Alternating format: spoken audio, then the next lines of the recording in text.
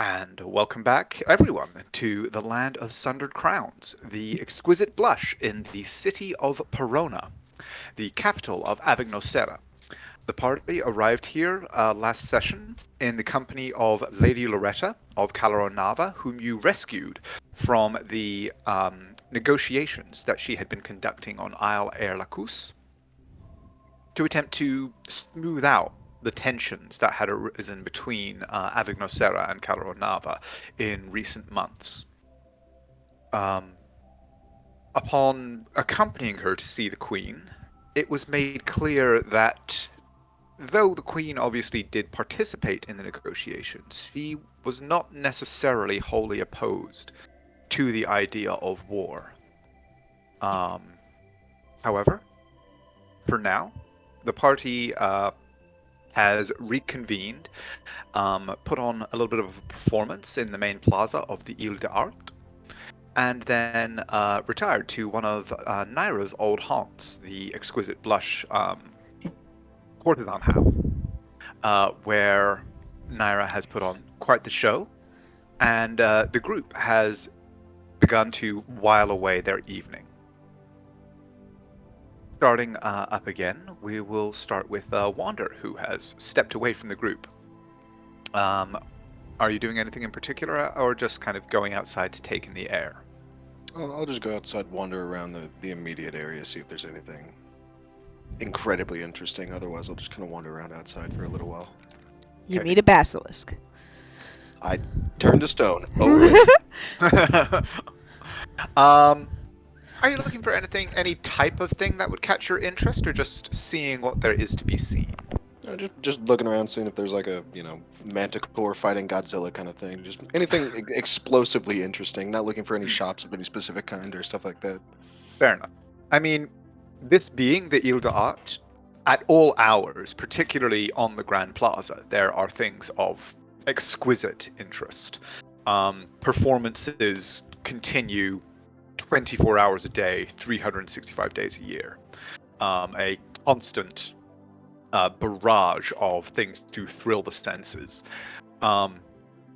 In terms of kind of your interactions with them and what you see, again, you are free. Many of these seem to be, specifically put on as kind of public, like public exhibitions, and so you are free to kind of wander around and watch many of them.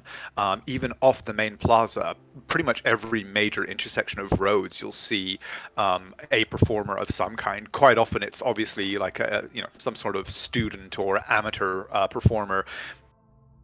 Like reciting some poetry or an ode or a play or something like that.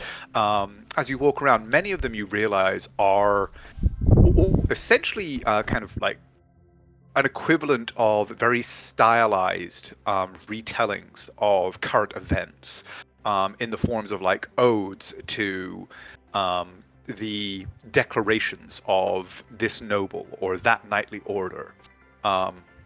And many of them are talking about the rising tensions and the glory that awaits those who pursue the cause of honor and chivalry, and these kinds of threads are very much in evidence.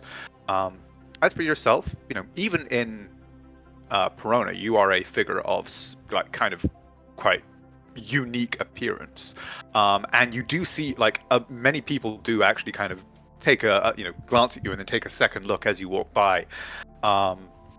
Several actually kind of approach you and are just one of them is kind of just like, oh, that's an amazing costume. Where did you get it? I must know. He'll just kind of. I was born with it. You inherited it. Well, I suppose that makes sense. Something as fine as this, only the best craftsman would be able to put it together. But if you ever care to part with it, here, my card. And he hands you a card for what turns out to be a theater company a few streets over. Wonderful. And with, small little interactions like this, you can spend, as long as you choose to wander the streets, such things continue. Yeah, I'll just do that for a couple hours and then head back to the inn, or the brothel. Okay. Okay. As for the rest of you, Naira, you have completed your performance, which was greeted with, the usual rapturous applause for a performance of the level that you are accustomed to putting on. Lorium, throughout, courtesan, what was her name? Marissa remained draped across you, whispering sweet nothings and impressed phrases into your ear.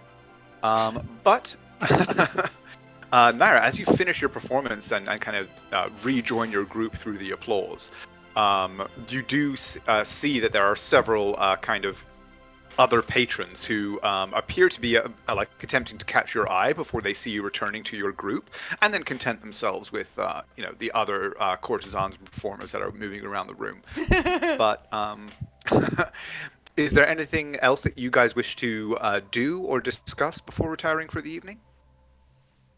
Quick question. Did you tell us that you met with the Queen? I don't seem to recall that you did.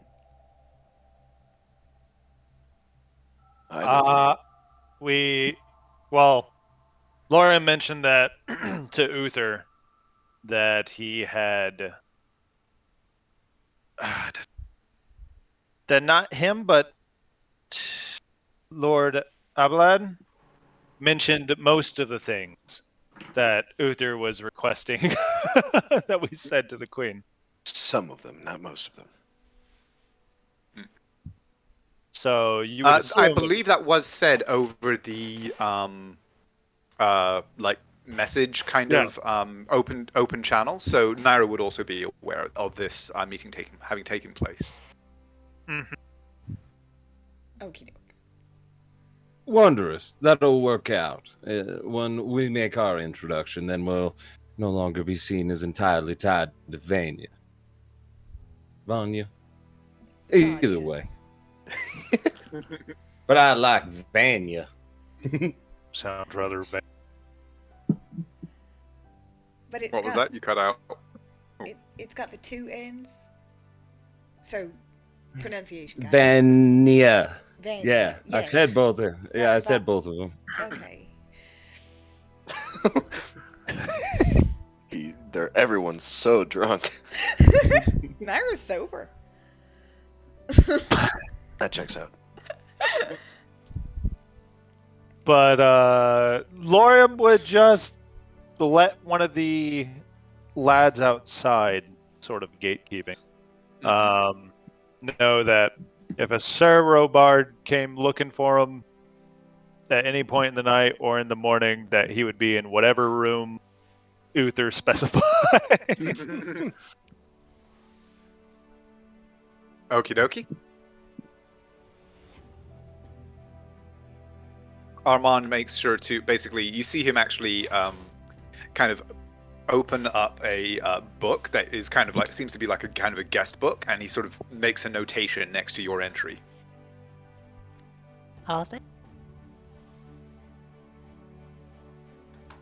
And then we should probably send a runner just so the lady, she was requesting to know where we are staying. Unless we'd already done that. I've done a bit of drinking. I think Wander already dealt with that. Glorious.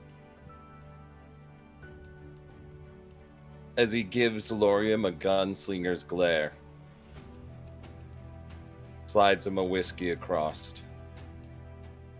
All right, let's see how you handle this one. I already said shotguns it. Give me a con save. Okay, I don't know what this one is. It's acid. Save throw. Yeah. 12. Oh! It's just an old-fashioned strong whiskey. That was amazing. I'm resistant to being poisoned, so there's that's like alcohol poisoning, maybe. But Technically, you would roll with advantage then. Damn it. oh, I was just saying for the alcohol poisoning. Watch it be another one. Damn it. Oh! It went on it and then bounced. But I mean, the atmosphere in the Exquisite Blush is lively. No matter what, if you allow yourself to lose track of time, there is constant music, constant exhortation to celebrate, to dance, to enjoy the atmosphere. Your glasses are essentially never allowed to get empty. The bottle that was brought, every time you have drained a portion of the glass, either Marissa or some other staff member passing by will refill your glasses without being asked. They are, professionally hospitable with a aim to ensure that you enjoy yourselves as much as drunkenly possible. And so, in this way, Lorium, with your somewhat ironclad constitution, it would seem, though the first shot hits a little harder than you were expecting, you are able to kind of rally as the drinks go round and round and round. Uther standing tall enough on your own as well, as the evening wears on. But is there anything else you guys wish to accomplish or discuss? Or are you simply going to wait for Wander's return? Enjoying the atmosphere of the exquisite blush. Enjoying the atmosphere. Yeah. Wait a little for Wander to show up. If he doesn't, for another half hour, I would just go, all right, I think I'm heading off to bed. I imagine we're going to get someone running along to come talk to us. And if not, I can get us into a library. I think Wander would enjoy that very much. How are you so. gonna get us into the library? I can get in anywhere, darling. Well, He has the master key. and Naira's looking a little confused, when did you get that? But then she's just like, well, why don't we just try the front door first? That might be, not the easiest. Wasn't that Yeah. the plan? That was the plan. They were going to let us in. Okay. Let me talk to them. I'm sure we can work something out. Big fan of drunk Uther. Let me talk, though. I can figure it out. Yeah. And I Just imagine let me look at him. Naira's been spending a little bit of the evening just being like, no, sir, I'm not working tonight, but thank you.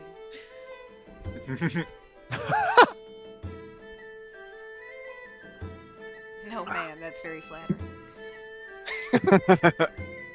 Well, in this way, with various propositions turned aside and escalating propositions whispered in Lorium's ear, about half an hour does pass before Uther does the old, and you guys can retire to the two rooms that have been set aside for you on the upper floors of the Exquisite Blush, unless one of you wishes to stay downstairs for any reason. Nope. You would just take Naira's hand and begin heading up towards the rooms. Okay. And say, see you in the morning, hero. Let me know if there's any issues or whatever, as he taps on his earring. If there are issues, you'd probably hear it. Valco accompanies the two of you upstairs. Lorium, unless you resist for any particular reason, Marissa will rapidly have you follow. There's no resistance. Fair enough. He would go into the earring, and if Wander is within range, which I At this point, Might not probably be. not. yeah, but he would still hear, the other two would still hear, Wander, we're going up to the rooms now. You can meet up with us when you want. Not really knowing that he's outside. Okay. So, Wander. After a couple of hours of wandering the streets, Nope, don't. Just silence. Don't say anything. Boo. It'll go away if we ignore it. This was fun, you guys. Roll for gold. 3 people dropped from the call. Just dead silence. You return to the Exquisite Blush. The atmosphere downstairs is as energetic and happy as ever. That kind of Las Vegas style of 24-hour activity and energy and light pervading this place. Are you going to do anything, or just sort of try and head up to one of the rooms? I don't like the way you said that. I will go up to what was her name? Madam, was it Rosalind? Rosalind? Was that Rosalind? If I see her, I will go to her. If not, I'll go to whoever seems to be divvying out room keys. Okay. She may be a little busy. Madame Rosalind does not appear to be on the floor when you return. But yeah, there is. You do see a quite well-dressed, flamboyant-looking male who seems to be kind of directing a group of performers onto the stage, and then announces their name and introduces them to the crowd. And before turning away, and you're able to catch his eye, and he moves over. Oui, monsieur, how can I assist you? You are with the Lionsbane party, no? Yes. How much is one room? Well, for the night, a room is 2 gold. I'll delicately go into my pouch and pull out 2 gold. Merci, monsieur. And would you be requiring companionship or anything else? He kind of looks somewhat unsure all of a sudden as he kind of takes you in properly. Right. No, he'll just go, no, thank you. Very well, monsieur. You may follow the signs to your room. And And he gestures you to the back. Okay. And yeah, you guys all go upstairs. The rooms, much like the rest of this place, are exquisitely laid out. The price point is high, but there's obviously a reason for that. These are as well appointed as any room or hall you would expect to see in a noble's house. Down beds, heavy tapestries on every wall, like colored glass in all of the windows, basins in every room, just every kind of like little luxury and comfort that you would expect from a place like this is indeed on offer in your rooms. And you are able to pass a very pleasant night's rest. You may all take the long rest if you need it. Yes. Yes. Oh, and while we're on it, does anybody need to be re-imported or anything? Oh, God, probably. Oh, no, I have to choose spells at the start of a session? Oh, God. No. Not needed. For no particular reason at all, is that how that works whenever I pick new spells I need to re-import myself? Yes. Correct. Fun. I mean, what? Random passerby number 6? The more you know, That's all that was. Can you re-import me just in case? Actually, yeah, I do need it. Yeah. Okay. Thank you. And Wander, let me know when you're done with your your selections, and we will re-import you as well. However, in comfort and security, with the strains of music and happy conversation drifting up from the bottom floor, you all are able to pass your night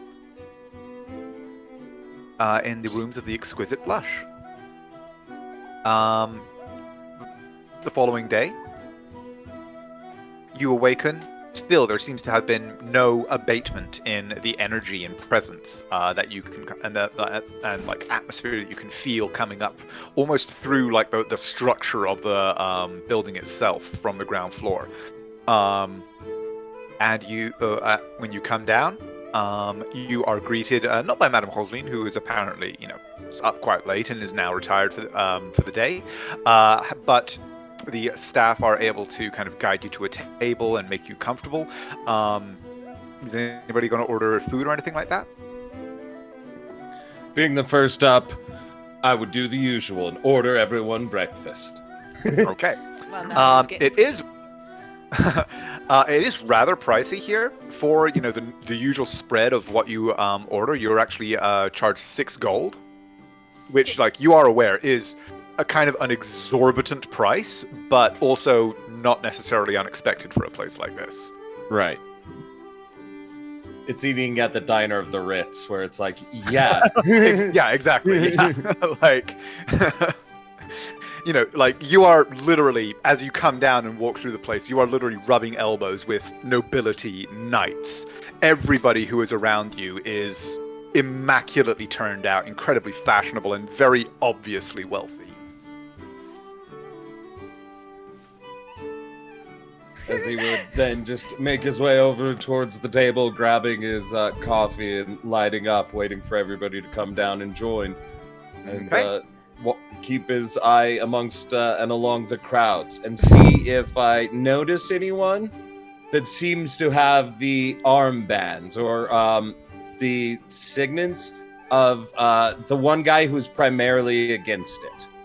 I can't remember his name. It's somewhere in my notes. The Order of the Argent Shield was the order that was called out as being particularly in favor, apparently, of conflict. Go ahead and give me a perception check. Hopefully the coffee kicks in. Go himbo powers.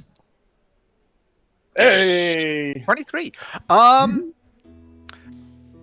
Yes, actually. As you're drinking, you do see one of the knights at a table nearby.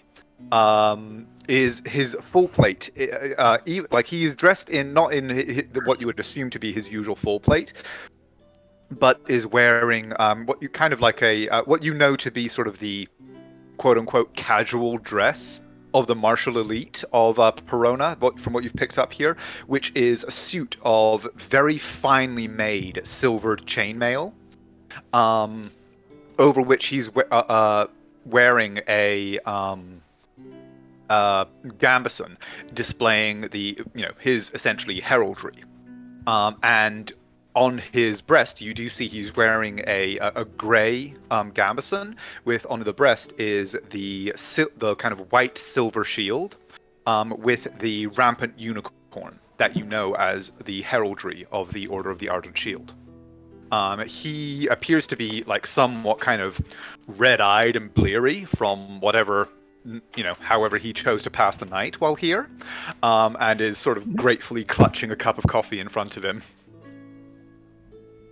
Seeing which this, he's like, and with a 23, as you're watching him, like you see him kind of reach over to a flask that's on the table as well, and just sort of tip a little bit of that into his cup as he drinks. I'll crack my neck and my fingers and go, showtime.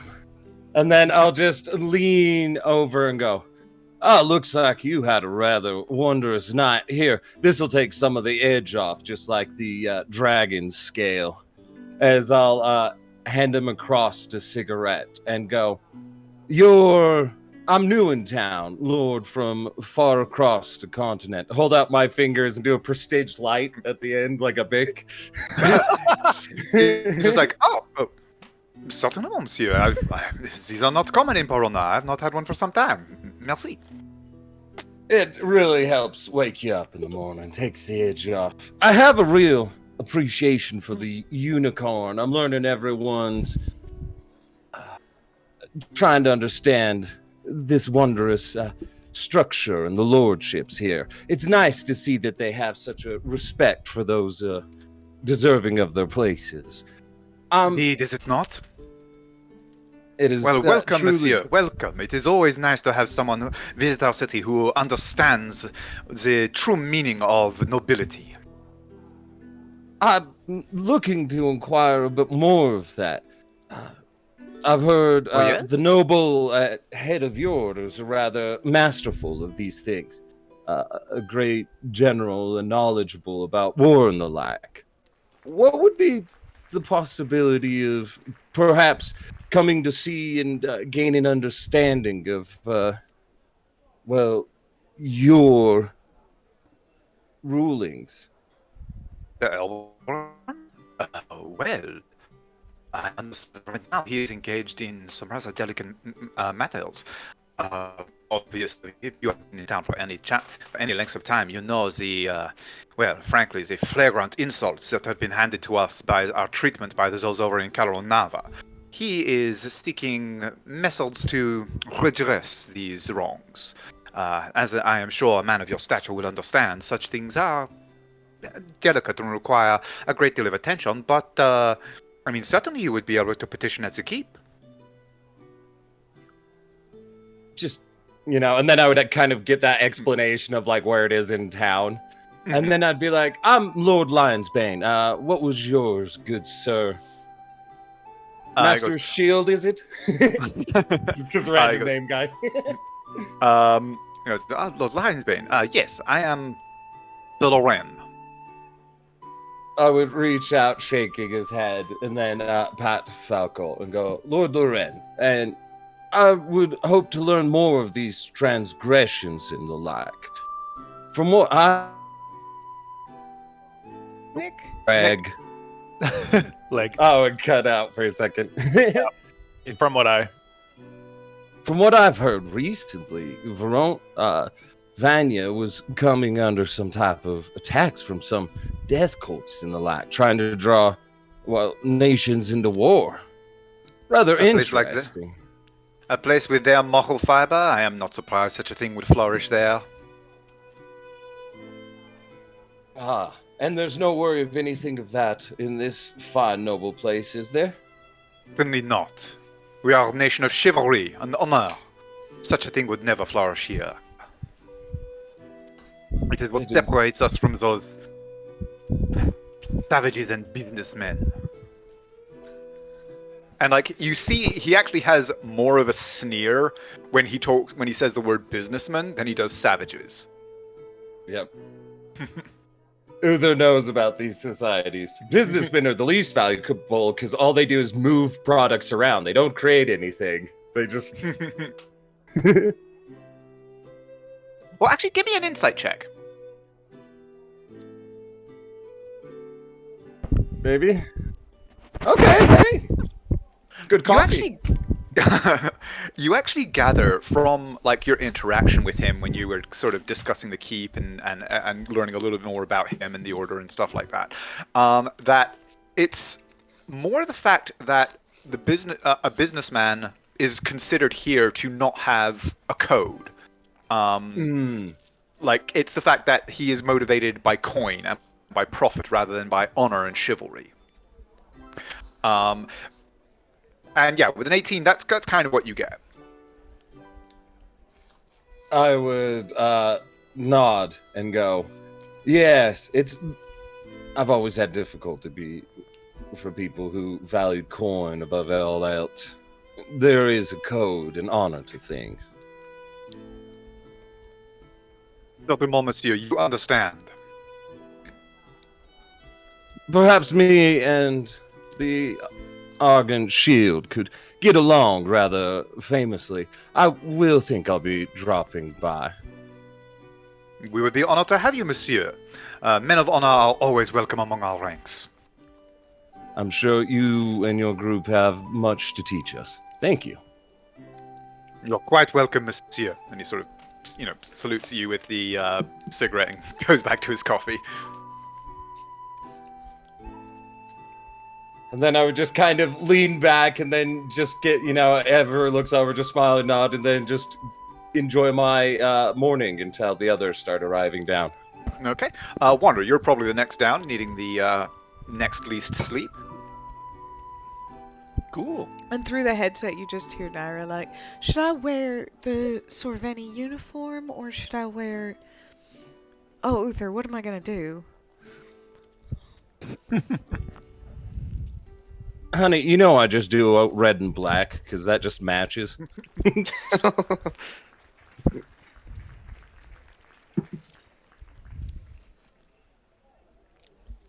And Uther would turn towards Wander coming down and say rather loudly, good morning, handsome. How'd you sleep? And where'd you sleep? Did you stay with Lorium? As you see as Uther just kind of tilts his head. You. Yeah, he replies innocuously with, I slept in my own room. It was... How soundproofed are these rooms? How good is the lack of reverb? Quite good, actually. These this place, you get the ideas for some reason. This place was built with a measure of privacy in mind. Yeah. Couldn't tell you why. Some reason. Some outlandish Who reason. knows? I mean, It's up in the air. we'll never know why. We'll never know. We'll never know. Just ask Laura. I slept well. Good. How was your night? It appears the soundproofing's really good. Nobody minded Naira's rave. So, are you ready to go to the library in the morning? Or Yes. do you know which one it's called? Or are we gonna just start hitting them up? Or do you got like a sensor? Or are we just trying it? Naira knows. Ah, thank God. It's not on me. Good. Then he nods As he- emphatically at that. Reaches over and grabs some milk, pours it into coffee, slides it over towards you, and says, I'm a big fan. Might be worth it trying to, pick something else up in the morning. Or we can go with just milk. I like milk. I'll pick it up and pour it onto my face. Making just a beautiful mess for the poor people who have to clean up this place. Falco's just licking it up off the floor. And Uther's acting like there's absolutely nothing of note going on. This is normal. You do get you are getting some looks, but they're also just kind of going I mean, that's not even the weirdest thing I've seen this week. But it is the weirdest thing they've seen today, and that's a dub for me. I mean, it is 8 a.m., so give it time.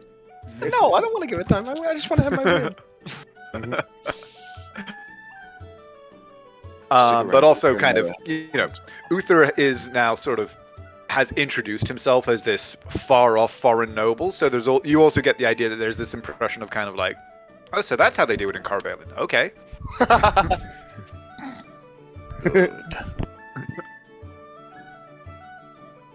But anyway, eventually, over the next hour or so, Naira finishes getting pretty. Lauriam, you are also able to kind of wake up, strap on all your gear and everything, and come down and join the group. He said strap on. You really So- want that to be associated with Lorium's nightlife? You want that to be associated with what happened? 9. Lorium's 9 of them? No. 9. Good God, Lorium, there was only one woman with you. Lauren would just come down. I said no. You said 9. Languages. He would just come down and see everyone at the table and walk over and Uther, I assume you ordered breakfast for everybody.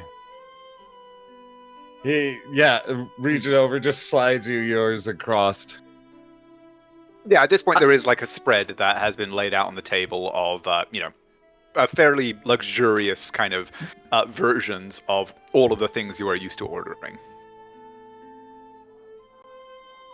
You're always so useful here. As he just starts shoveling bacons. Bacon's Poultry. Several pieces at once.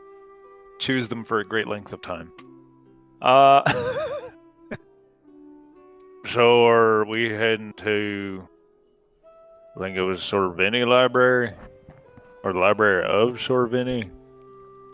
I don't know. Where's Boss at? At that point, Naira comes downstairs And looks like she's probably about to turn back upstairs and change her mind again about what she's wearing, but fights the urge. And she has come down in her black outfit that she has been wearing recently with her very impressive hat. Big feather. Yeah, but she's doing that, like, she's clutching at her hands and sort of worrying at her hands a little bit as she walks down the stairs and appears in the dining room. Oh, there she is. Perfect timing. Fucking perfect as well. Grab breakfast as well as, and then I would lean back and we would have the eyebrow conversation as I would explain the conversation I had with the guy behind me having breakfast and that playing out. At that point, that guy has moved already on. So left. there's, Okay. yeah, he's finished his breakfast and kind of thanks you again for the cigarette and has toddled off on his merry way. And then I would just catch them up with what was said and what we heard as I go. One of the main forces behind the war could be the best place to address it. I don't want to kill anyone, of course. I'm just, perhaps we can find better means, especially if it is these damned colds. Well, how long are we gonna be here? Waiting also on your call. So, shrugs. Ooh, No, I mean- hopefully long enough that you get to do that tourney. Well, that's what I was asking about, because usually those sorts of things have some sort of stand-in with them. As in, people who give up a good performance usually get some sort of merit with my higher-ups. I think that sounds like fun. If I we're mean- here long enough, I'm pretty sure we could do pretty well. I like it. So Nara, you're what were you my saying? champion knight. Nothing. Go ahead now. Okay. I just said I thought it sounded like fun. What was it? Conquer de Leon, some shit like that. Have I ever been to one of these tourneys? Do I know how they work or what you should expect? Yes, actually, you definitely would. Do you want me to roll a history? Yeah, go ahead and roll a history so you can see kind of what level of detail. Watch me nat one this. Mhm. Oh, I do have. If this matters to you, I do have a passive 18. Okay. And actually, the passive would probably apply here because Yay! because it is to do kind of with your past and stuff like that. So, with an 18, the specific tournament that is coming up is the Concours d'Honneur, which is one of the major tournaments of the calendar. Like, displays of knightly prowess, jousts, and things like that are very, very common. Like, practically every week there is some kind of display or something of that nature being put on somewhere in the region, somewhere in the area of Perona. However, this is certainly one of the major ones. It is seen as kind of a celebration of the beginning of summer, which historically was the basically the campaigning season. People would sow their fields in the spring, go off, be called up, do all their fighting in the summer, and then in fall, that's harvest time, to start getting everything ready for the winter. So, the Concours d'Honneur was historically seen as a way for knightly orders basically to vie for position and prowess in the campaigning that would be expected in the summer months. In terms of what to expect on it, it is a massive affair.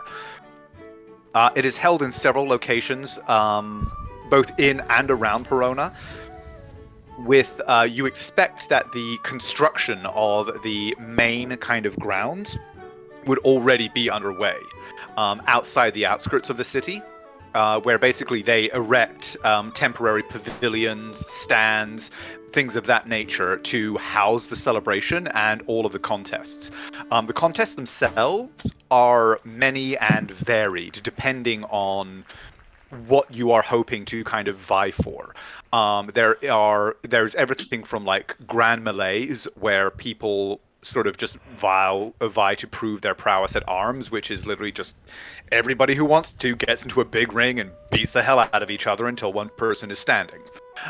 There are also much more sort of quote unquote dignified things which are set up as like a series of kind of one-on-one duels that are not intended to end in death. Though death is not unheard of in this tournament and tournaments like it, it is considered very sort of unsporting and unhonorable to actively seek the death of an opponent. At the end of the day, you are like, it's people fighting with real weapons, and so death is obviously something that does and can and does happen. But if an opponent is downed, finishing them off is considered massively dishonorable, and things like that. Good. So out of curiosity, politically, do I think that this is one of those like Speed Racer, the ending is a foregone conclusion kind of things? Like where Laurium entering would disrupt that? Or Give me a investigation check, or I would say, for like historically your kind of awareness of the political goings on that have surrounded these tournaments. 26. Based on what you know, like your time at Sorveni, you were never kind of an active participant in this sort of thing. However, just with your kind of awareness of everything that was going on, in general, yes, it is known. It's kind of an open secret that for many of the, at least, and many of kind of the larger titles, many of kind of like the bigger rewards, in many, like, the people that could potentially be serious challenges to each other, like, oh, that guy hasn't entered for that this year. He's fighting in that portion of the tournament. And there's also, there is definitely a large amount of political moving and shaking that happens in the lead up to the tournament, and indeed during the tournament itself. That in many ways, it's not a foregone conclusion, but it's pretty damn good odds that the favored person for a particular thing is going to be the person who gets that particular thing. With a 26, there have even been rumors of impropriety and underhandedness in the run-up to the tournament, with people that had made plain their intent to compete in a certain event, withdrawing highly unexpectedly under mysterious circumstances and things like that. So yes, like there definitely is a measure of politicization to this event and those like it. Okay. And Naira would basically communicate that, you're definitely gonna make a splash, Laurium. I don't know if it will be to our advantage or disadvantage if you win. Any attention is good attention. Not when that attention comes at the loss of someone else's pride. Not here.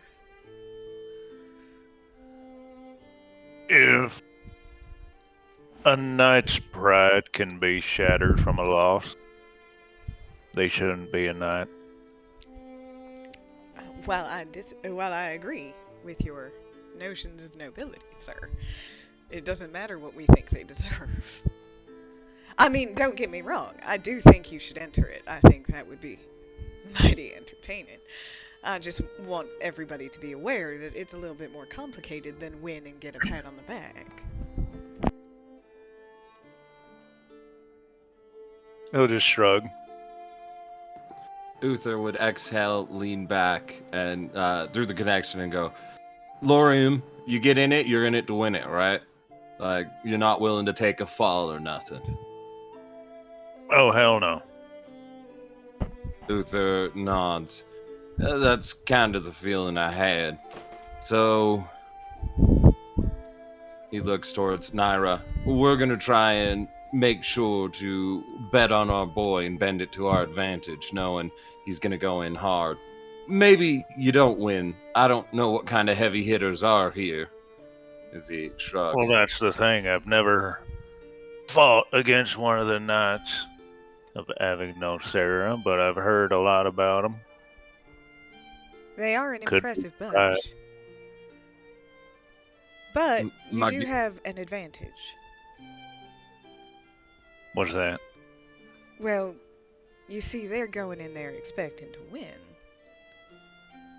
They're not motivated to fight for it.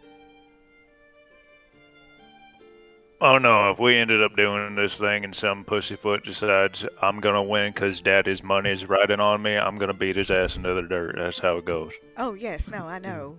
Like I said, mighty entertaining. All right, Lorium. That also means you got to keep your nose clean. They're going to I'm be always putting. He smiles, looks at you, prestigious you, nods. Yep, there it is. Because they're going to be keeping you under a microscope. But if you can prove you're as honorable as I know to all these people, I think we can shift some things. Well, there's honor in a good fight. I just had some misconceptions coming in here. Referring to the duel.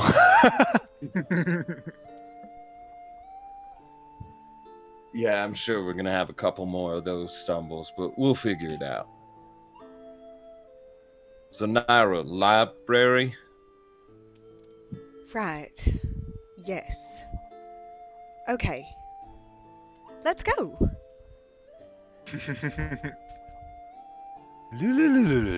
Onto the fast travel.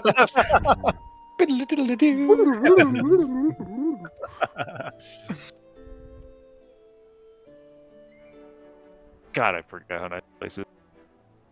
Why, thank you.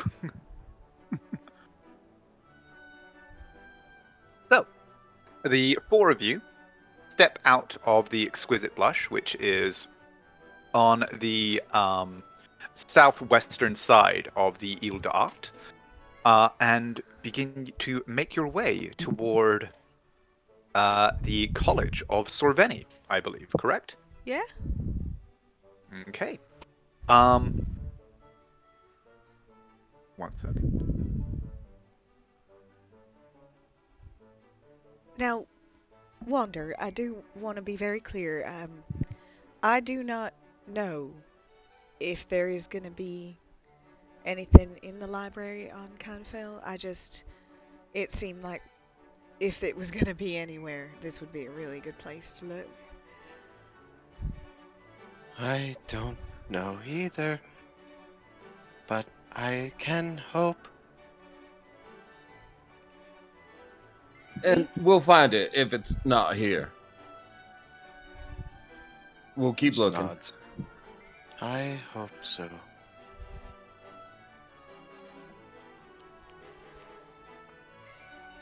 Were you saying something, Naira? Nope. So, making your way around the Grand Plaza and into the buildings on the opposite side of the island, you pass many grand and impressive structures, but as you move through the streets, Naira, you very quickly begin to see the familiar sight of Sorveni's spires above the rooftops ahead of you. It's a familiar sight filled with mixed emotions for you. One of which, for the rest of you which is shared by the rest of you that are seeing it for the first time, is a sense of almost wonder.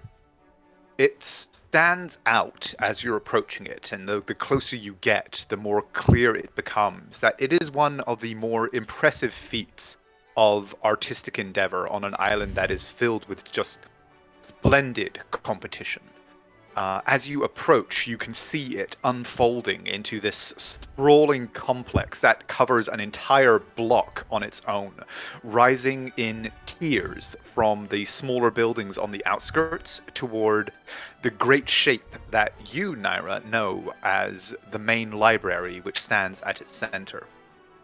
All around the impressive central structure, these colonnaded promenades jut out, connecting to theaters, classrooms, workshops, and dozens of different buildings where students like yourself learn to blend magic with singing, poetry, and recitations, as well as the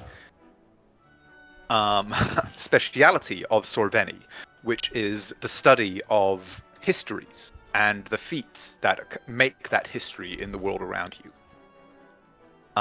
As you approach and finally arrive at Sorveni itself, a large plaza busy with the bustling shapes of youths, of students, and the more stately, sedate strides of faculty, leads directly toward this towering edifice of the Grand Library at its center, whose massive, intricately carved wooden doors stand open, beckoning you onward.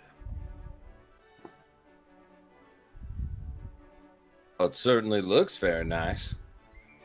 And I can smell the books from here. Oh, it's more than nice. It's incredible. I wish Midnight was here. I've always wanted to show him this.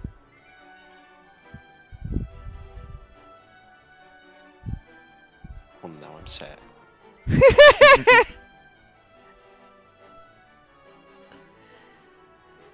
Into the library. Here's what book I like to through. Well, first thing we have to do is get past the guard, I assume.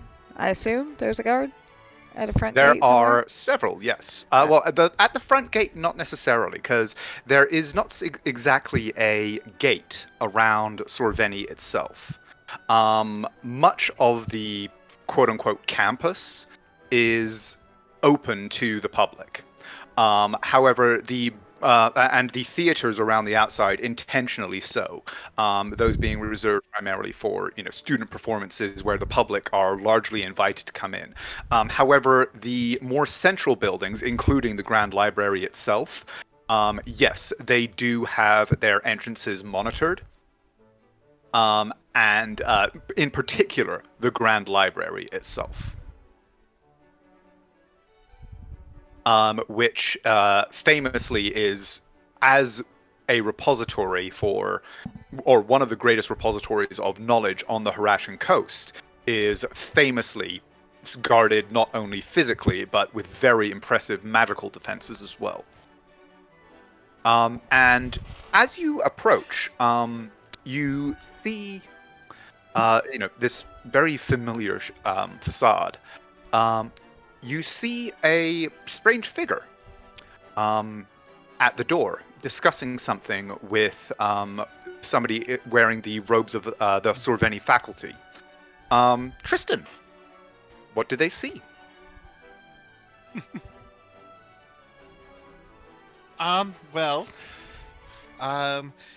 They see a I would say no, he's a short king.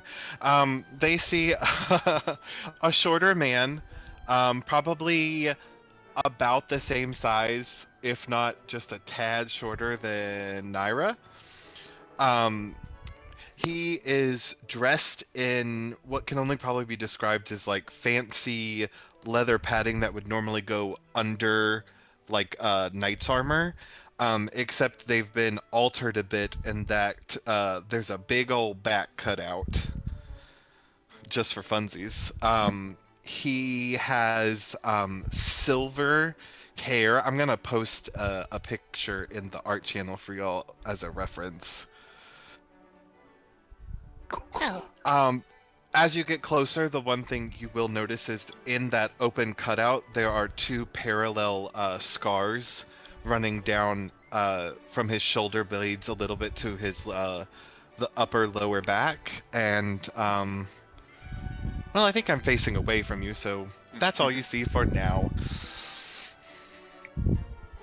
And Kristen, for your part, you have approached the library seeking to gain entrance, and a clerk or a member of the faculty, as I said, dressed in the robes of Sorveni, with the with the heraldry of it, splat emblazoned across their chest.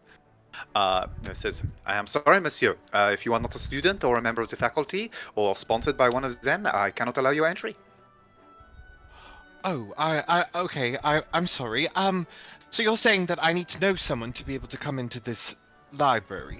Yes? Not only, yes, monsieur. Not only know them, but have them be willing to sponsor you and, well, shall we say, take responsibility for your access and usage of the knowledge within. Right. And just to be clear, this can be any kind of student or faculty member or person on the street? No, monsieur. Students, unfortunately, those in the junior years, are not allowed to sponsor anybody. They require sponsorship themselves in order to attend. Any member of the faculty certainly will be able to provide the access you need.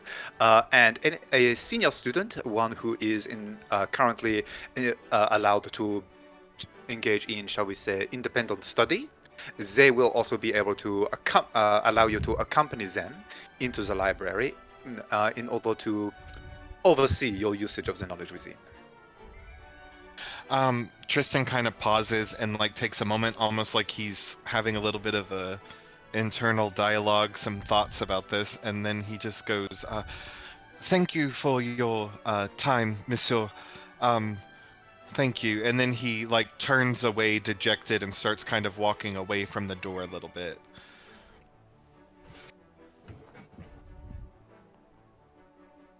And he's going to kind of think to himself, look around, and spot the biggest, most commanding hat that he can see, and he's gonna walk straight towards that person. Well, Naira, you did specify you were wearing your big fancy hat, so My now that impressive probably hat. is actually you.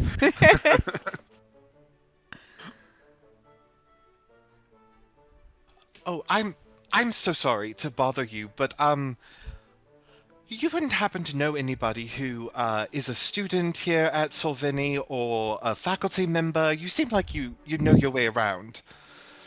I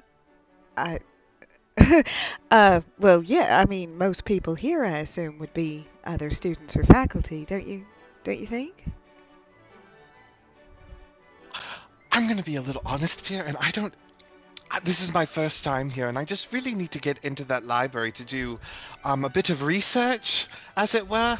But, they're not letting me in without somebody accompanying me, and I don't know, you kind of look like you fit in here. Do you think you could help me out a bit? Do I? And her ears, which do stick out of her hat, but her ears go a little flatter. Okay. And I'm sorry, slow down. What did you say your name was? Oh my gosh, I am so sorry. I am so rude. My name is Tristan. Sir Tristan. Very Sir? nice to meet you. And he gives an awkward, stiff bow. Naira's gonna take you in and assess whether or not she thinks that you deserve to call yourself a sir. Oh, now that you get a closer look at him, and he's facing you, you will notice that on his left arm, he has this strange metal bracer that's this weird metal that kind of just wraps around his arm, and it's a bit chunky compared to the rest of the stuff that he's wearing, and probably most maybe unsettling is looking at him. You would not think that he's able to see with the way that his eyes look. They're clouded over. Oh. I do a quick assessment of just does he look like, first of all, do I know that Sir is a specific honorific? Yes. Sir is an honorific that is assigned to people that are accepted into one of the heraldic knightly orders, or an inherited title. So if you are a knight as recognized by the College of Heralds of Sorveni, or not of Sorveni, of Perona, then you are allowed to pass that title on and that heraldry on to your child. Or again, if you are if you are an accepted member of one of the heraldic orders, you are also allowed to call yourself Sir. And forgive me, do you look like a child? No, he looks like a 21, 22-year-old man. Okay. He just kind of has some childlike maybe tendencies. I don't know. Yeah. Okay. 21, 22, you mean a child? Yeah. You're below 100, don't even talk to Uther. Okay. And so, just by the state of him, does he look like a knight, or does he look like probably he inherited that title?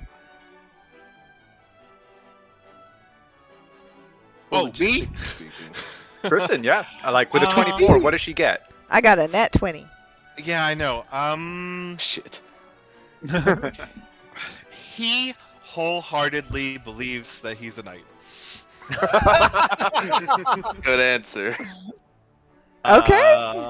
I don't know if, especially if we're calling back to how she thought Midnight needed to act and dress, he does not fit that model in his current form, especially since he, I don't know, might be blind?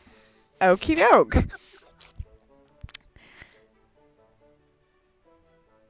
Okay. And then she'll say, I presume you are not a student, not even a junior student here? Oh, no. I am, I'm a bit of a I'm not even gonna make you roll insight checks. He's searching for the right word to make what he is fit. I'm a bit of a traveling knight, and I am looking for a location that has been lost, and I thought a library, especially the one of Sorveni, which is, really highly esteemed and well regarded, would be the best place to look for that. Naira lights up when you're talking about a place that has been lost, and you're like, oh, are you studying archaeology? And she steps forward. Well, not studying it in particular. Is that your field of study? Because I think you might be of some help to me. You see, I'm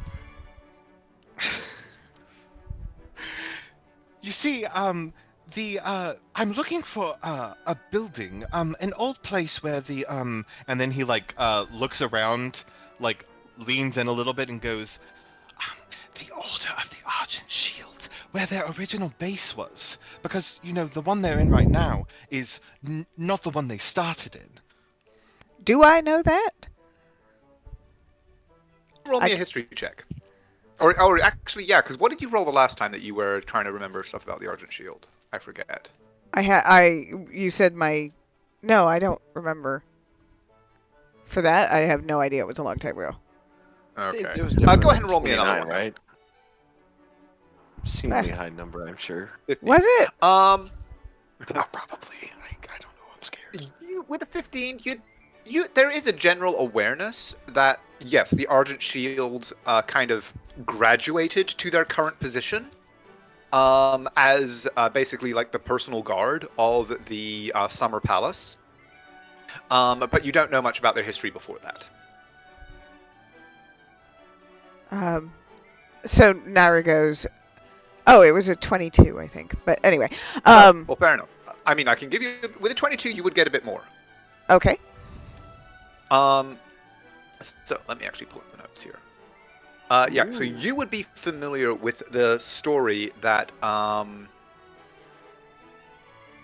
following the death of Emperor Calenus about 300 years ago, oh no, about 200 years ago, sorry.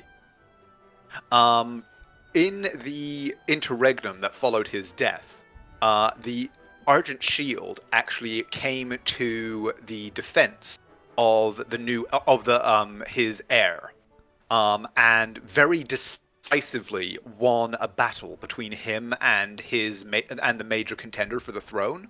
And as a reward for that, we're gifted a keep in Perona and granted status as guards of the Summer Palace, which they have held even through the downfall of the Empire. They have transitioned from guards of the Summer Palace to guards of the monarchs of Perona. As for their origin, you do know the story of their origin, but you don't know precisely where or how they were formed. Oh, I considered doing my thesis on this before.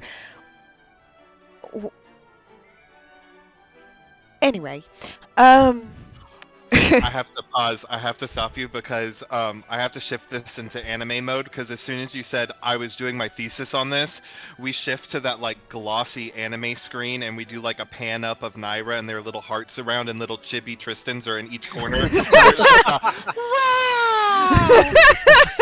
And he is like enthralled.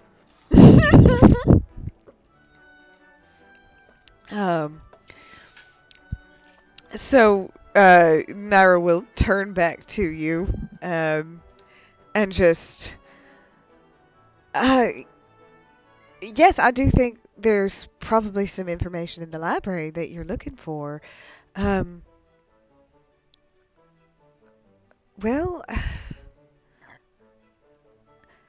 you know, I might have to speak to some faculty while we're here. I could ask them on your behalf. Oh, that would be absolutely amazing. I mean, I've been trying for like weeks to figure out this whole thing with the Order of the Argent. And then he stops and then like kind of slightly, like ever so slightly looks like just over his right shoulder as if he's listening to something. And then his like youthful demeanor like melts away just a little bit, and a very stern like I'm assessing you look, and he looks over each of you like top to bottom threat assessment, and then turns back to you, Naira, and just goes, actually, before we go any further, I do have one question for you. Naira's like eyebrows sort of go up. Do you have any relation to the Order of the Argent Shield? No. No. I'm gonna roll an insight check. Yeah.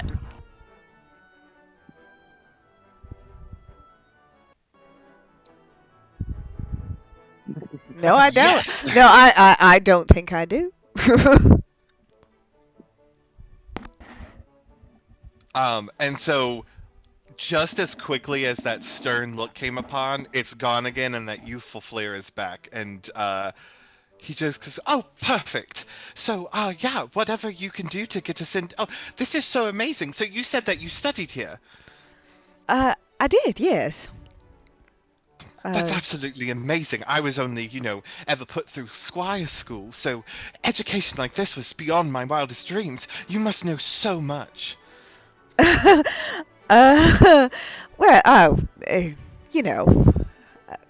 Probably just about as much as any other student here. But yeah, especially Uther, you can just feel Naira is preening. Like, this is fun for her. And then again, he'll have that momentary stop, and then like a slight glance over his right shoulder, like he's listening to something. And then he'll go, "I am so sorry, I forgot myself. I did not ask your names. Like I said, my name is Sir Tristan." What are Well, you looking at? yeah. Sir Tristan? He's starting with the lady in front of him. Forgive me. My name is Lady Naira Lionsbane, and these are my friends. And she will gesture to Uther first. Damn, introduce his friend, huh? I'm her friend. Is that how it is? She always introduces you guys as her group of friends. When you guys figure that out and sort of think about why, that should, like... Need to think. That's Do I Eldritch Blast now or later? Alright, well, I will take care of introductions. This is my husband, Uther. Lord Uther Lionsbane. He will immediately like stick out his hand to shake Uther's hand, and just as he's shaking it, just being like, "Wow, you must be the luckiest person in the world." That was without an accent, but he said it. In fact, I am. As he, like, very gentlemanly reaches out and, like, and shakes your hand firmly and does that, like, handshake. Go ahead and give me an insight check.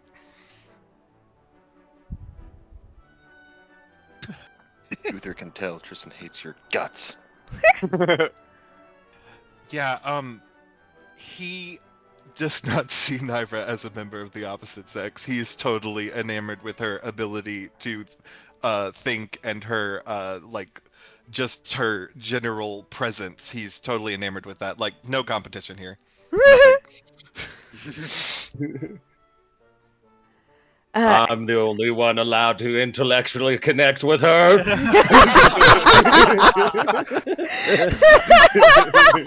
Oh, don't worry. With my 11 intellect, I won't be doing that either. That's it. I'm getting telepathic at level 12. Oh no.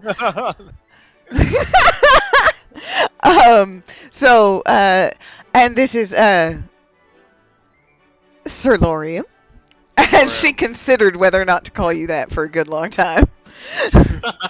It's just Lorium.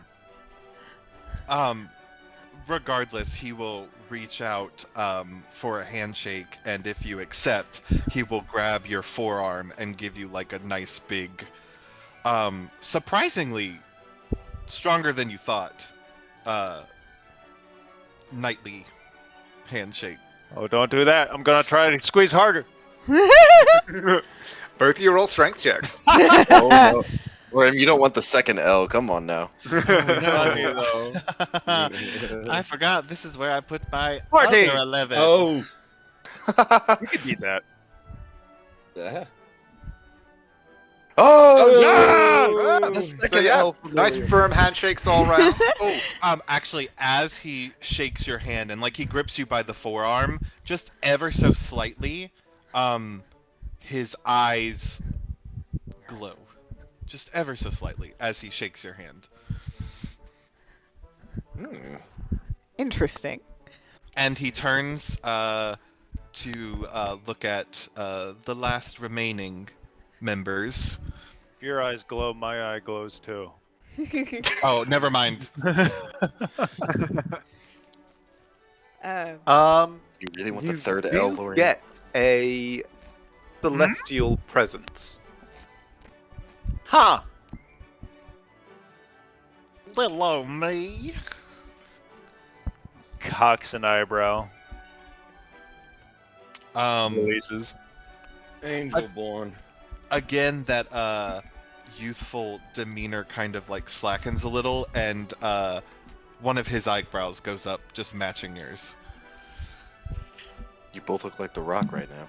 Yeah, pretty much. It's like a challenge. It's like a challenge a little bit. My eyebrow can go up higher than your eyebrow. Actually, may I get a perception check from anybody who wants it? I want it. Sure. I'm That's having so much funny. fun with this. Yes, it's perfect. Oh! Called it. I called it. No. Oh. Lorium's just focused on his eyebrow. That was so faded. No, this is perfect. So, like, Lorium, you definitely think this is a challenge. Everybody else realizes that he's, like, emulating Lorium. Like, Lorium's doing it, so he's doing it too. Oh, yeah, so this is how men say hello. Yeah. I've met another knight. And this is how knights say hello. Yes. This is what we do. Yeah. Men. Oh, I have chest hair. Testosterone. Yes. And now Tristan will turn his attention to the remaining two members of the group. This is our good friend Wander. Hello. Until no hesitation, no looking at you like you're a weird thing. Just, oh, it's very nice to meet you, Wanda. That's such an interesting name. Great to meet you. Don't know what I was trying to say there. It happens. And then, he will turn his attention to the direwolf. Well, this is Valko. He is a very good boy. And his eyes go wide again, and I will make an animal handling check if I have to, but I want to pet this very good boy. Do I need to make an animal handling check? It's a good way to lose a hand. What kind of vibe are the rest of you giving off? Naira in particular. She's mildly curious. She doesn't seem concerned at all. Then yeah, he's kind of a little bit like, but he'll allow it. Are you saying he's a little standoffish? A little. Then I will wild shape into a direwolf. Oh! Oh. Okay. So yeah, please describe what this looks like. So what happens is, starting with his eyes, they start glowing very bright, radiant light that then begins to encompass his entire body, and he becomes a being of pure light that takes the shape of a direwolf and solidifies.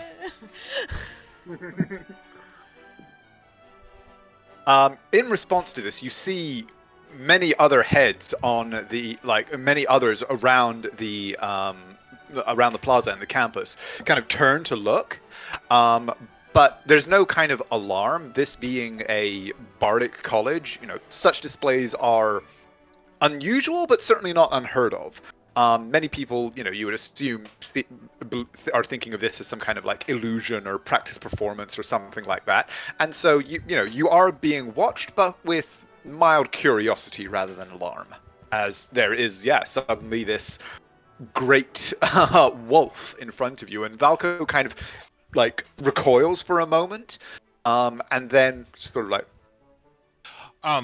so he is a silver colored direwolf, and he'll do that thing where he'll get down real low and he'll like rest his head on his front paws, and then ever so slightly like scooch forward, and then make like a and then scooch forward, and then like look curiously at Valko. Yeah, Valko just kind of goes, you smell new. Oh, I'm talking to him. Yes, I am new. They said your name is Valko. My name is Tristan. I hope we become very good boyfriends. He kind of looks at he looks up at Naira and Lorium and the rest of the group, and just like, okay, if you run with Pack, we are friends. And this giant direwolf is gonna bound up and down very happily, tail going. totally oblivious to the scene that he might be making. And like at this enthusiasm, Valko who is still like quite young himself, actually kind of responds and just goes, "Oh, we're playing. Oh, okay, we're playing." And like and immediately starts to like bounce around with you, and kind of just like darting in to sort of play nip at you and stuff like that. Seems like very enthused to have this new big playmate. I will literally keep playing with him until someone stops me. Yeah, I mean, after a few moments, he kind of like Valko sort of turns back to Naira, and he's kind of looking at her like, "Check it out! Like, it's a new friend." He's like a border collie. I love when dogs introduce them to things that make introduce you to things that make them happy. I love it. Oh no, go ahead.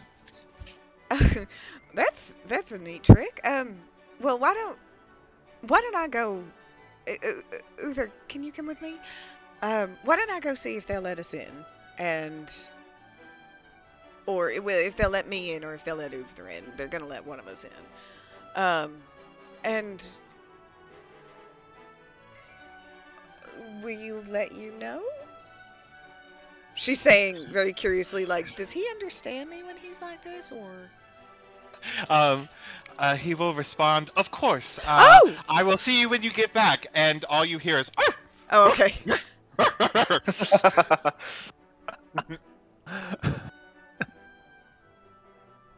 and then he'll pause again, and the like dog ear will flick over the right shoulder, like he is listening to something, and then he will stop, sit, and then transform back into a human or humanoid. Right, sorry, I got a little carried away there. Probably shouldn't do that in the middle of a square. But yes, if you will get us entry, that would be absolutely amazing.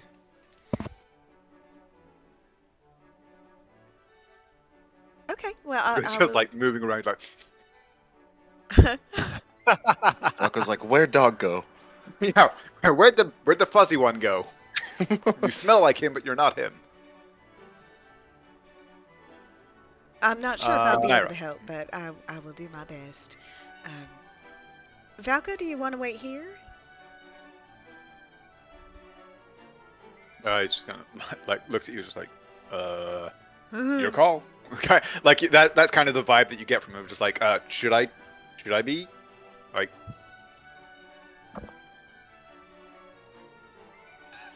If Valko doesn't move, Tristan is going to sit crisscross applesauce right in front of the dog. Wolf.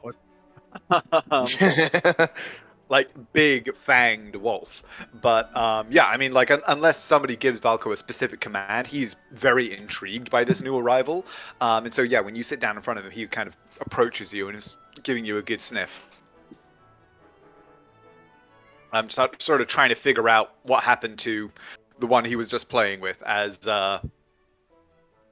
Uther and Naira. As you begin to approach the library, Naira, you see a familiar trio of figures emerging from the library, turning and beginning to cross the square toward you. These are Miranda, Isabella, and Victoria, 3 former students of your acquaintance. Unpleasant acquaintances. I'm gonna roll a thing. A wisdom save. I am, in fact, gonna roll a wisdom save, and I fail. Shit. So, the second that I see them, Naira pivots on her foot immediately and walks very quickly in this direction. Wander will try to stop you. Where are you going? Oh, I gotta, and she keeps going. Wait, please. God damn you, Tyler.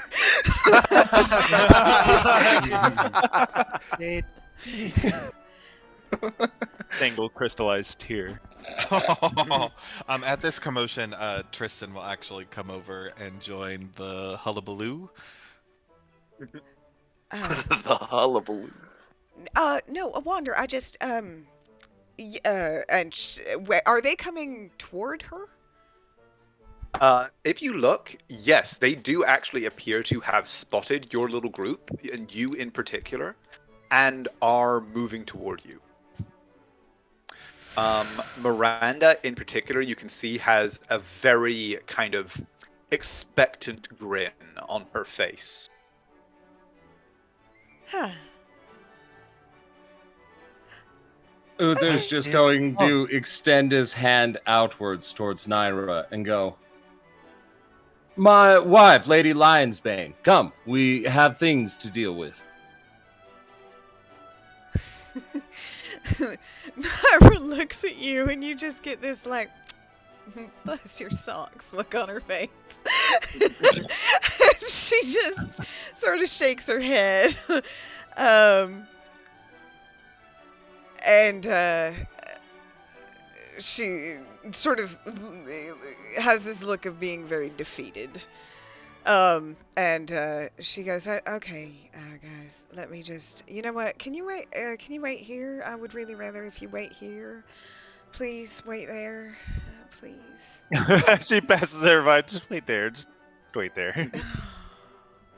And as you approach, you can see the three of them kind of have all their heads together, chatting, and seem to be kind of giggling as they talk. And as you approach, yeah. She puts on a brave face.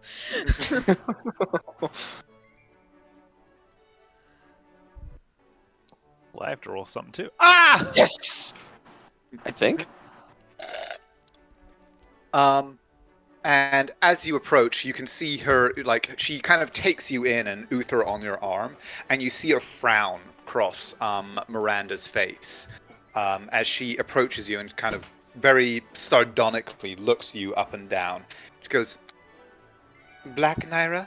What, are you in mourning for your career?" Bitch. Well, aren't you a sight, Miranda? I always am. And it's actually house colors. When you're nobility, you dress to fit. And she kind of looks at the two of you, and kind of looks around her, and pretty much everyone else is dressed quite colorfully. Even the uniform of Sorveni is quite fittingly somewhat flamboyant. And she goes, "And who exactly are you trying to fit in with?" Oh, not with you. We've come to learn about your quaint culture. It's rather adorable in its own sense. Well, I suppose if you wanted, as an outsider, to learn, you would be best to learn from somebody who was an outsider. Lauren just crosses his arms, gives a wicked smile watching this shit. Tristan just leans forward to Lauren and he's like, "What's happening? I don't understand." No, just sit back and enjoy.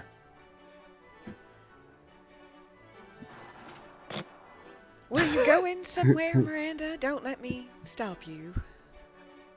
Well, I simply wanted to know, when I spotted you, I just had to ask what exactly brought you back here, especially in the company of such a talented performer. I caught your performance on the plaza last night, monsieur, and I must say I am very surprised to see you in the company of such an individual. Yes, I am. If you wish to ingratiate yourself here, you have made a poor start by associating yourself with somebody who is, well, as I said, in mourning for her career. Oh, Naira's head is down, by the way, for those of you watching. She like eyes on the ground, head sunk. She has gotten very small. He would smile and say, "I didn't marry her from her career. In fact, I believe I was the one that put the bullet in it. and with much glee, actually. Now she's more able to focus upon lordly life. Much better than having to work such a monotonous and boring career. Especially when we have such interesting things to deal with. Oh, really? And what is that? Well, as he just turns behind him, staring into her eyes, grabs the guitar. As he does the Michael Bay movie of Naira. As it's her doing the destruction of the dragon and all of the parts and pulling us out of the fire and making calls that then saved the group. For a second, I thought you were really just gonna smack her in the face with it. I grabbed the guitar. I break her I teeth. challenge you to a duel. Got a white glove. We've got a Lorium. Okay, give me a performance check. Do I get Please advantage? do not fail this. You spent the major image, so yes, I will say so. Double nat 20. Great. They kind of pull back and watch in sort of astonishment. And this performance, again, like with the previous spectacle of the transformation and regression, again, you are like even in a place that is chock full of bards. You draw a little bit of a crowd with polite applause and everything like that all through your performance. The three girls that had approached you, all of whom look to be in kind of their early to mid-20s at most, are watching in astonishment and then sort of open admiration as you continue this tale. And as you finish, the leader kind of steps forward and puts her hand on your arm and says, "Well, you have certainly proven yourself quite the performer, monsieur. And I suppose if you have married her, I can forgive you for the embellishments that you must have given. But, well, I should say, if you ever do wish to, Mage Hand see is what- slowly removing her arm from my shoulder. And as you do so, she kind of stops dead, and one of the other girls kind of goes, and she just goes, like this look of absolute pure venom at the other girl, who's just sort of like straightens up and looks kind of chagrined, and then she kind of goes, "Well, regardless, Naira, welcome back to Stolveni. Monsieur, I am afraid to say that if you wish to avail yourselves of the wonderful faculties of our college, you will find her poor company. It is looked down upon to plagiarize here. Naira?" Lauren will pipe in at that. Naira's face goes straight up, like, this is what? Like, she isn't small anymore. I'm sorry, what did you say? Oh, are you not a part of the school's faculty? And she says, "Not yet, but my thesis is to be completed this year." You just see as Uther just leans back, does that like many blinks, lets out a huff. So, what have you actually achieved?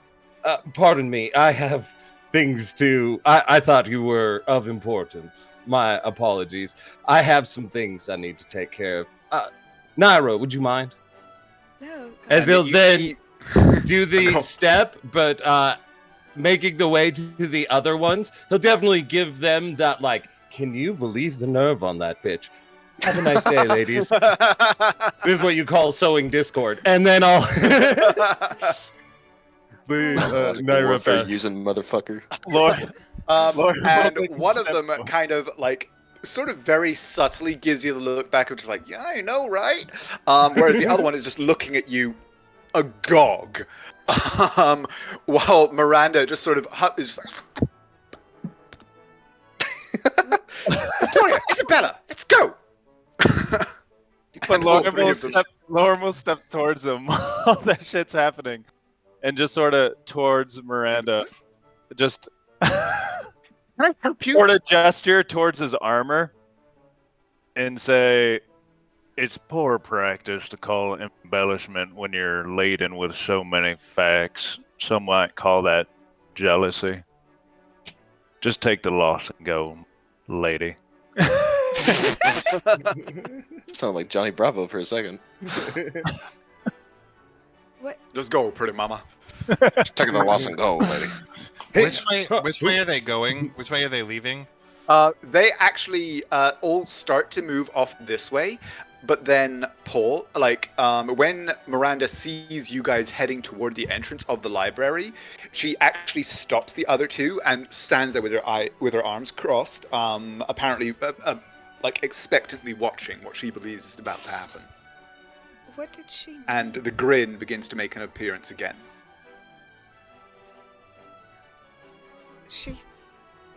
Did you hear that? What she said? Huh? She No, says as she approaches the front door. What do you mean about the embellishment?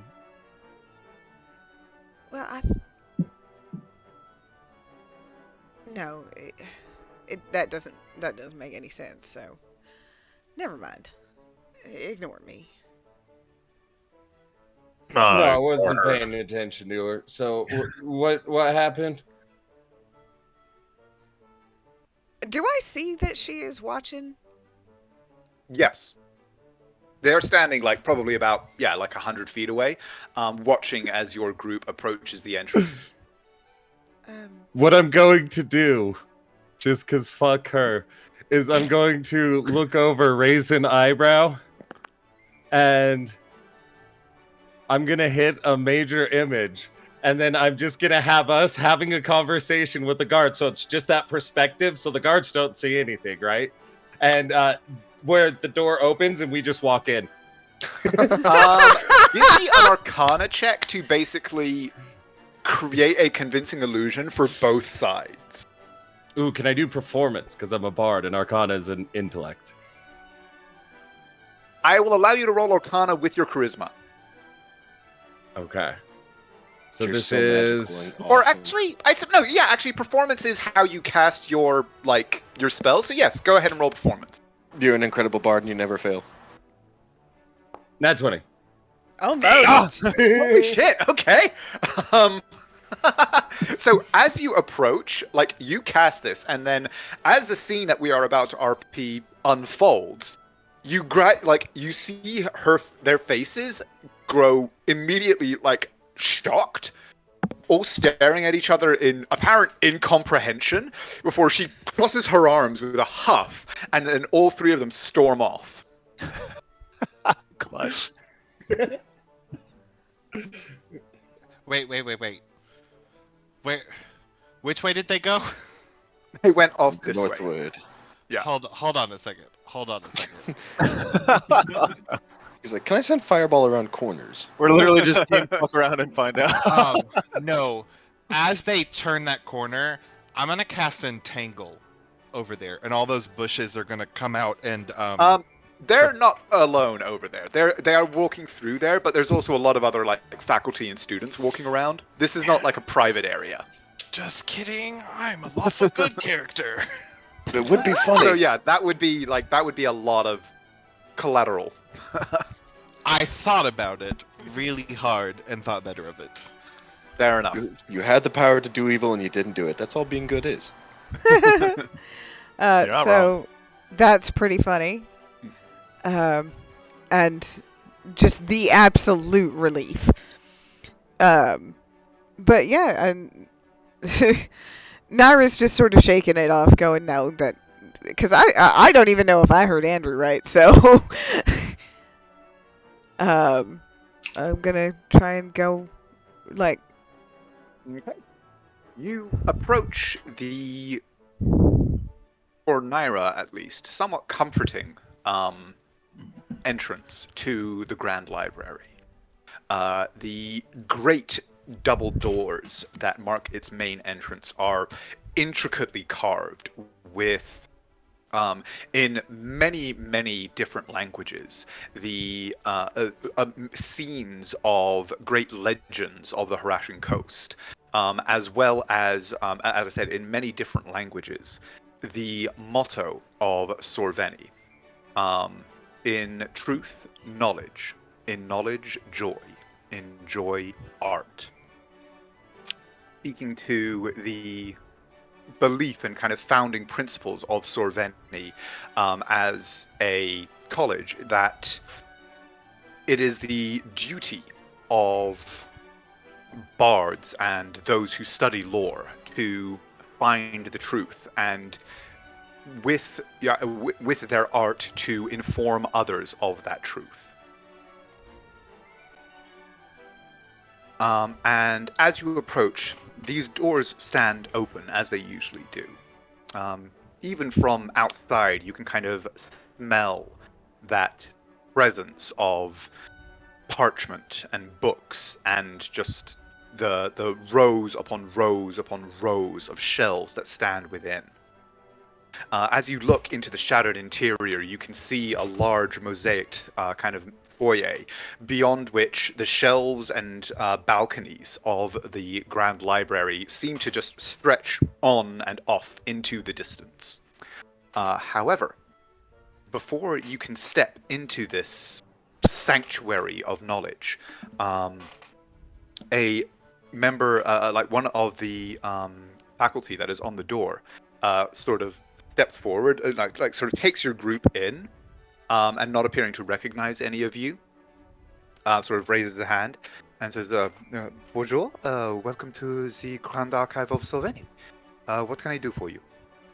I am here. I would like to speak with the. Do you have Grand Librarian, Master Librarian, something of that nature or sort? Well, I suppose the head of the archive would be Professor Gondor. I can see if he is available to speak with guests. Oh, Professor Gundar. Yes. You know the sir? She's been a student here for many years. Recently head off to do some researching in the field, and then I snagged her off the market. I see. Well, welcome back, my lady. Could you let him know that Nara of House Murdoch is here? Cependant, if you would wait here, I shall just see if he is available. Thank you. And then she turns to Uther and says, "That's how he'll know me." That's got to be like the nicest guard we have ever met, right? Doesn't seem to so much be a guard. He looks more like kind of a student aide, essentially. Like, you get the impression, like, if you tried to force your way in, there wouldn't be a whole heck of a lot he could have done about it. He just wants his credit. Yeah. He is just getting his credit. Like, And this is the easiest way to do it. and as you're waiting here for, like, he disappears inside, and a few minutes pass. Several other students arrive. A member of faculty kind of just moves past, and the other person that's watching the door sort of lets the faculty member go through. And as each of the students arrive, they kind of present their Sorveni insignia, which they kind of hold up to a plaque, which is presented by the other person guarding the door, and after a few moments, he lets each of them through.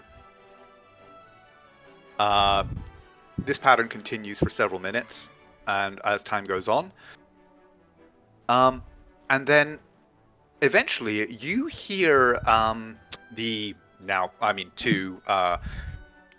Naira certainly familiar, and now to the rest of you recognizable voice of Miranda returning from around the corner. God damn. How this much bitch. time passed? Probably about 10 minutes. Hey, Uther.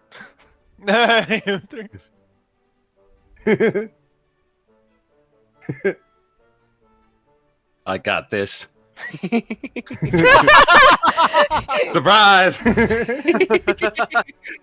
So are you just kind of like cavities shrouding up all of there. yourself? So what I Shrouding would do yourself? is flank it on that side where it just appears there's like a crowd of people out there, and they're all just like packed around the doors, enough that you'd be like, "Fuck," and find a different way to go around. Who is this person? So she walked around the corner. You recognize, moving alongside her, the short and stout figure of Administrator Grenda, who is essentially kind of one of the more senior kind of administrative figures of the College of Sorveni. Naira is familiar with her. She is, by and large, actually, like, Naira has fairly fond memories of her. She is a very reasonable, very relatively kind woman who treasures precision and knowledge. So actually got on quite well with Naira. Yeah, Naira would have loved her. And you know that she in particular manages basically the membership roles and administrative records of the college. And as the pair of them are coming around the corner, you can hear Miranda basically complaining in quite a shrill voice, basically saying, "I said, just let her walk in. You know as well as I, she was suspended after that accusation revealed her outrageous misconduct. She should never have been allowed to go in. And what is all of this? What is this nonsense that she has brought to Solveni?" As they come around the corner and spy this crowd. Question. Looking over Naira with my I kind of have good insight, but do I feel like Naira doesn't mind being seen in this moment, or really just does not want to be seen in this moment? Roll me an insight. Oh, that's right, I have stats. Oh, that's right. This is a role-playing game. Yes! Yes! You have all right insight. What do you mean? I kind of have all right insight. +9. I am going to also roll my own insight, but this has to do with what Miranda's doing. Okay. Who do I think she's talking about? Because I imagine that she would, part of what I'm hearing sounds like it definitely applies to me, but part of it definitely does not. Yeah, no, you would think that, based on kind of the interaction that you just had with her, what she said about the fact that, like, she believed your career was over and a reference to plagiarism, and her now reappearance discussing accusations against you and stuff like that, and the fact that you should not have been allowed into the library, you believe she's referencing you. Uther, hang on a minute. The people would then stop their arguing and start making their way around the hedgerow and then disappearing from view. Yeah, and then so the crowd just leaves, and we're just standing there. As Naira walks past Tristan, he'll brush his hand on her shoulder and cast guidance. Yeah. And she sort of gathers herself, I guess. What's going on? Grenda just goes, Naira, it is you. I wish this were under better circumstances, but, I suppose I should say welcome back to Solveni. Thank you, Administrator. And Miranda kind of starts to speak up, and she just goes, Miranda, I shall handle Shut this. the fuck up. Thank you for bringing it to my attention. It shall be handled accordingly. As you can see, she is not within the library. And I shall ensure that all protocols are followed. You may go. He kind of humps and backs off, but does not leave altogether, apparently wishing to watch this interaction.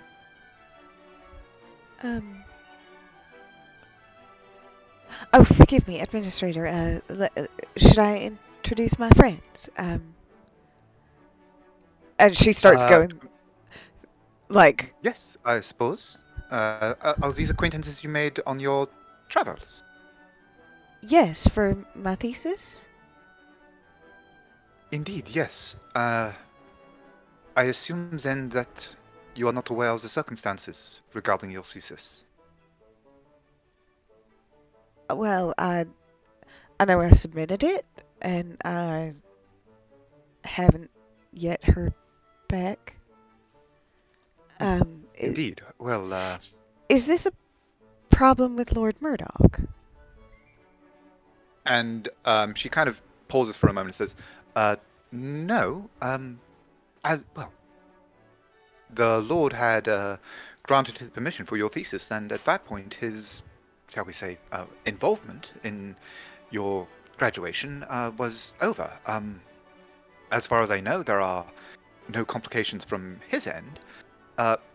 However, Naira, you must, well, I suppose if you have been traveling all this time, you may not, but your thesis has been suspended, pending an investigation into the accusations.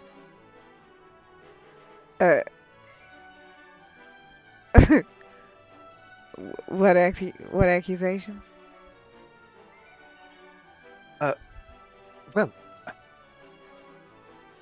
suppose you really don't know then. We sent a message to your forwarding address at the Murdoch estate, but, well, I suppose you have not had an opportunity to receive it. Perhaps it would be best if we talk to my office. Okay. I will say, those gentlemen over there, they're just a little protective of me, and I don't think that they would allow me to walk into somebody else's office by myself again. Not. Oh, well, I mean, I suppose if you have no objection to them being there, they are welcome to accompany you.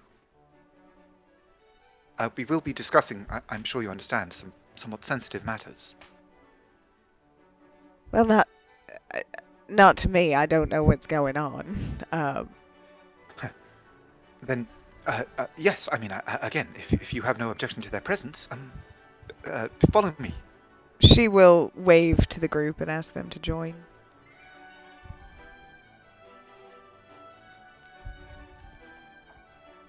Think Burns and Wander's follows. gonna wait by the door. I think Wander's gonna wait by the door. Oh, Wanderers are going to wait by the door? Okay. Still waiting for someone to come back.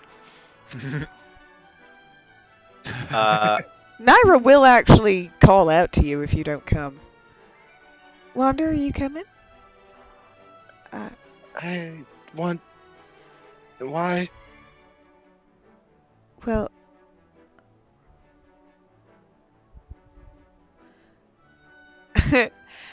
and through the earpiece, you will actually hear Naira go, "I'm scared. I would like you there."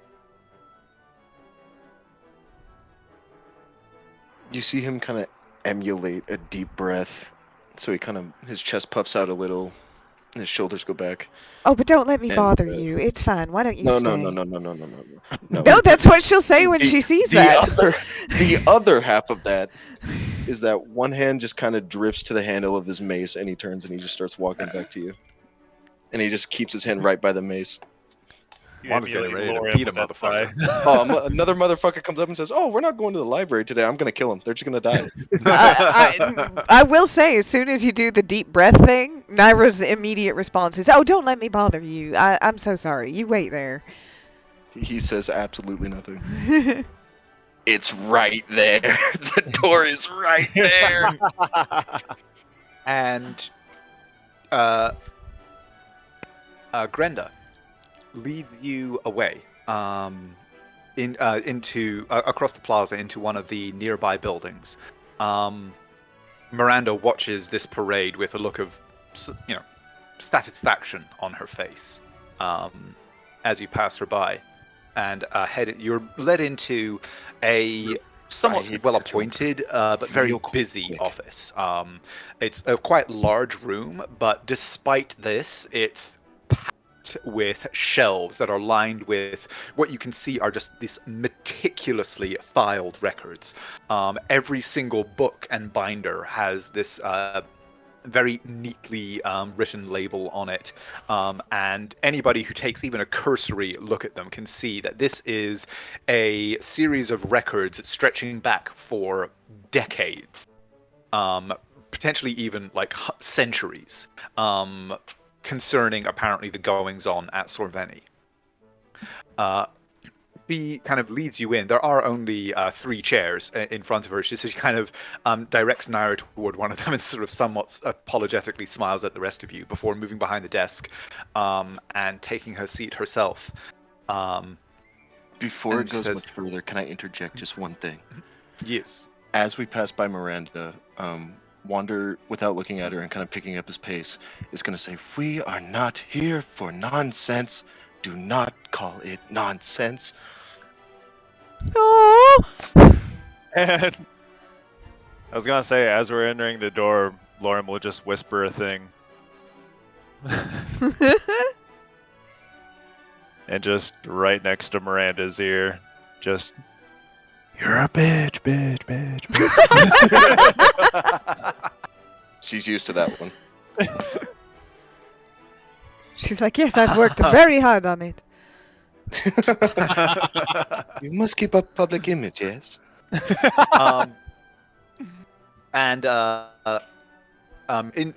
Brenda sits behind her desk, and sort of looks quite serious as she looks across to you, Naira, and just says, "So,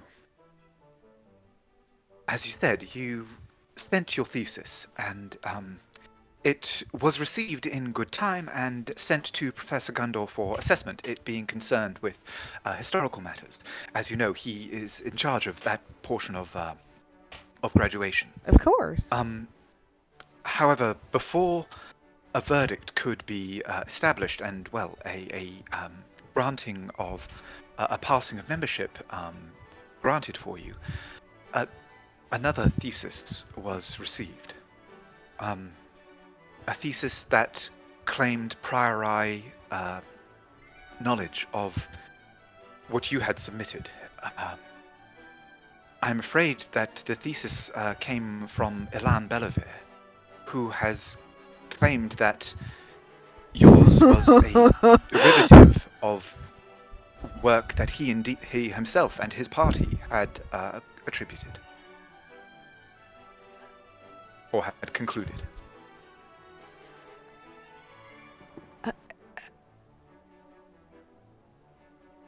That's. By the way, just before you respond, you know Elan Bellevere is not Sir Bellevere. He is you would assume a relation. Do I know anything about this, Elon Bellevere? Give me a history check. Big. Again, that is a passive of 18, if that matters to you. Mm-hmm. What would you look at that? Mm-hmm. With a 26, Elan Bellevere is the nephew of the famed explorer, archaeologist, and adventurer Sir Bellevere. He was also a student at Sorveni. Naira never had any particular direct contact with him.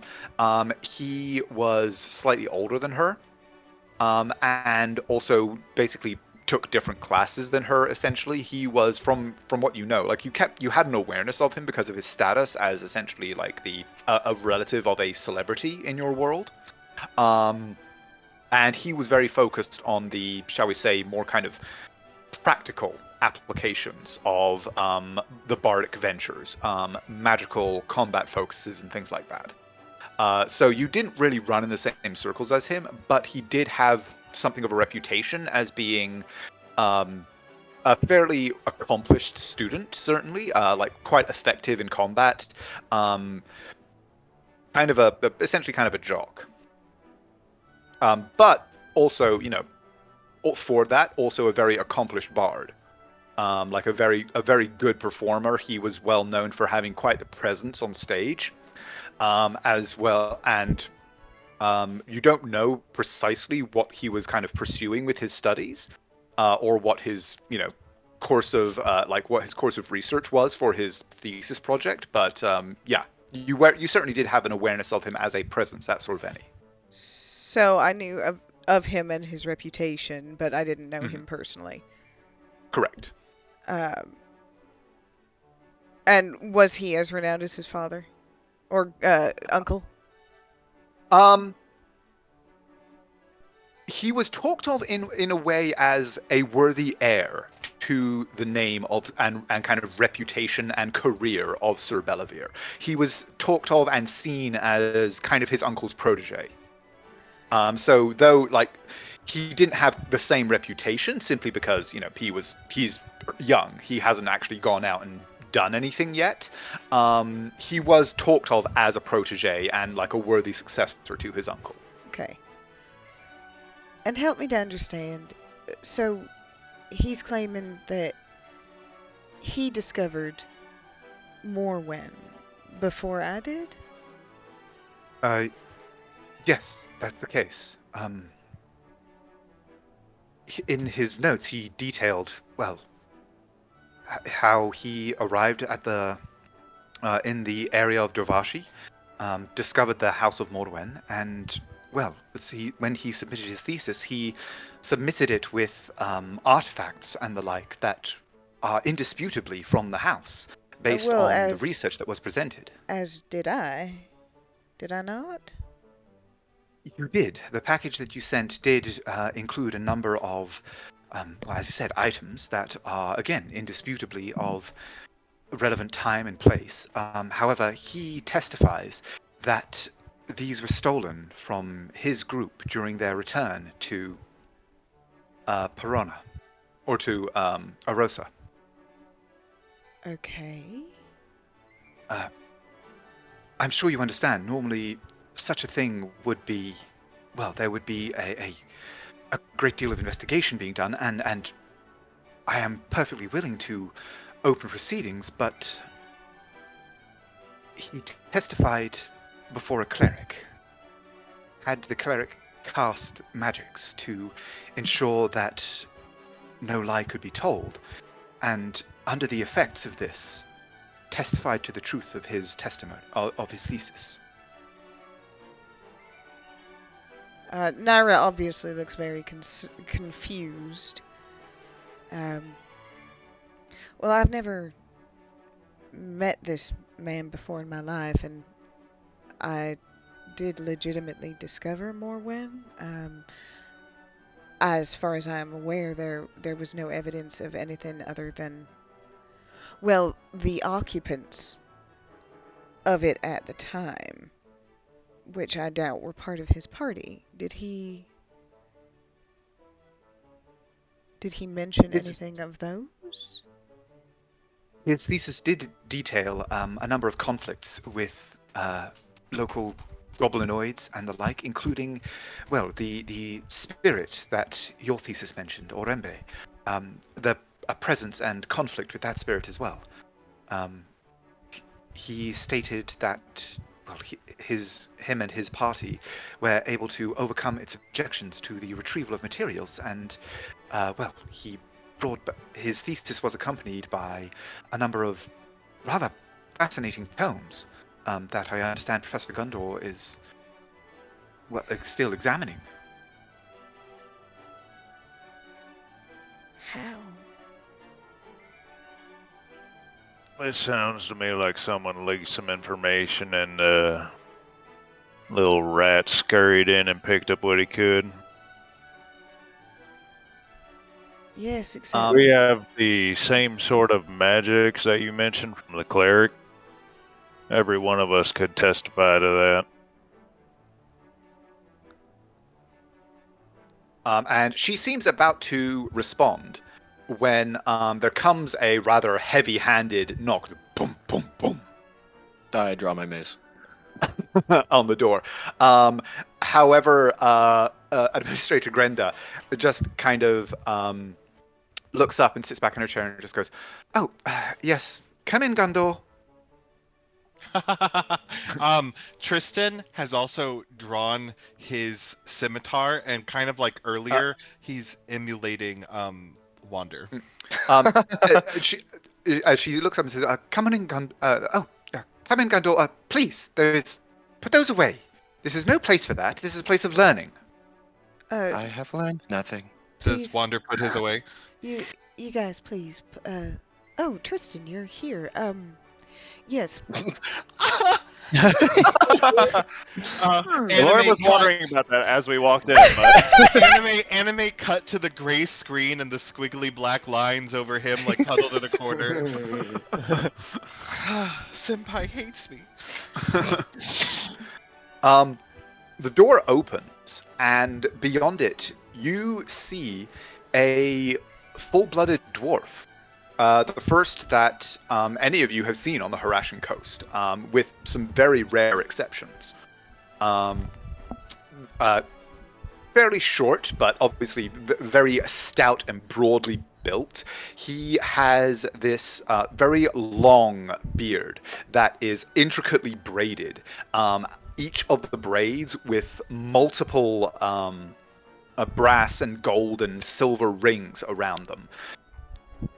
All of them intricately engraved that run down his chest, and his hair similarly pulled back into another tight braid that falls down his back and is also strung through with these thick rings.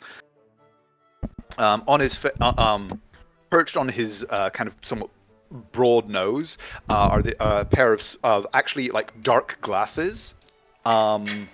Basically sunglasses that he's wearing even indoors as the sunlight streams in from behind, from the windows in Administrator Grenda's office. And he kind of he's got his hand behind his back as he sort of takes in the group.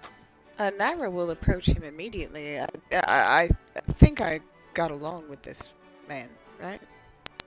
Yes, he is professor of history and so my favorite archaeology at Sorveni, and yes, so Naira, you certainly were aware of him, attended several of his classes, given that that was the kind of core focus of many of your studies, along with the Arcana. So yes, you actually are very familiar with this man. Professor Grundler, it's so good to see you. I'm very confused about these accusations. You Hang on, you're breaking up. Oh. Can you guys hear me okay? Yeah. Can you hear me okay? Okay. Now. It's good now. Okay, cool. Oh, weird. It's so good to see you. Well, you have Indeed, to, you have Naira. to know. I wish it were under better circumstances.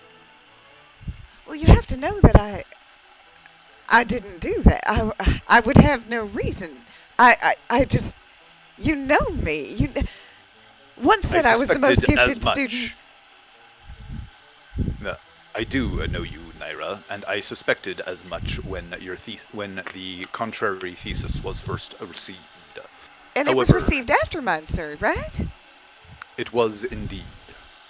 Lending credence to the idea that yours has a priori claim over the discovery. However, the testimony beneath the influence of a cleric cannot be disputed. So then could we also testify under a cleric's oath? Indeed you could. However, such would not invalidate his claim, and therefore a full investigation would need to be concluded before credence could be given to either thesis. Question. I'm gonna look inside a little bit.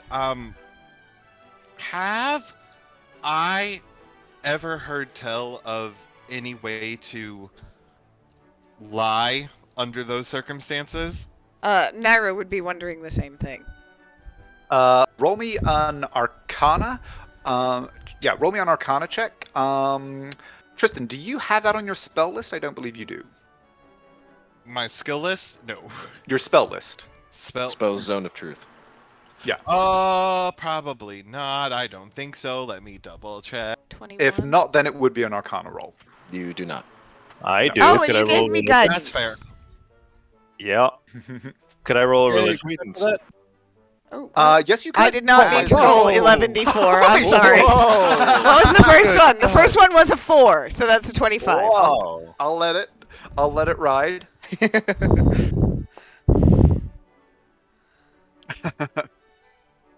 Tristan, you have no idea what they're even talking about. Lorium, you are familiar with this type of like compelling magic, and as far as you're aware, there is no way to lie whilst under its kind of effect. As long as the person believes it to be true. Naira, with a 27, 25. you know that, or 25 rather. Oh yes, okay, yeah. I mean, well, in that case, Well, you get nothing. Who knows? It might have been a lose all the 26 DC. With a 25, you know that the zone of, like, there are ways to proof yourself against being compelled to tell the truth. Under the effects of this spell. Surely there However, are like rings that can do that. Like they can disguise whether or not you're lying. Okay. But the cleric would know. The caster of the spell would be aware that you were not being properly influenced by it. Conspiracy? They would not know whether or not you were telling the truth, but they would be aware that the spell had not taken proper hold. Conspiracy.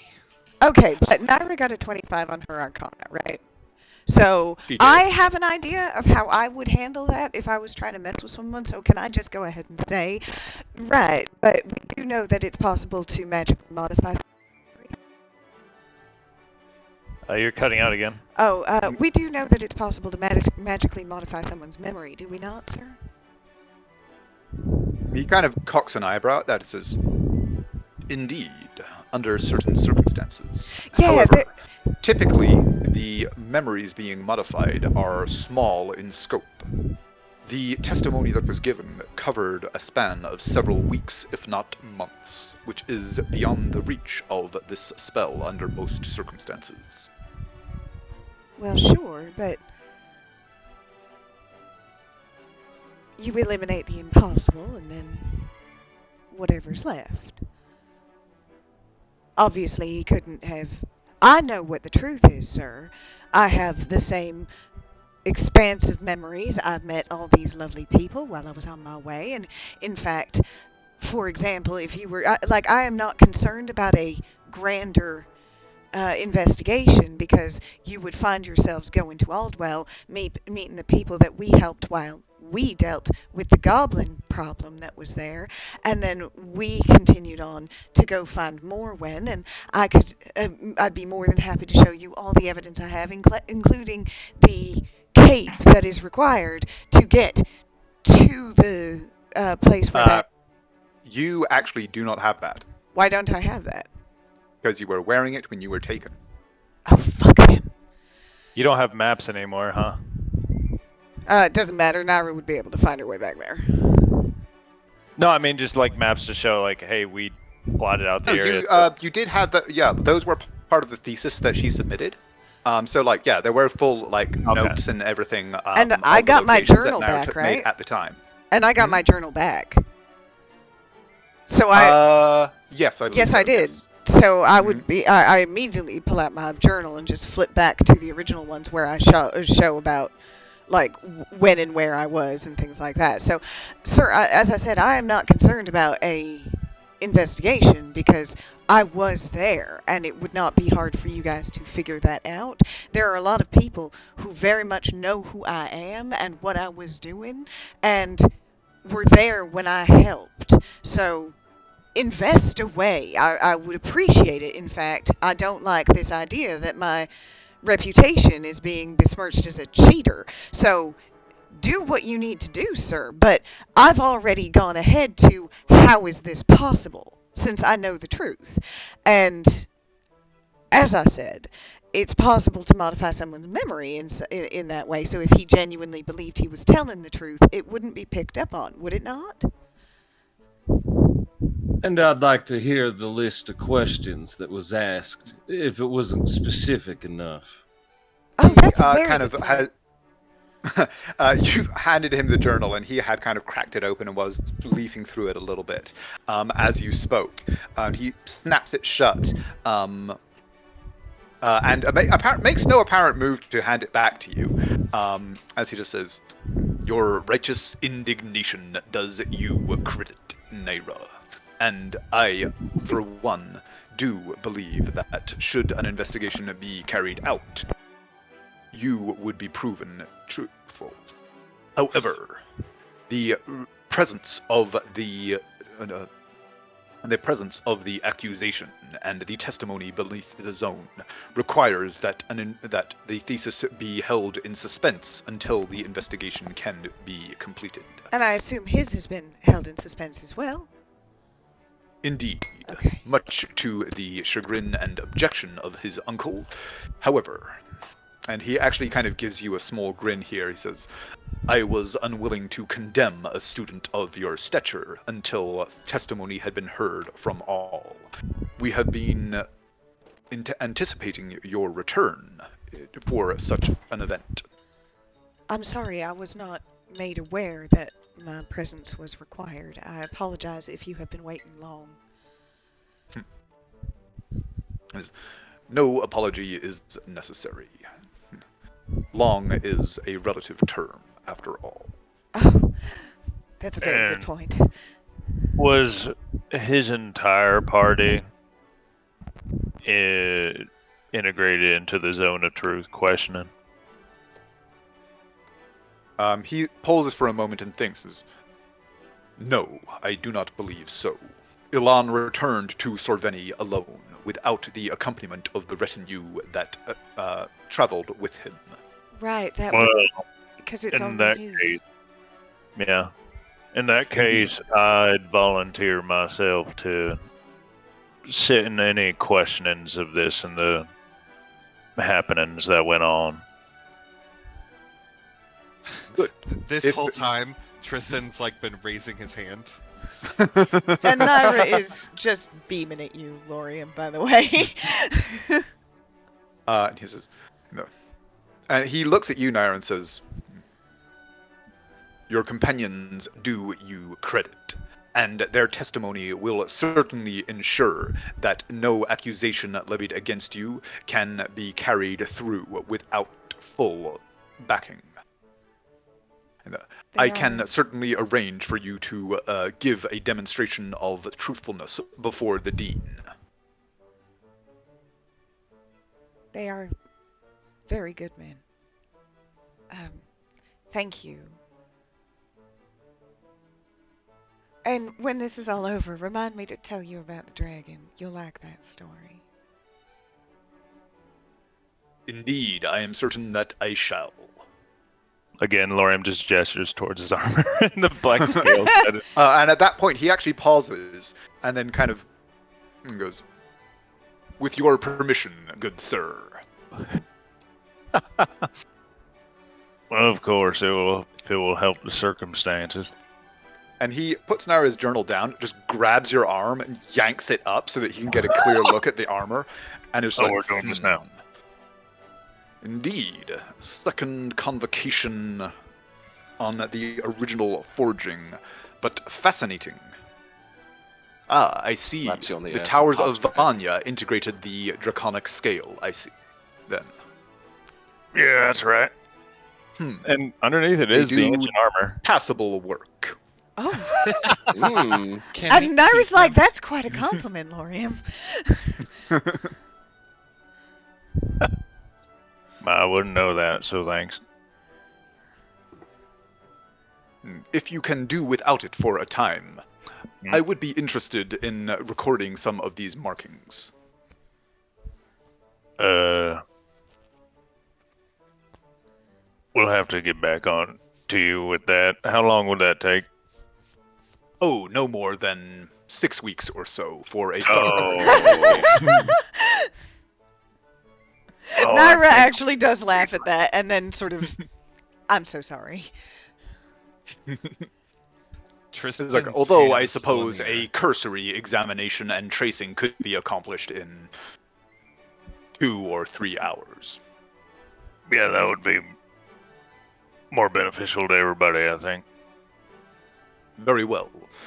Please attend me my offices at the library at your convenience. Again, you will unfortunately not be allowed within, but I can ensure that you are given access to my workshop, which is on the premises. Sir, will we? I mean, I know that I am obviously willing to submit to a examination. With, if you'll forgive me, one condition. Indeed.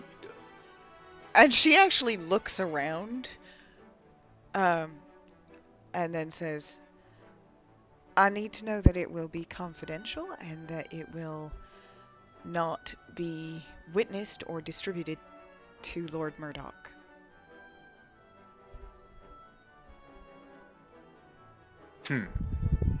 I suppose such a thing can be arranged. A cleric can be summoned from the cathedral. Obviously, myself and members of the faculty will need to be present, as we are directly concerned with the adjudication of this issue.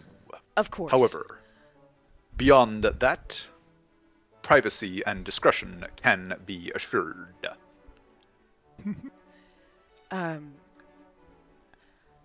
I have no problem assuming that Lord Uther Lionsbane would also be willing to submit.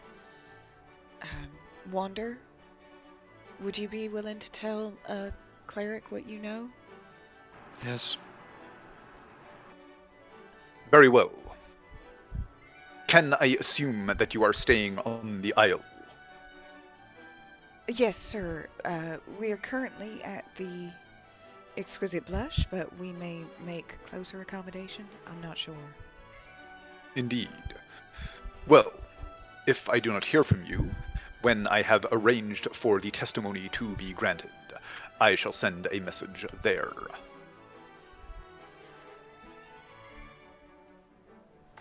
Thank you, sir. I hope, my hope is that it will take no more than a day or so. Given the... I've completely lost the word. Importance, precedence, Investigation. toilet. Important words. Given Yes. the importance of the parties concerned with this issue, it is a matter of some priority for the faculty. My hope is that I shall be able to arrange for the testimony as soon as tomorrow. Question. Will that be amenable to your...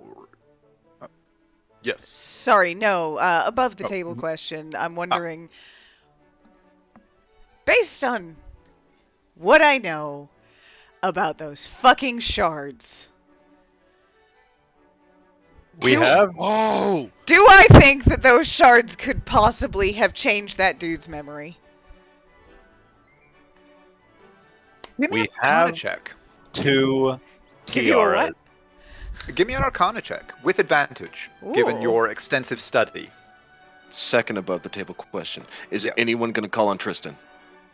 He's been sitting there with his hand up the whole time.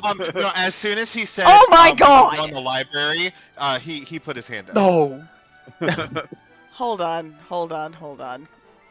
Quick, cheat. I'm Uh-huh. gonna. Well, I got this. Oh yeah. Andrew, look away. 19. 19. 19's a damn fine roll. It would potentially, yes. Given what you know about their ability to affect the mind, like on their, they would need to be utilized in conjunction with some very complex magic. But theoretically, yes, they could be used to produce an effect of that sort. So, Uther, you feel something very particularly weird. Naira is, I think she's standing, and she's quite still, but you feel her pacing very angrily around the room. She's gotten very agitated, as she's just like, okay, great. Well, we will wait to hear from you, and obviously we will be willing to report in as soon as possible. I'm not going anywhere until this is sorted out, I promise you that, sir. I suspected as much might be the case. I look forward to welcoming you once more into the ranks of Sorveni. Naira. Gentlemen.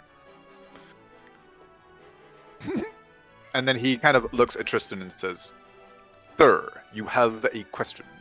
Or, oh no, you put your hand down, correct?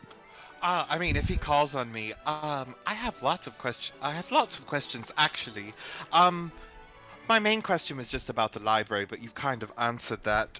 My other question actually was just about the other person. What was his area of study? And he goes, Ilan? Ilan studied performance and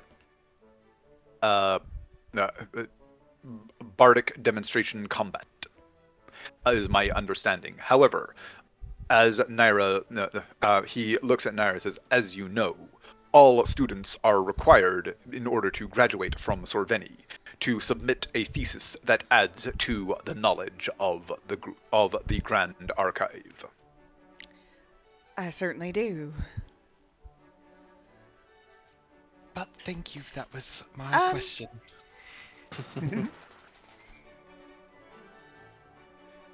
Yes, is there anything further? Well, it's weird because I have a hypothetical question that absolutely doesn't reflect well on me, but now it's a curiosity that I have, and I would really like to ask it. But I promise you, sir, Your knowledge always reflects well upon those who pursue it. Well, just out of curiosity, if the worst happens, and even though I know I'm telling you the truth, if the things have been arranged against me and there's no power to change that, and all that happens, right, sir?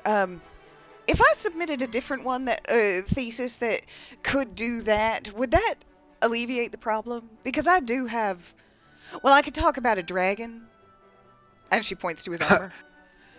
He says, indeed, I am certain that you could. And regrettably, the answer is no. I received your second packet regarding the discovery of the Kalashtan Citadel and the presence of artifacts related to the Haraktan Empire. Oh, wasn't that interesting? And great fascination. She gets a little distracted by that. I perused it with great fascination. However, unfortunately, because of the ongoing question as to the veracity of your first submission, regrettably, all submissions sourced from you are considered suspect by official ruling. Right. So even like sworn testimony from the councilman of I forget the name of the Eldenil. Eldenil. So even sworn testimony from them wouldn't help at all. No, that's probably no. Okay, well it's fine. As I said, investigate away. I'm not worried about it. And she sort of is kind of dismissive, like she's gone off on again how to solve the problem. Okay, and he kind of bows and says, "Very well. I shall arrange a private testimony session with the dean. Brenda, Naira, gentlemen." And still with your journal, unless you've tried to take it back off him. I will actually. I will say, sir, do you need that? Will that help? Looks down and says, "Does it contain details that were not within your thesis?" Yes and no. Actually, you know what? It would probably help. I would just anything that's written in Sylvan is sort of personal and private. And she's looking at Uther, and her whiskers twitch.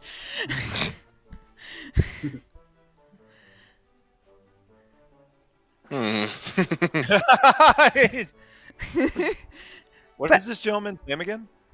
Professor Gundor. Gundor. In fact, it's just there now. He rolled an insight check. Yep. I would prefer my name be cleared more than anything else. So you, if you think I'll be able to have that back at the end of it, that is my personal journal. But you are free to. He kind of looks from you and your whiskers over to Uther, and back again, and then down at the journal. He says, "I desired it out of a need to ensure complete historical fact of relevant records. If such it does not contain, then I have no need for it. If, however, there is anything that you wish to add to your thesis once all of this is over, as you know, I love detail. Well, sir, take it with my blessing. I want full disclosure. As long as I can have it back at the end, I would appreciate that. And Certainly. it is obvious. You have my word that I will copy only what is pertinent to the facts of history. Right, thank you so much. And yeah, he kind of gives a small bow, and then brings up his hands and basically clinks two of his beard rings together as he bows, and then turns and leaves. Oh, go ahead. No, I'm just making a stupid joke that now very happy he just got a smut journal. There is no smut. There were several doodles of Naira with her name actually as Lady Naira Lionsbane in hearts, long before they got married. Nice. That officially did happen though. Andrew got that in a DM. Well, as Professor Gundor leaves, Wander, who has like stupid perception, will notice that when he started inspecting Lorium's armor, Tristan hid his bracer, and then as he's leaving, he's brought it back out into view. Interesting. Taken note of this, I have. And after he leaves, you hear his footsteps going crump, crump, crump, down the hall outside. Grenda from behind her desk just goes, "Well, I suppose that is as complete an explanation as I could have possibly given. And, well, I'm glad at least that now there is a path out of this dreadful quagmire. The exquisite blush, you said? Yes? Oh, yes. Good, okay. Well, I shall ensure that all relevant communiques are sent to you there. Great. Thank you so much. You've been as gracious as anyone could be. And she kind of pauses and reaches over and sort of briefly squeezes your hand, Naira, and says, "Stay strong. I know that it may be intimidating to have a man of Nobelavir's stature arrayed against you in this way, but you have always seemed genuine to me, and you seem most earnest in this case. If these fine gentlemen are truly able to testify on your behalf, I'm certain we can get this all cleared up for you." Oh, thank you. Sir Bellavere doesn't concern me. She says completely genuinely. And you see her just kind of go like, well, I'm gratified to hear it. You'll have to tell me the story of the dragon at some point. Of course. In fact, we put on quite a good show. When it's time for celebrating, we'll show everybody, okay? I gotta go. I have some things to think through, as you can imagine. I really enjoy spending time with you, Brenda. We really should catch up. And she just marches out. And Grenda just kind of like, of course. Goodbye then, gentlemen. I trust you can see yourselves out. I have a question, just randomly and for no reason at all. This definitely feels like kind of an injustice towards Naira, right? I mean, certainly Naira seems to think so. Like, given her sort of righteous fury at the accusation and the testimony or the willingness to testify of those around her, yes, certainly from the perspective of this group that you have just met, it seems to be a great injustice.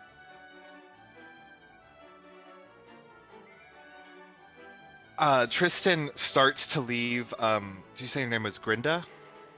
Brenda, yeah. Grinda's office. Hesitates at her room, or at the door.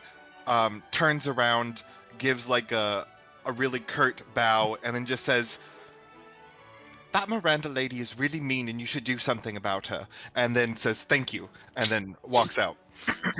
And you do genuinely hear like a kind of like from behind you as you leave. Lorian would just sort of nudge Wander and just say, you came here for information, and I know it. Eventually it will come from books, and you will get to peruse, but you can ask folks here as well if you want. Still holding his mace, but with his arms kind of at his side. To what? Grenda? Grenda. He will say, "Who was the cleric?" The cleric? Oh, who cast the who compelled the testimony from Ilan? Yes. One moment. I have his name here somewhere. It was a cleric, Caloran. Caloran. Let me write that down so I don't forget it. I just popped it in the chat. Ah, very good. Thank you. Perfect. Oh, I was close. Lorian's just like, not the question I was expecting, but alright. And then to Lorium, he'll just say, "I was right there." I know, bud. Trust me, I know about getting to your goal and not being able to do something about it. And then he'll stow his mace and rub his hands together very much like he wishes he was doing something with them. And he'll just say, "Not like this." And he'll walk out and start following the others. Lorian will just sort of look at him, kind of surprised, and then just turn back to Grinda. This is a long shot, but you wouldn't know something about, And he just paused to think of the word for a moment. Confell. Kindfell.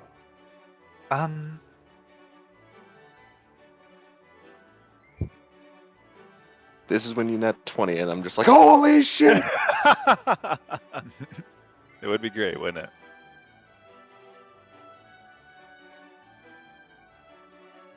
it? Whoops, no, not a saving throw. There we go. Well, whichever number is bigger. Ooh. Oh! Kindfell. I can't say I know the name. It is a name, right? Not entirely sure myself. It's what Ah. big brute in there that just walked out was looking for. He came here for some insight and knowledge. I can't say that I have any certain knowledge, but you may wish to check with the Faculty of Language. They may be able to. I don't know, something about it. It's on the tip of my tongue. Would we be able to contact the Faculty of Language with everything going on? Well, contact, yes. Receive aid from? I'm afraid not. I see. Well, we know the facts. Everything will be sorted. Definitely some weird shit at play. I do hope so. Pillars stand with you. And you as well, ma'am. Valko. Yip yip. Valko starts flying off. And well, since Tristan has stepped away for a few minutes, this actually seems like an ideal time to pause, take a quick 5-minute break. Everybody refill your drinks. We'll meet back up here in a few minutes. Wunderbar. Nice. Accuse me of cheating? We played this game. I was there for those sessions. We definitely did that. Oh, was that was all. We find out that was all just a massive Mindify memory sweep. That would Yeah, be you remember quite the the- twist. You remember those saving throws we made while in Eldenil? Like all of us made them? Yeah. We're in the dream castle. That's evil. Don't like that. The worst part was me being like, as Midnight and as Nick knowing all these things, I wanted to say things, and I was like, I know nothing. That I would know be nothing of this. that would be such an odd like ending to a campaign, though. If you think about it, it's like you just realize that everything you know and did was just fake, and you're just a farmer. So we're just that Dallas? Buffy episode where we're in the insane asylum. Yep. Yeah, but I think I'm right about. I think I nailed that with the shards. Oh, Well, 100%. you do still have the two headpieces, right? Mm-hmm. Okay, good. It could also Laura? be that just Yeah, the Naira cleric pocketed who did the those. questioning is like dirty, right? What? It could just be that the cleric who did the questioning is dirty, right? It is Yeah. absolutely possible that the question that is what happened. Yeah, Because they well, have to that fail was the my save, but if they thing. don't fail the save, no one but the cleric knows. Well, there's that, and as well as like it depends on the questions. You know what I mean? You could zone of truth the cleric, and the cleric could zone of truth us. I might just kill the cleric. I'd be curious to see if it was like a one-on-one session or if there were other people there. Because like, could he have cast Modify Memory on the cleric to make them believe that it worked that way? Perhaps. I don't know. Magic. That's how I feel. Oh no, magic shit. No, but Naira, I figure it definitely out. think, I was gonna say I definitely think you're onto something, Christine, about the shards. Well, he brought him up in the last freaking session. I was like, what? I didn't expect to see these come back. And now this. Fuck Ooh. that. Also, before I go to get a thing, I could do commune. So if you guys all work, help me figure out commune questions. I'm gonna go disappear. I'm working on some because commune could be really helpful right here. I have lots of questions, so do they have to be relevant? It's yes or no, right? I think. He already left. Yes. No. Yes. No. I'll just Google it. Da-da-da. I'm just happy to be back. And Yes. being a little dipshit. Very happy to have you back. As are we all, I'm sure. Oh yeah. Everybody's good stuff. I But- said it specifically when only you were on the line. Fair. But yes, it does have to be yes or okay.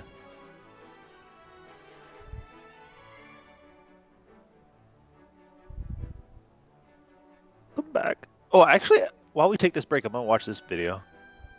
Oh yes. Evan ruins a kid's whole career. Oh my god, yes, do it. Are you watching the animated version or are you watching the one where you actually see them? Animated version. No, I'm watching the Andrew, we normal. can't hear you. I was going to say, yeah, there were a couple of animated versions. But I like the one with where you can actually see Brennan. Yeah, that's probably is the best. Must send me the best one. If you're actually looking at Brennan Lee Mulligan, then that's the right one. Okay, yeah, I'm looking at the main one, not any animated. Yeah, so that's the right one. Yeah.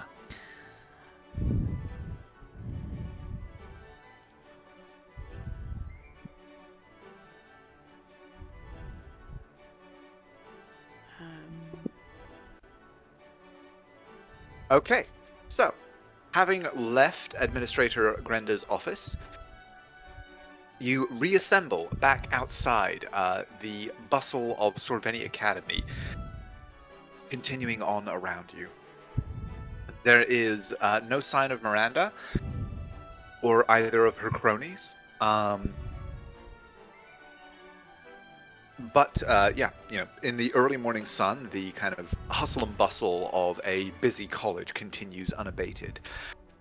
You do still hear the kind of ever-present undercurrent of art and performance going on here at Sorveni, mostly concerned with the recitation of historical odes, retellings of legends, stories, historical documentations, things like that. But Tristan You've all pulls out a stepped card outside. and goes, "Some guy gave this to me earlier, saying I should come by his troop."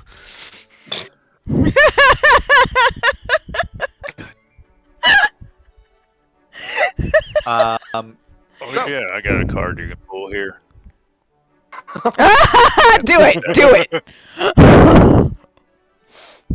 Wait, does Naira tell me to do it?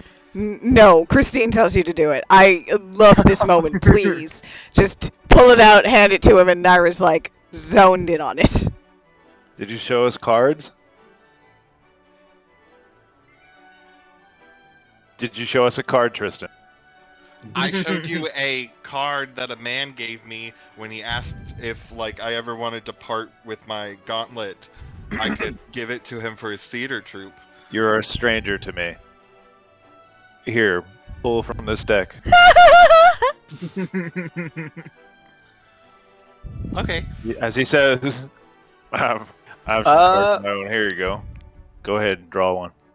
What do I roll? Roll So, me 1d48. No, 47 now. Oh, 47, you're right. Yep, I've been keeping track. Worst that could happen. 47? Oh, Uh-huh. I have to tell it to do the roll. Is it /R? /R.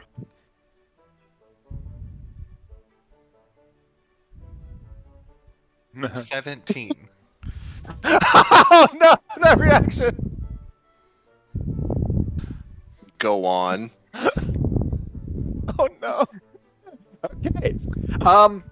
You pull the card, which has on it a very florid artistic depiction of a great red dragon with wings spread. And as you do so, you feel a warmth in your chest that begins to kind of rise up into your chest, your throat, your mouth, and all of a sudden you go, "Bleh." And Lorian, please give me a dexterity saving throw. As this, like, you breathe out, and as this heat rises, and this burst of flame emits from your mouth, splashing all over Lorium's chest, as Lorium, you take 3 points of fire damage Halved. to 1 point of fire damage. I don't think the Okay. deck save matters at this point. I do have a question. Uh-huh. Would this make me feel threatened?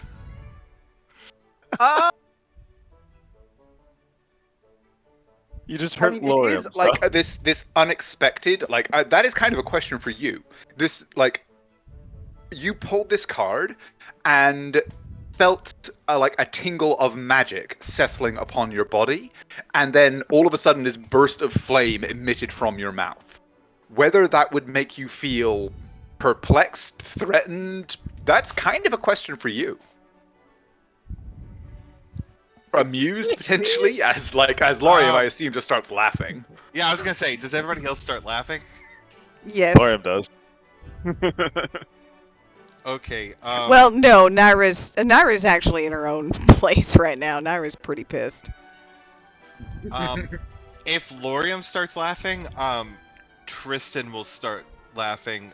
As I open my mouth again, do I keep breathing fire?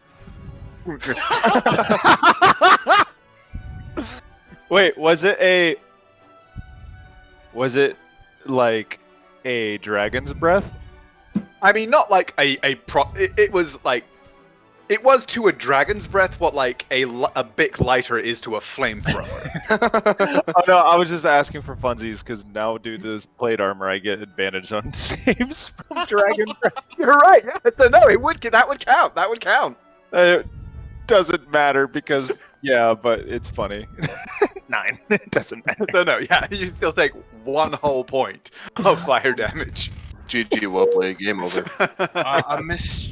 A childish, mischievous grin goes over Tristan's face, and he falls to the ground, like his knees clutching his throat, and he goes, "It's so spicy!" and just starts breathing fire into the air.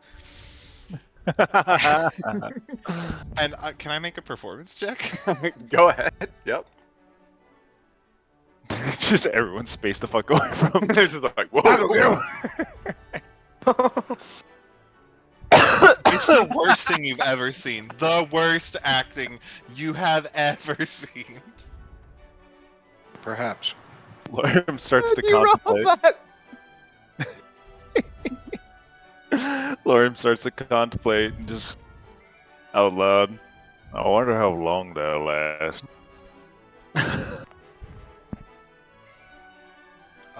I mean, I'm just gonna like keep breathing fire into the air until it stops. It's like having a nosebleed. Just look up, open your mouth.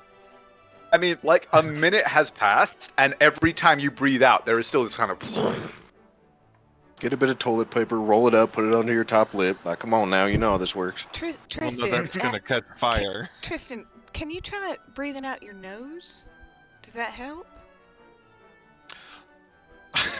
He's gonna open his mouth and say, "Oh, you're right," and like, and then like eyes go wide, and then he's gonna shut his mouth and breathe through his nose. Just like smoke come out. Yeah, there's just like these two wisps of smoke. Every time you breathe out, there's just these two plumes of. This tickles him, which makes him breathe more fire. How long did this last? And probably at about this point, 3 minutes have passed, and you feel the warmth start to fade as the fire begins to lessen.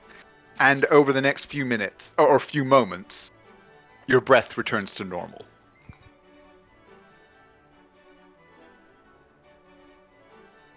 Can I pull another one? Tristan, of course, you can. We have many cards to play with. I would like to focus. Oh, right, you're right. No, I'm sorry. Focus, and he'll like stare at you intently. And at this point, the pacing that Uther was feeling in her body has come out now, and she is sort of very agitatedly moving back and forth, her tail twitching like an angry cat, as it were. Not in a mocking way, but like within his 5-foot square, Tristan is like every time she turns, he turns, and he's pacing too.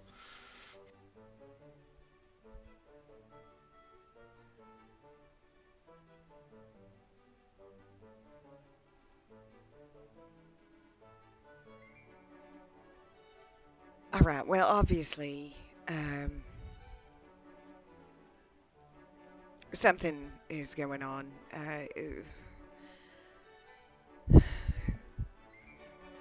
From what I can guess, there are two possibilities. Can anybody think of a third? Either the cleric was corrupt, or Elon legitimately believes he discovered or made my discovery before I did.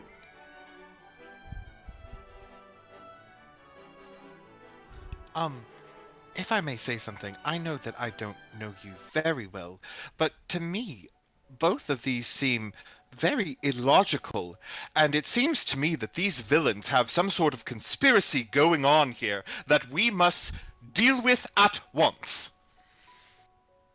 And as his voice deepens, his eyes start to glow.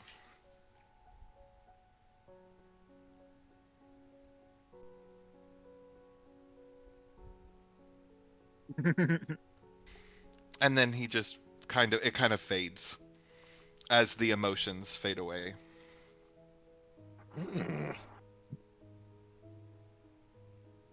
And he's just staring, like all of his attention very wholeheartedly hanging on Naira's words.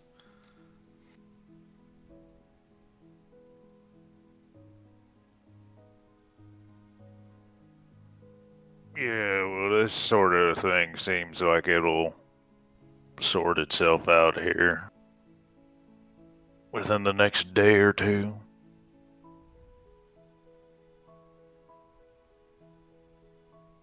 Well, you were told that even if you all testify and are like under the zone of truth, then like that just means that two people have like multiple people have testified under the zone of truth. It wouldn't necessarily mean that they ruled in your favor immediately. Yeah. Yes, they would need to go investigate, which means a trip from here to it would be weeks, and even then there's no guarantee that they would come back in my favor. The people at the town might know us, but don't know what we accomplished. They weren't there with us.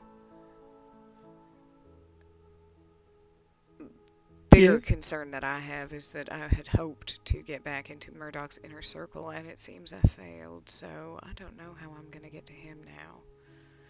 But that is a concern for a different day, I suppose. I think we have a few people already doing a bit of hunting on Murdoch. Well, and also, just to clarify, I don't know if I made this clear, but she did basically say that they hadn't heard anything from Murdoch regarding you. Well, either yes, positive or negative. Yes, Yeah. but the implication or the assumption that Naira is making is that the only way they could have gotten into the basement is with the cloak that had been taken from her by Murdoch and his people. So she is assuming that this was set up by Murdoch. Fair enough. That is true. I'm having an 18 intelligence moment. I'm making Naira proud.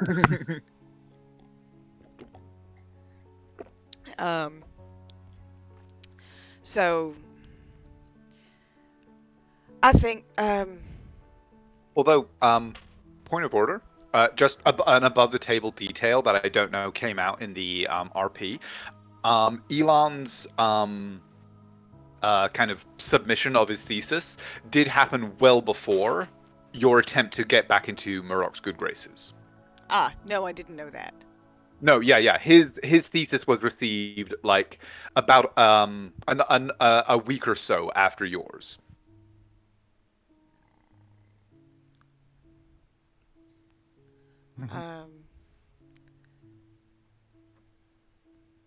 Well, yeah, but Naira's still assuming because that's what she would do. Yeah. No, that's fair. So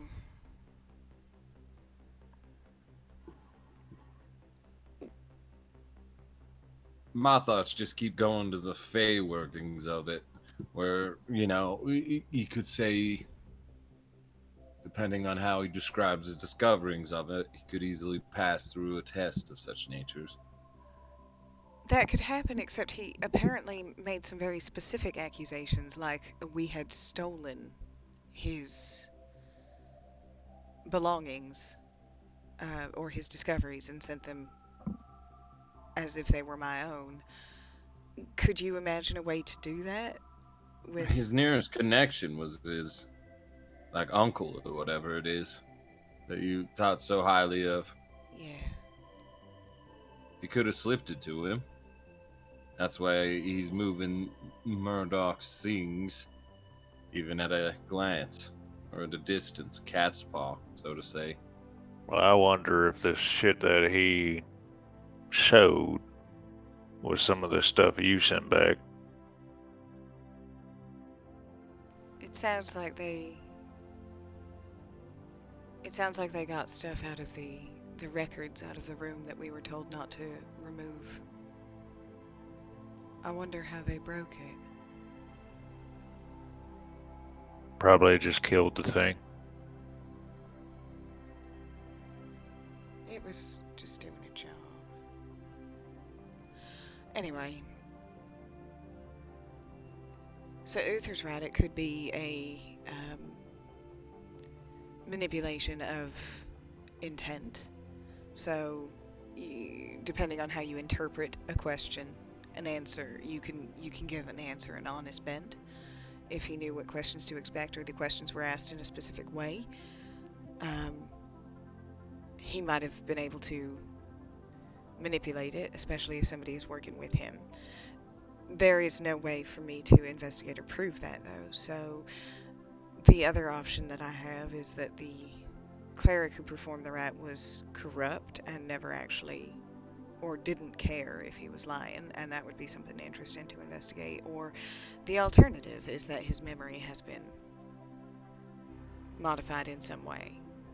Is that? It makes sense. Go ahead. I was going to say, Nara, if you like, roll me a history check, and Uther, please do feel free to respond. I think that's likely. Well, where my head's at, and where I'd slide my chips over to. So Nara, based on your understanding of like the bylaws and everything of Sorveni, in an investigation like this, it would be potentially reasonable for you to basically request all the records associated with the accusation against you. You could potentially get access to a transcript or records of. Oh, I really hope you wrote that down, because I am gonna ask. But yeah, you like one of the things that you would be able to request during like when you were making your defense. You know, this is kind of like a court case, essentially, and so one of the things you would be able to request would be essentially the records of the evidence against you, which would include essentially his deposition, if you like, under a zone of truth. Would Grenda be the person to ask for about that? You would. Nara's gonna send just a message to her, assuming that she's still in that room. And say, Grenda, I'm so sorry, I'm just downstairs. Would it be possible for me to put in a request for his deposition and any other evidence, or a copy of any other evidence that has been put together so far? Yes, I suppose that it is your right to request as such. Yes, I can have the servants begin a copying process immediately. The spirits work fast. They should have it ready for you. If Gundor is able to organize a testimony tomorrow, I would hope to be able to provide you with a copy at such an event. Thank you so much. Of course. Good luck, Naira.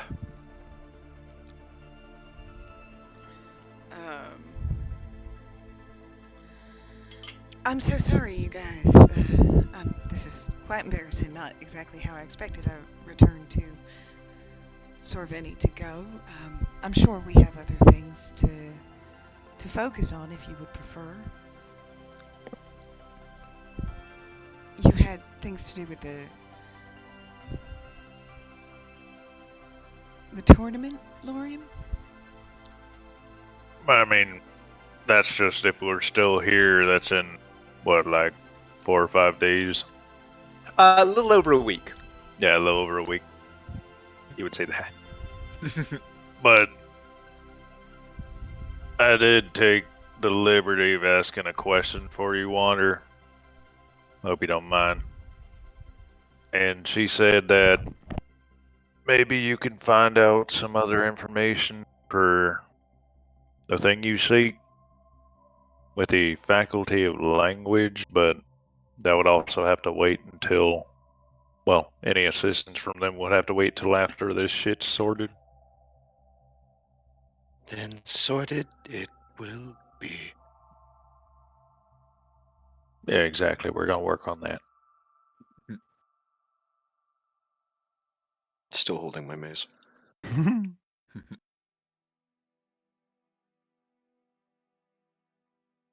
You can calm down with that. Can I, though? I can, but I won't. Just a blink. A shrug. That's fair if you want to carry it around like that all the time.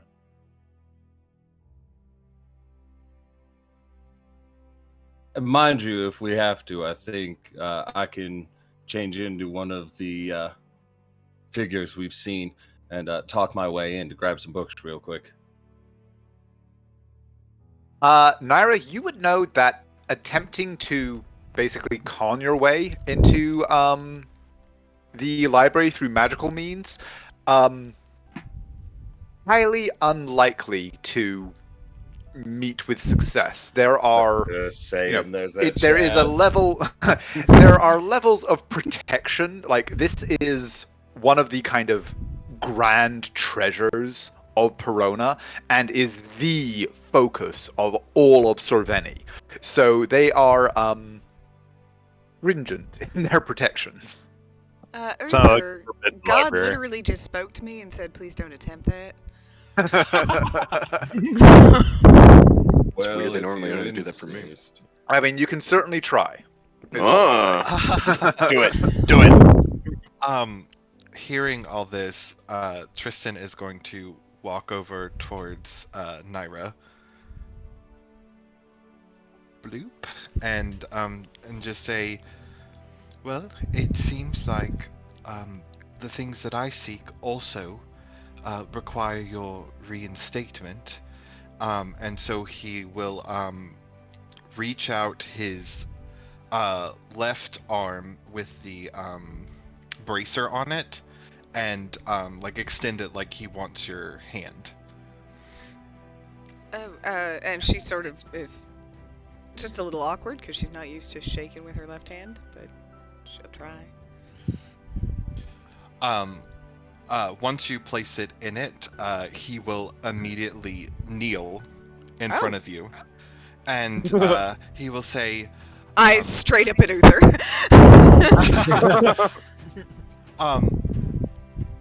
"Lady Lionsbane, I, Sir Tristan Melchior, pledge my service to restore thy honor."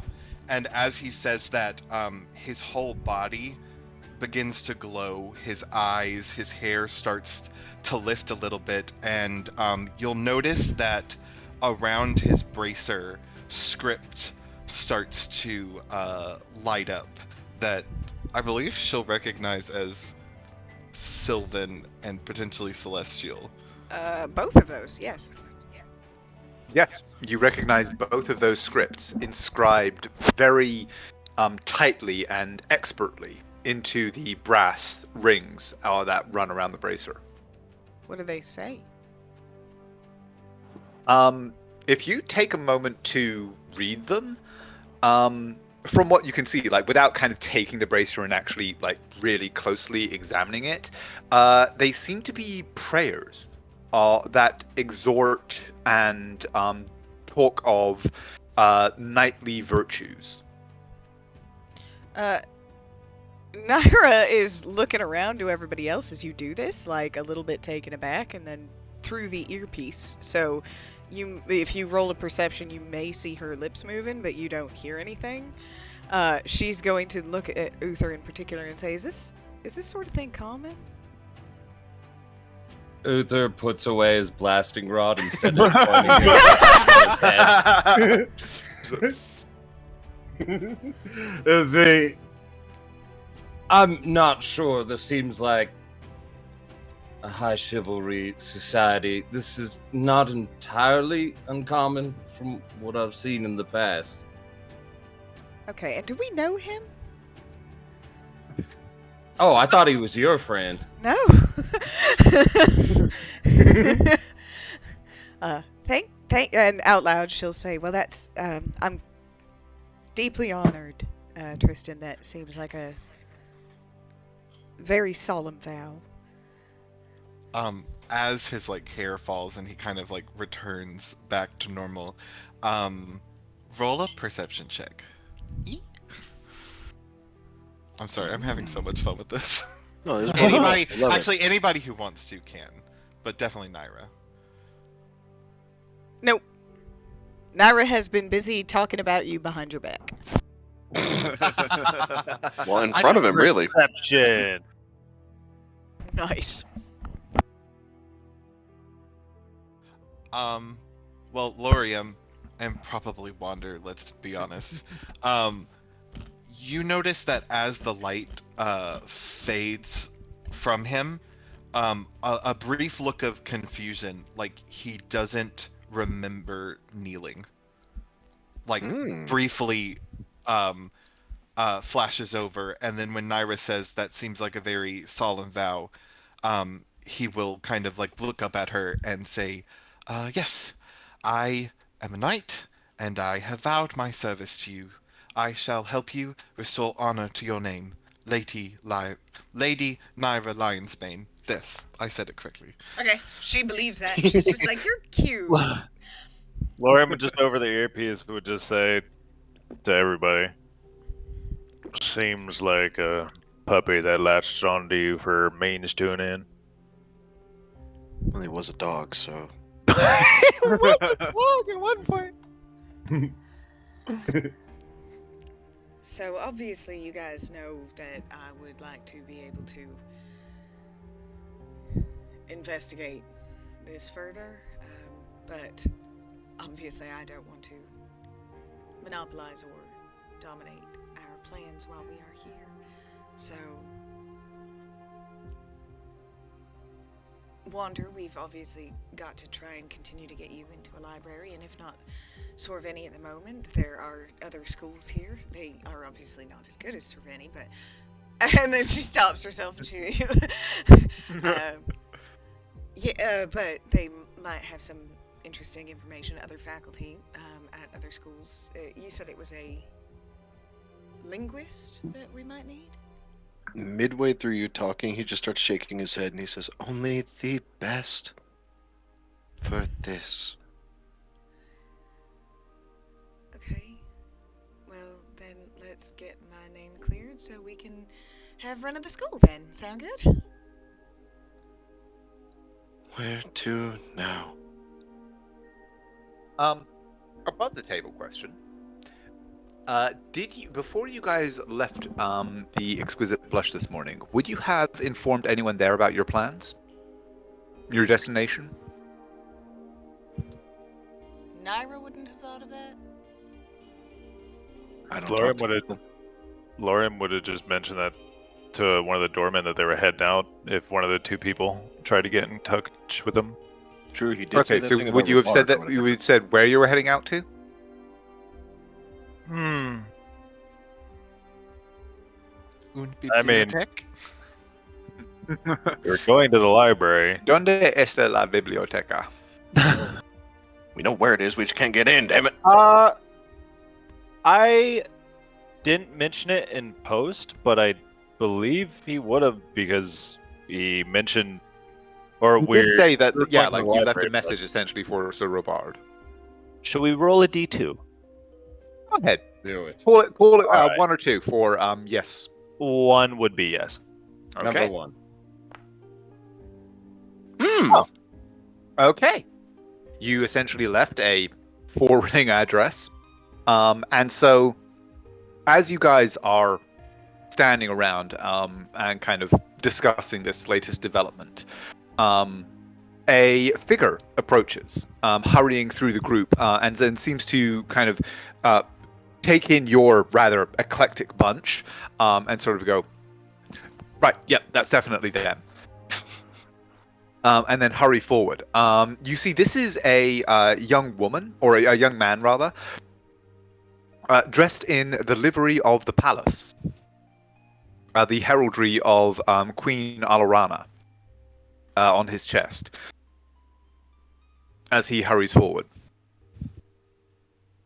And he goes, pardon me, would you be the Lionsbane party? Yes. Oh, very good. I bring a message from Lady Loretta from the palace. She would ask that you attend her at your earliest convenience. And where could we find her at specifically? The Summer Palace. She is a guest of the Queen. Alright, as long as we could just ask a night there and get led over. Yes. She has said that you are acting as her retinue during her stay here. Yes? Naira's like, excuse me? This is true. She Excuse asked me? Lorium and Wander. I will actually Here you start casting sending to her. He goes, very good. Well, I shall tell her to expect you. Good day. And then I scurries fl- off, unless any of I- you try and stop him or ask him further questions. We trip Nope. him and take his lunch money. I flip him an electrum. Thank you kindly, my lord. Pillars go with you. And then scurries off.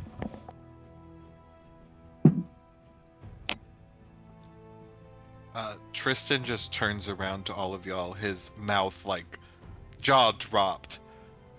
I didn't realize you guys were so important. The titles didn't give it away.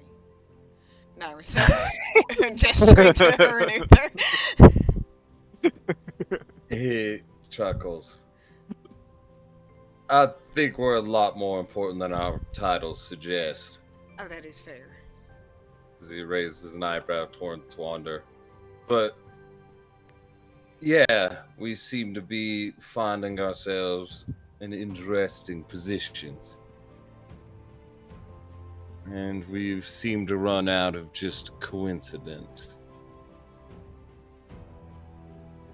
Wander, I'm going to find a way to get you in that library, even if I have to come at it in a different direction, as someone as a lord.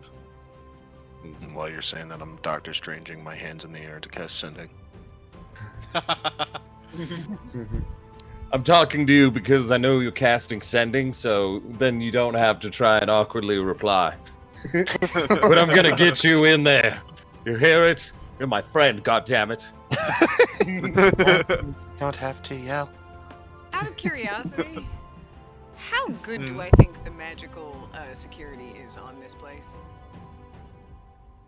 I mean, without even rolling, like, pretty damn good. Really should be the best like, well, for one thing, for free, you know that there is a field, like an enchantment cast upon the building as a whole, which prevents any teleportation or illusion cast within its confines.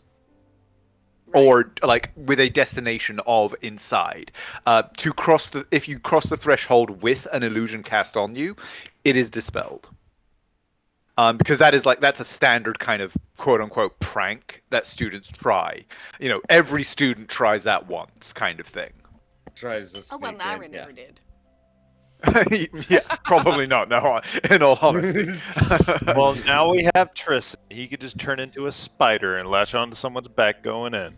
But yeah, you know that as like that is just a publicly known portion of its defenses, but you also know that within like there are a great number of like unseen servants that help with the record keeping of the library and assist the librarians, and it is well rumored among the student body that these are not, the unseen servants are the first tier of the unseen protections that this library has. Although now Naira's like thinking about Lorium's idea. Why don't you just like become like I didn't say that out loud. Yeah, but Naira would get there. Why don't you just what now? Like become a mouse. You can change into animals. Oh. Eh? Oh, yes, I do have that. I do have that ability. Yes, that is something I could do. Would you like me to do that, Lady Naira? Oh, well, no, it's just a. You know what? We'll find a way to get you in there. Don't get yourself into trouble. That's not a good idea. Second question. If I heard this correctly, Professor Gondor, his offices are in the library or thereabouts, and he said we were free to go to his offices. Well, we were Right. free to ask to be escorted to his offices, I believe. Right. That makes sense. Well, no, you would know that essentially Professor Gundor maintains a it's called a workshop, that because by dint of being a dwarf he is considered a craftsman, but is largely kind of a scriptorium. that is adjacent. It is kind of a part of the library structure, but not within the confines of the Grand Archive itself. So it is adjoined to, but not within. Okie doke.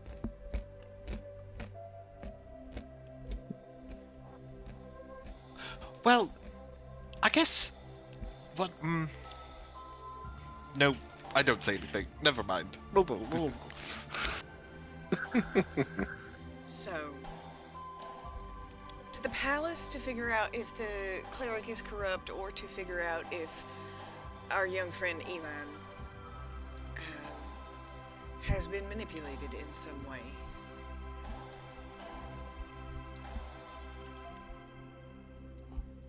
It's also finding out what the, King's aunt wants. Yeah, to the palace. That was the first thing I said. Oh, I thought that was all one thing. No.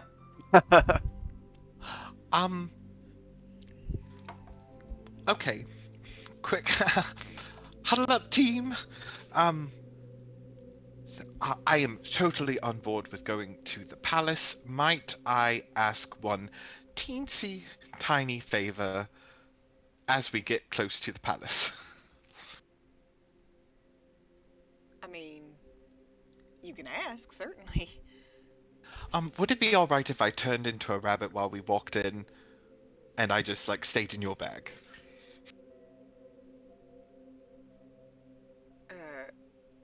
I just love the deafening silence that followed that question. Crow or nothing.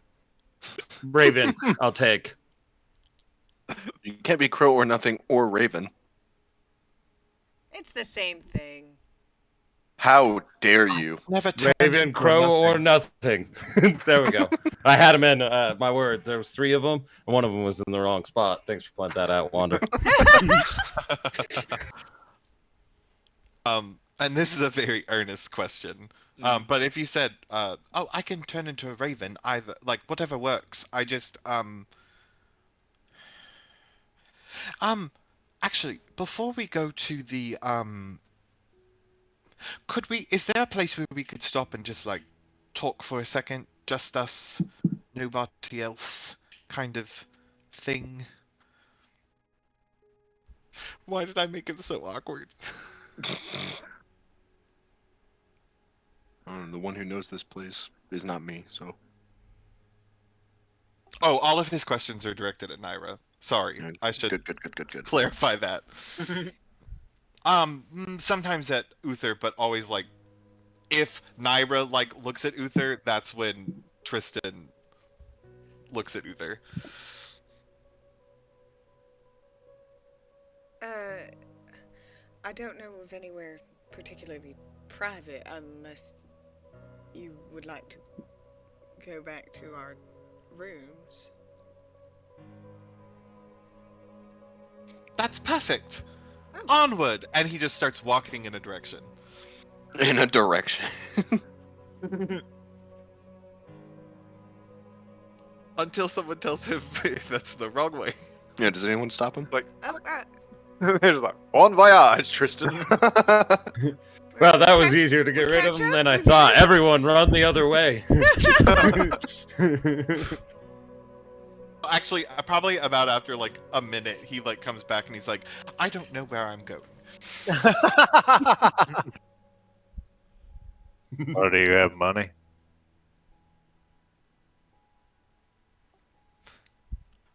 I don't think so. Insight check. No, I think I have to. I should have some money, right, Andrew? Yeah, you would have. Actually, roll me a d20. Roll me 3 d20.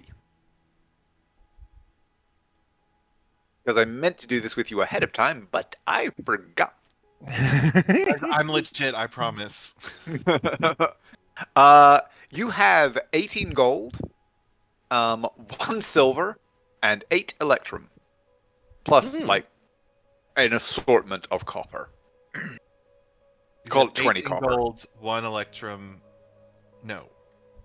Yeah, 18 gold, 1 electrum, or 1 silver, 8 electrum, because yeah, that's the way it goes. And then 20 copper. Yes, I have money. Knights have money. And he says it exactly like that too. I see. Well, if you don't mind spending money, you can stay at the same place we're staying. I don't know how expensive that is compared to everything else here. Well, I mean, I'm pretty used to like just roughing it on the road, so a room sounds very nice. Hell, just looked at Naira over there and wandered. You guys want to explain where it is? Are you familiar with the exquisite blush? Nope. All right, then, why don't you follow us and we will lead you back to the room? Is that some sort of bar? Some sort. Oh, that's awesome. I've never been to a bar in Perona. I've never been to a bar in Perona. And anybody who wants to can insight check that. I think Naira would fun. actually sort of raise an eyebrow at that. Funsies. You're a knight in Perona, right? Like, is that where your knightly order? You're from the Argent Shield, right? Do I know that? I thought did you say that? I asked if y'all had connection to the Argent Shield. I don't. Did I say I had connection? No, You you did just not say that you did, but you did like ask if You were the group had investigating. a connection. Hmm. And you're Okay. not wearing any insignias or anything like that. Or do you have a shield? I have a bracer. And I have already looked at that bracer and seen Give me a stuff on it. perception check to see how much detail you got from the bracer.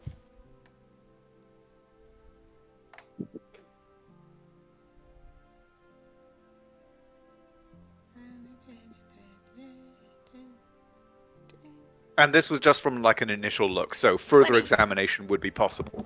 Oh wow, 20. Okay.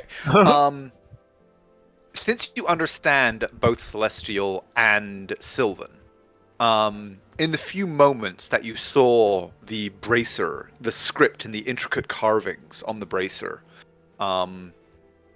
you saw them kind of traced with light as Tristan made his oath. You were able to get a fair bit of detail. And the bracer does indeed show heraldry, but not any specific heraldry. It shows a large amount of different heraldry. With a 20, I would say that you are able to see that this bracer, the prayers that you noticed, which espouse chivalric and knightly virtues, are all dedicated to the deity Meliki.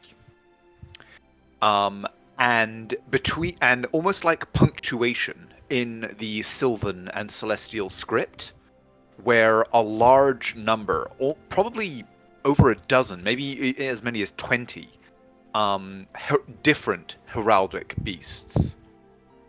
So not the heraldry of any specific knightly order, but a heraldry that covered a very broad field, including the unicorn of the Argent Rose or the Argent Shield.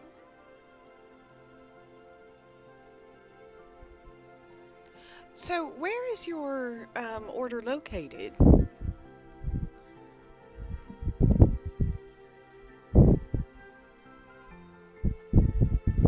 Well, that's partly what I wanted to discuss with you.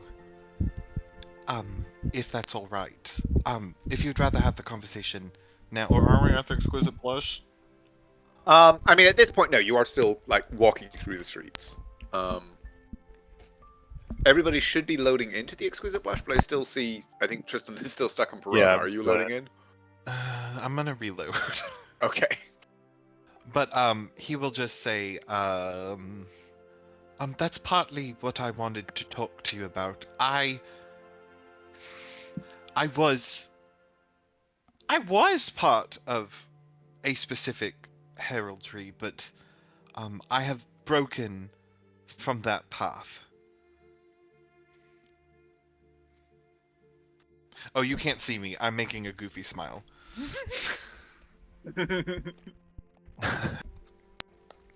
All right, well, let's get inside and we can talk about it. Yeah, and a few minutes walk does indeed bring you to the doors of the Exquisite Blush. There are a new pair of doormen. From within, the familiar, energetic, entertaining music pours forth. There are a few new people, new faces within. But you, once you present yourselves, the guest book is consulted, and you are allowed in. Lorium, as you enter, the person who kind of seems to read your name, say, no message arrived from Sir Robald, sir. Not yet.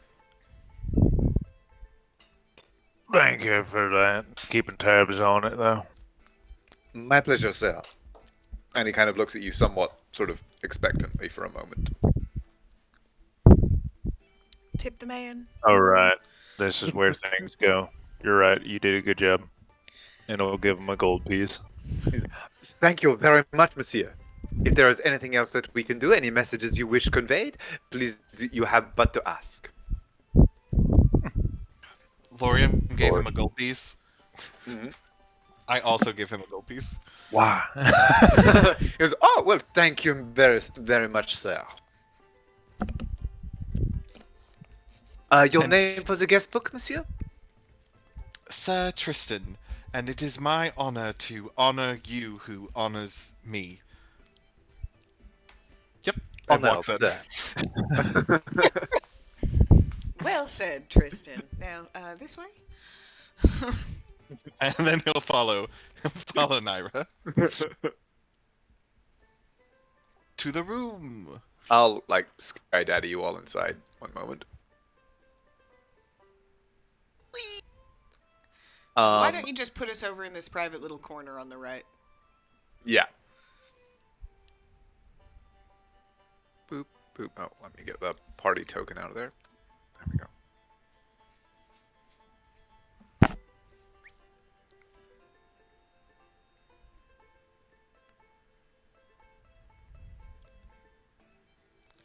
Falco has his own chair. He just curls up in it and sits there looking very proud. He's gonna His start breastplate not gleaming slightly. He's like, why has all the chairs gotten smaller? Exactly. Big dog on small chair is like front paws are on the floor. Yeah.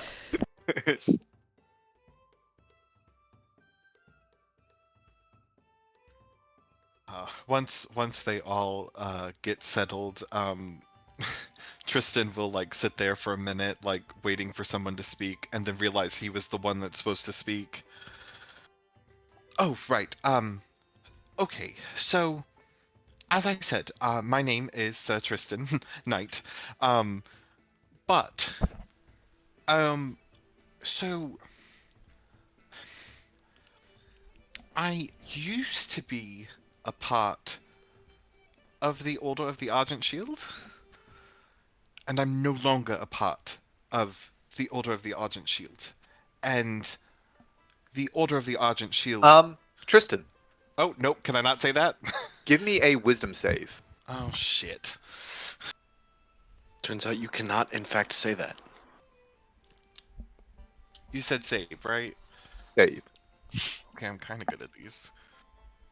Swear to God, if you have a plus 10. But He you're kind of trusts good at Naira implicitly. As you say this, you feel a kind of rebellion surging up from inside you. You are able to maintain full control to the point where, those outside, you don't see any outward sign of this. But you, Tristan, as you say, I am no longer a part of the Argent Shield.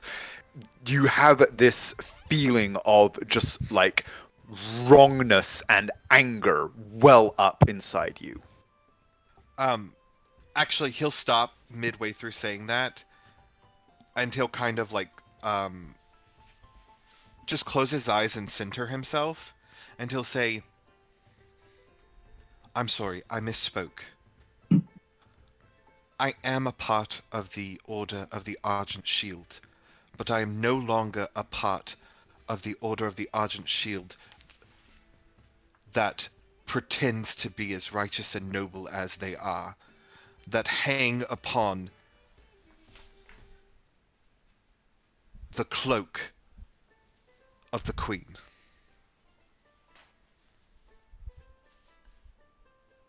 Okay.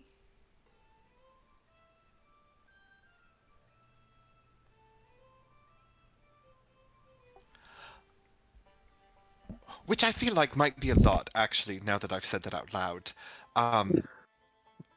So,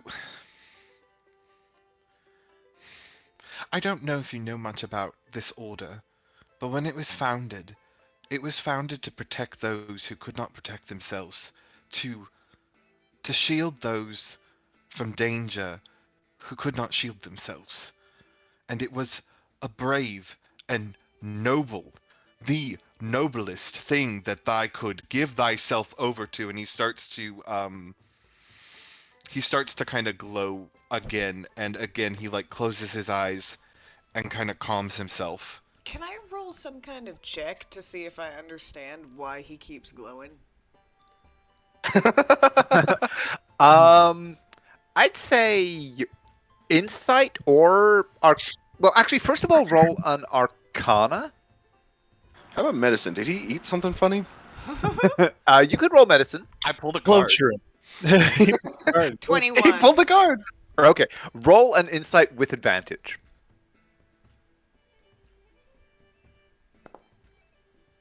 Hey, Oh! double Oh, double 19s. Like it was determined. Tristan, do you want me to tell her what she gets, or do you want to explain what she gets with the 23?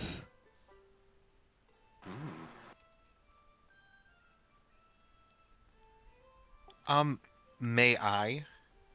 Certainly you may. Do you want to DM it or do you want to do it out loud? No, I'll say it out loud. There are no secrets here. That's not true. No, there are tons of secrets.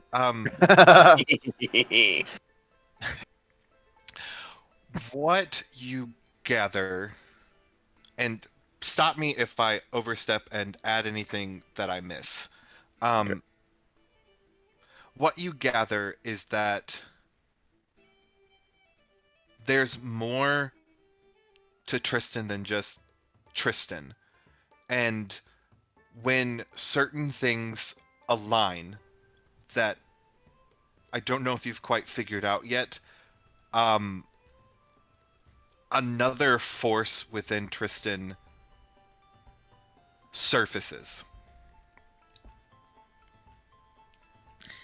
He's got schizophrenia, you guys. She says. Is there anything else you'd like to add to that? With a 21 on your Arcana, what I would also say... Oh, yeah, okay. Yeah, 21 on your Arcana, 23 on your Insight, is, yeah, in addition to recognizing that this force is that there is this other kind of influence in his personality, the manifestation of it leads you to believe that there is some kind of either extraplanar or something of that nature influence at work here. In kind of the way that this influence is manifesting. So say that last bit one more time. The way that this force that you're seeing coming to the fore is manifesting leads you to believe that there is a extraplanar bent to it. Okay. I'm to crack open the book.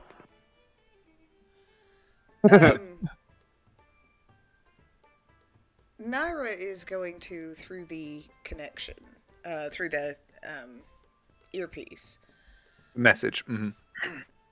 to Lorium. She's gonna say, Lorium, have you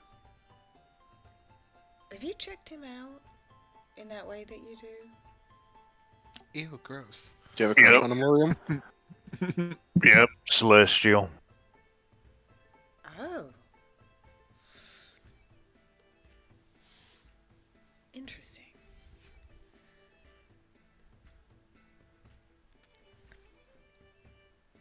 And out loud, she's going to say to him, okay, so you are not associated with the official Argent Shield organization? When you say official, he will say no, but it is not Tristan's voice alone, it's that deeper voice, and his eyes glow when he says no. They are not official. And who am I talking to now?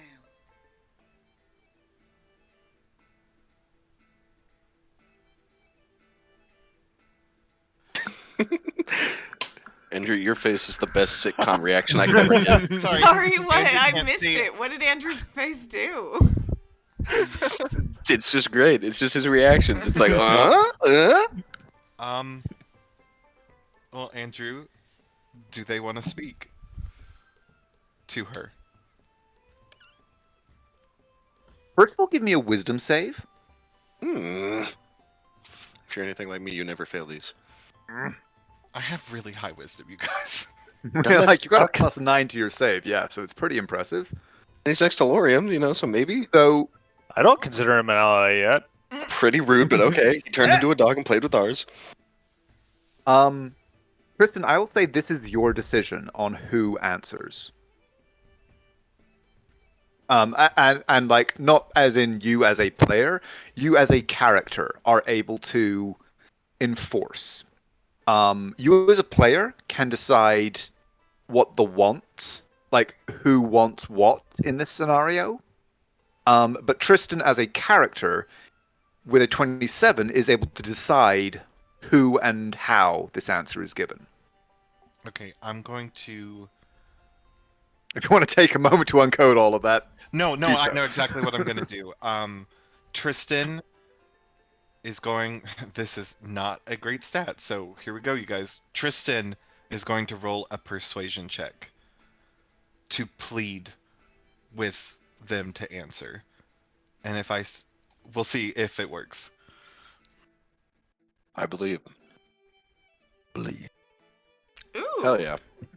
Like your fourth 18 in a row. Shit.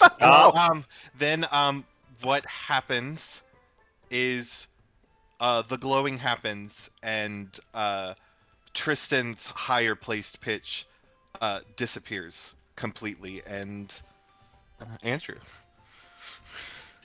A deep resonant, like the sound of the music in the exquisite blush, the light of the candles, all of it seems to fade away for a moment as this deep resonance boils up and seems to fill the room as a voice emerges from Tristan's mouth that simply says, "Argent."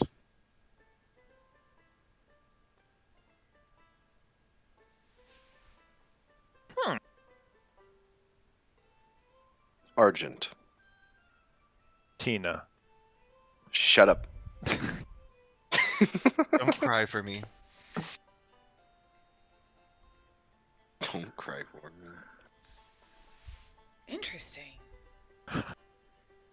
Naira sort of sits back and is now assessing this person in front of her. And as this voice emerges, by the way, the glow that you had previously seen when he gave his oath is back in full force. Like, the hair is actually kind of like almost like rising a little, as though there is kind of a force billowing out from this slight figure seated across from you. And Uther, who is sitting beside me, will notice that on his back, where his scars are, little pinpricks of light are starting to poke through the scars on his back. And anybody who's looking at him from the front, the light coming from his eyes is just ever so slightly starting to start moving outward and start overtaking the rest of his eye sockets.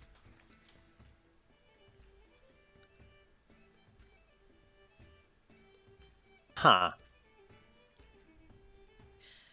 Argent is in the shield? Argent, purity, bravery, strength, defiance of evil. Sounds like a shield to me.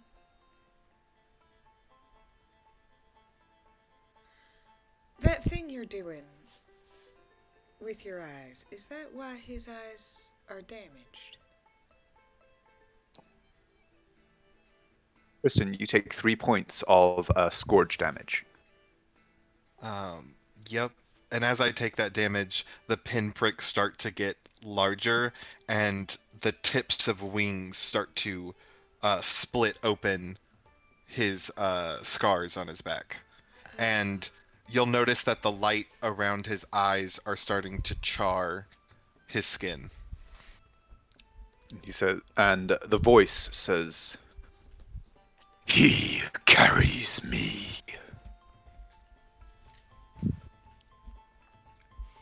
Can you bring him back before you make a scene?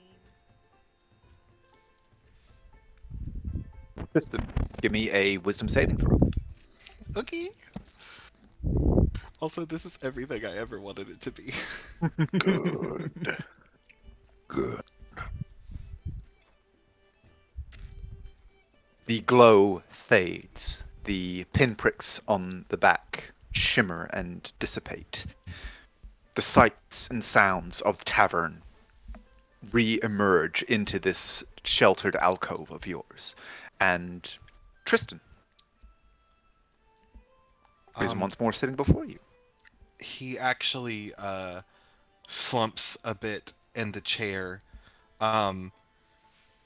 Everyone will see, but everyone who saw it before will notice the confused look that crosses his face, and then he'll just look at Naira and say, "Did it work? Did he speak to you?" Before you have a chance to say that, by the way. Aww. Not bad. Fully healed me.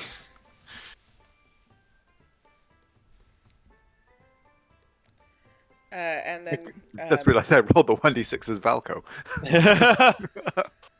and then she will what she will say to you after you start to heal is, "Welcome back."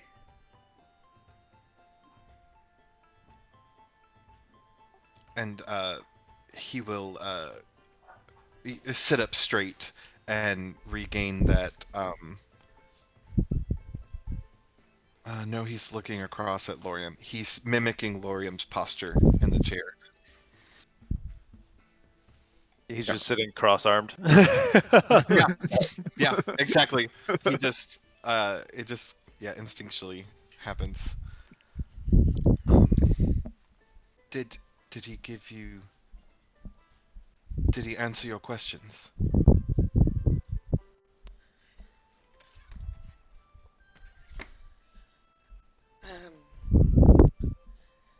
We didn't ask him too much. He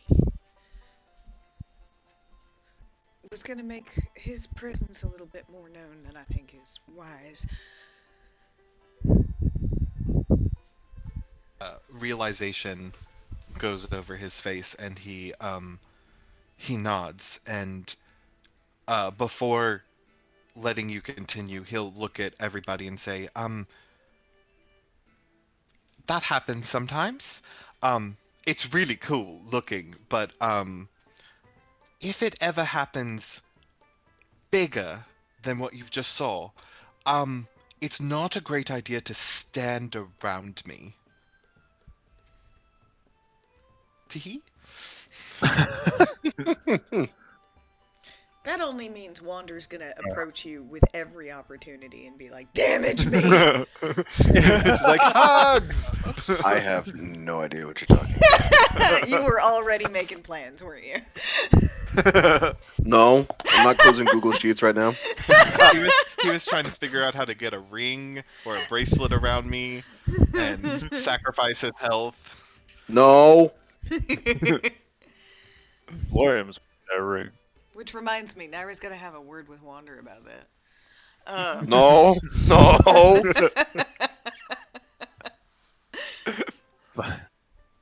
Tristan will,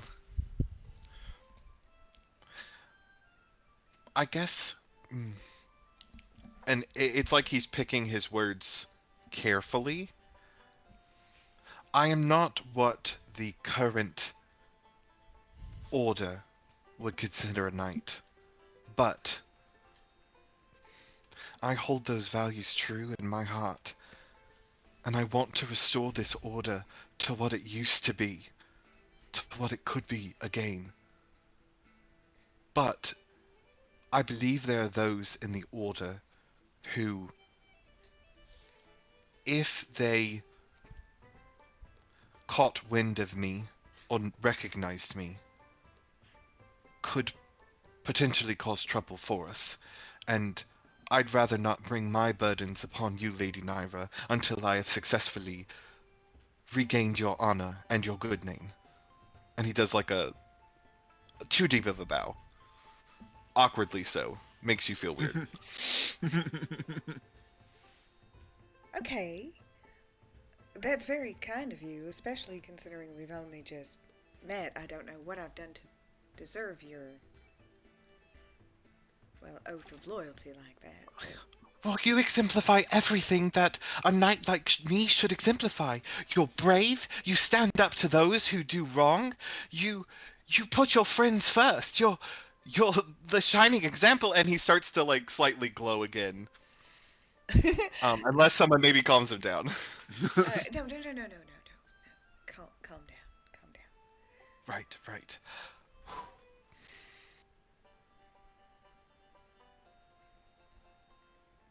And Naira's just gonna look to the other people in the group to see what their thoughts on this are. I mean, I assume Uther hasn't even noticed that those wings began to sprout.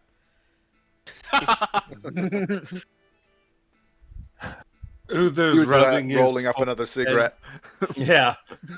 Just holding the blasting round across his lap, just like, Go ahead, say the wrong thing. Say it any once. closer, any closer. I will say, if anybody would like to roll a perception check, I just want to see if anybody gets high enough, but I'll probably message Wander or something. Oh yeah, I can get high enough. Watch this. No. I want to join the club. I want 3. I'm summoning a 3. I want a nat 20. Nope. Almost, though.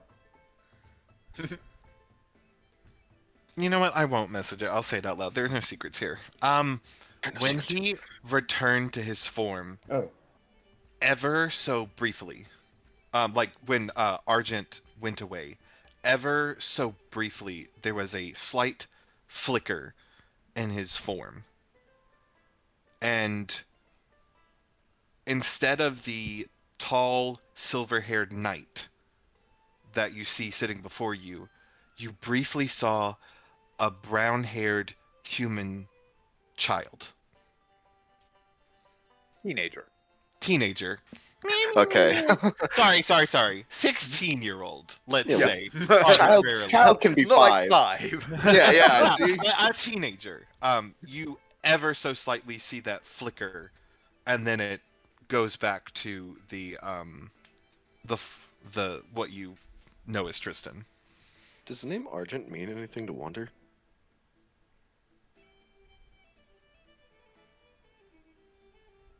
Let me think about what you could roll. Roll a persuasion check to ask God to tell me what I want to know.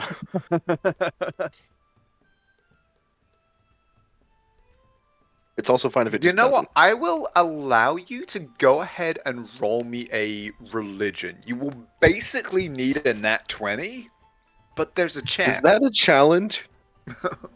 Yes. Someone did do the recap, so. Wait, yeah, I was about to say. Shit! Oh, fuck, I forgot. Yes. I wouldn't have done it if you didn't issue the challenge, but here we are. Let me give you all my backstory now. I love it. I love it. I mean, are you gonna Critspiration this? Absolutely, you issued a challenge. Yes! This is the best use of Roll a inspiration I D20 have just in case. literally ever seen. Roll a d20. Just Roll a d20 just to see. Roll a religion check. Oh my gosh! God. You bet your sweet bibby I'm critting that. Okay. Give me a sec. Go on. No, take the time. Let me decide what I can say. Shit. If it's a player thing, then don't worry about it. We'll save it for a rainy day.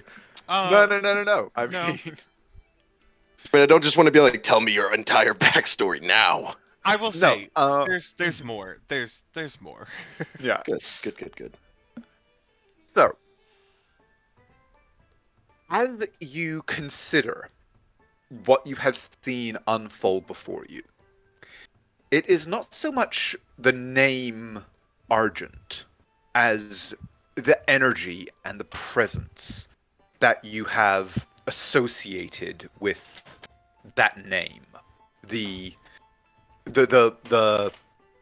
words, the presence that was felt when it, whatever it is, responded to Naira. The name Argent is, you recognize this as not meaningless, but a mortal name for something that is not mortal. There is an energy, a presence that you recognize instead.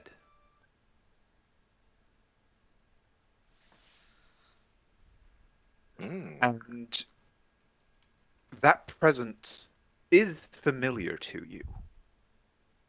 If not in person, in concept.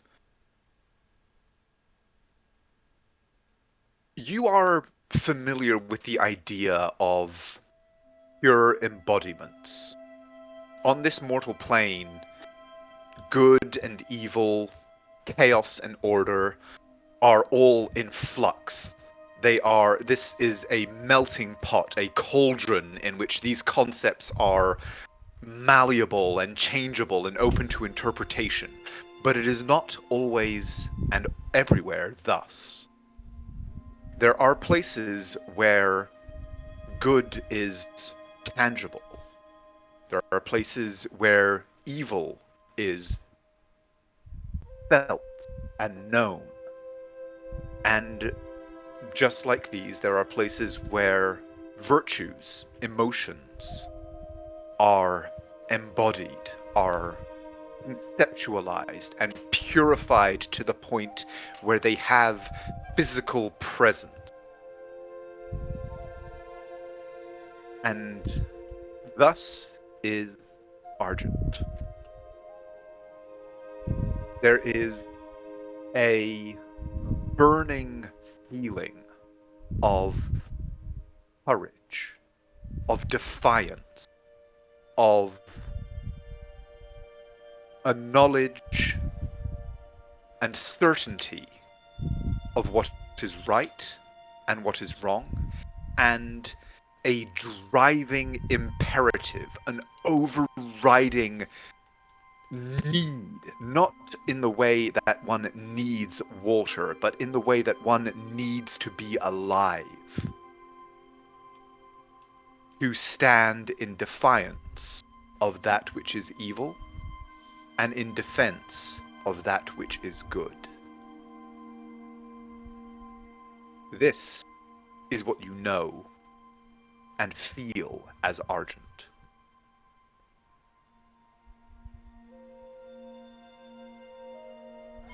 Cool. And with this,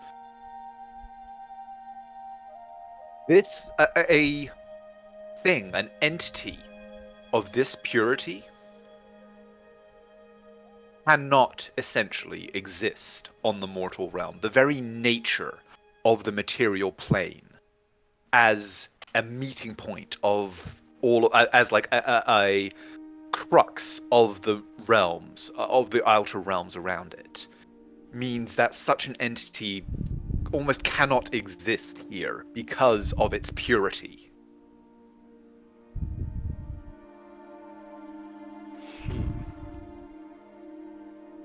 Interesting. I'm a little choked up over here. That was beautiful. Isn't it crazy? You give him like a paragraph and he turns it into a beautiful novel. You're like, the cape was red, and he's like, the beautiful, luscious linen cape was draped with shit. See, I don't know how he does it.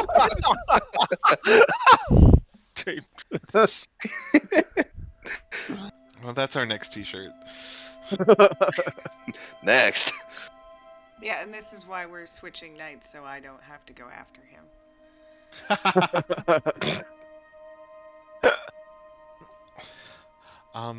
So yeah, Tristan is sitting in front of all of you. I think he's relaxed his posture once he realizes Lorium's might be a little too aggressive. He is a little self-aware. And he'll just kind of say, knowing all that, and he'll look to Naira, will you still accept my vow? Oh, I didn't actually know I got much of a choice in that. Oh my god, I am so sorry. No, consent is, I am so sorry. That was my, damn it. I can try again. And he kneels down in front of you and grabs your hand. And he'll light up and everything and do the whole like, oh, this is my solemn vow. And he might have gone a little too far, so I'm gonna roll another d6 of damage. Uther's pointing a blasting rod at the back of his head again. There it is. Lawrence is across the they're just like slowly like raised hand, like drop it. Come on, just slow down. And Naira through the connection is like, he didn't ask again, right? Shit! Oh, You didn't hear that. That was through the. I mean, no! he just said it was important. So, I mean, you can say no. Just. No, as he finishes, he will say, will you accept this solemn vow? She says no. Sure thing, Tristan. Thank you. And then he'll put his hand to his chest and use his Aasimar ability to healing hands and just take that 4 points away. His what ability? Sorry. I think I have healing hands. You might have just revealed something we didn't know. That's an Aasimar ability. Yeah. Well, you still don't know it. You still don't know it. Shut up. Characters don't know. I just heal myself. That's all you do. Yeah, Lorem's like celestial. Points. Just points. Celestial. Look at him. Point and laugh. Well, I don't know. He's like big on vows. Maybe he's something like you. Nightly. Big on vows. Can do the healing stuff. Although I've never seen you turn into an animal. I'd like to.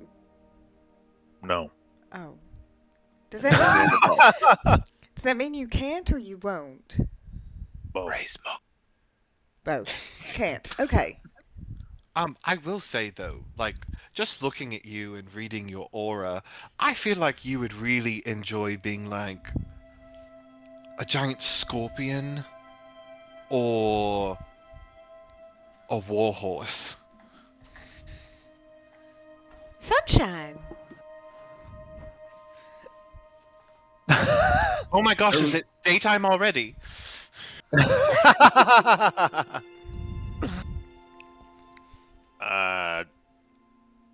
have a war horse companion. I don't need to be one. She already Right. understands me. Because how would a horse sit upon a horse? Huh. You just stack them like a horse ladder. Well, You can? when a mommy horse really loves a daddy horse. You don't do that. Oh, he, Go when you on. start saying mommy horse and daddy horse, and start Don't going really on the first, say it. he like blushes intensely. Okay, you're looks away. editing Sunshine in the back there. Yes, she is still here. Would we have been here for like maybe, I don't know, an hour? This Why? point, maybe probably about like half an hour or so by now. Okay, and I guess me lighting up flame on wouldn't count as a short rest. No. Okay, well, I tried. Right, so back to my original proposition. Would it be okay if I hid out as an animal at least while we got inside the castle? Ding. That was him smiling. Raven or nothing. Well, you heard the man raving or nothing, but would they be able to detect something like that? Or are you actually like a raven? In disguise.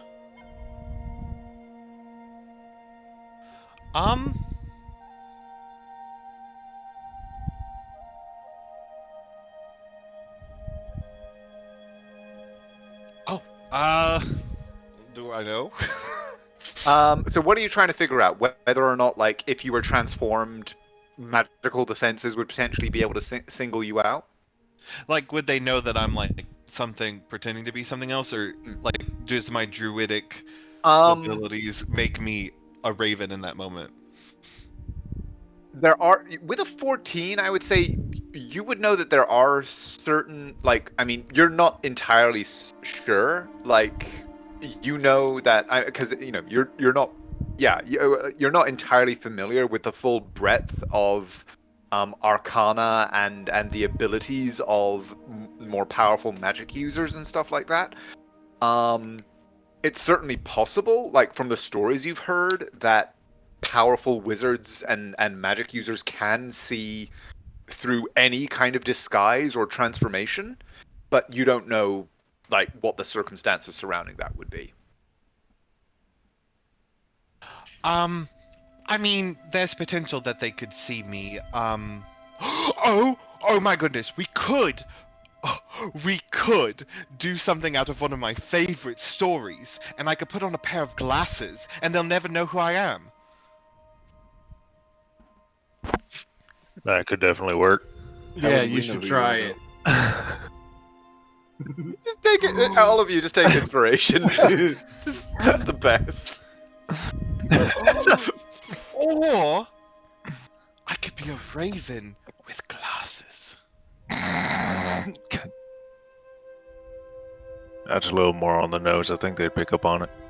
Well, he doesn't. I don't have a nose. I have a beak. Oh, right.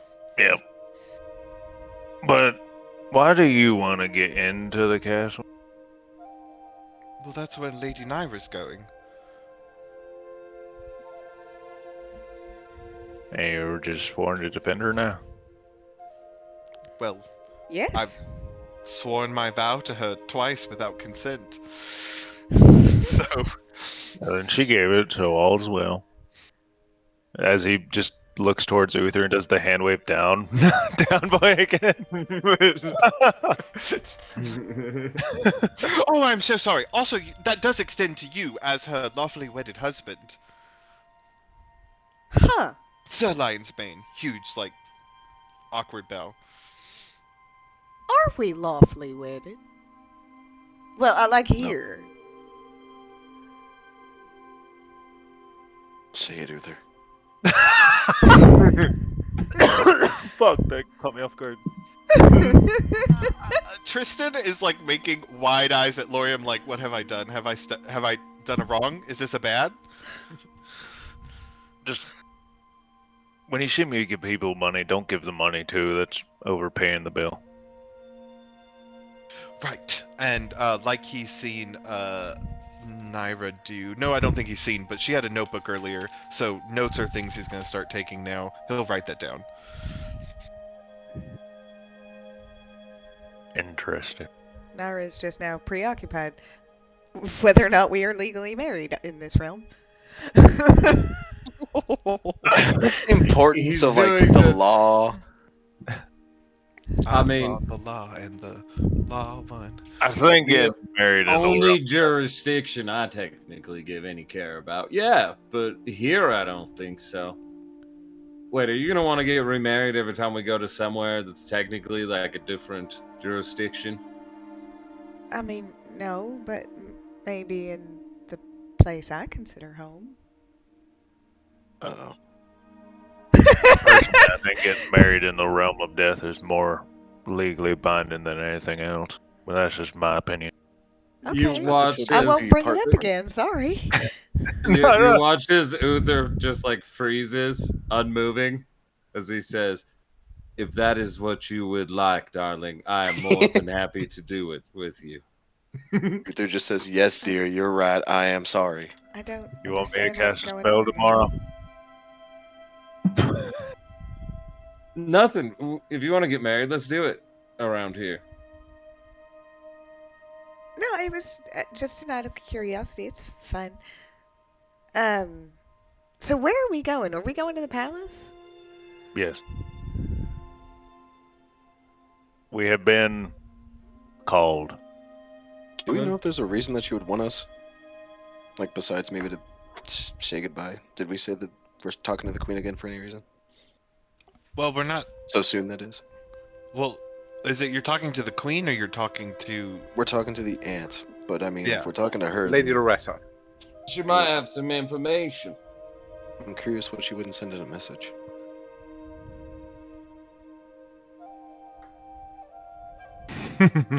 Maybe she knows a way to clear Lady Naira's name. Well, she doesn't know about that. Oh. Right. And then he opens up his notebook and scratches out something. How many times have you had your teeth smashed in?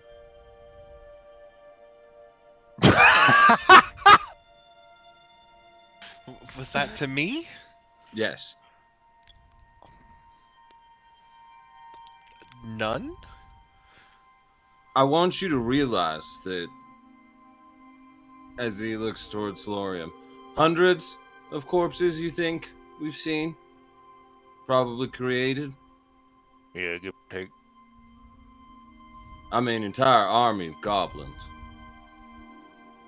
Yeah, that was the thing. And the dragon who thought he was some kind of god.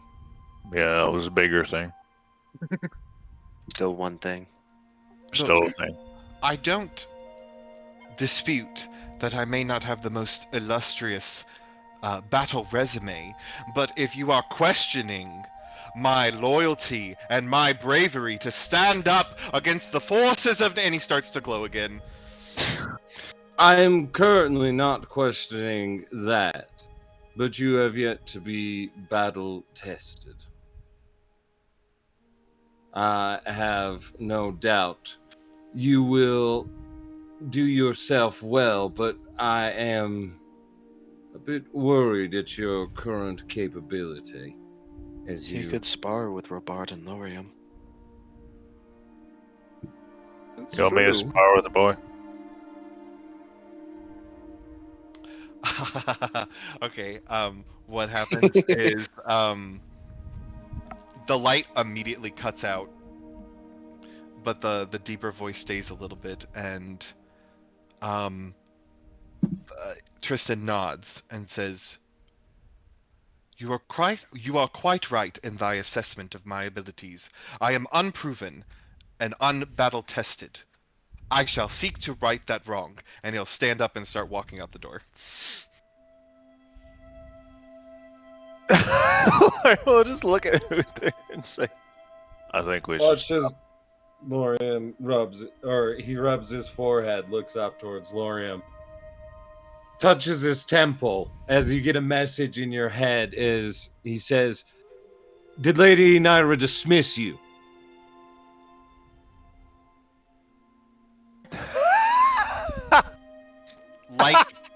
like a child who has been chastised. Like, I know I'm in so much trouble. He just comes he peeks around the door, head down, walks up, stands in front of Naira, and just like head down stands, awaiting punishment. I thought you were headed outside. We were just getting up to follow you. You are both evil. I don't know that he said that. He did it with the none of us Xavier, right? do. Yeah. Yeah. He just came We know he back did looking the thing. chastised. Naira's being perfectly pleasant. I wasn't talking about the characters.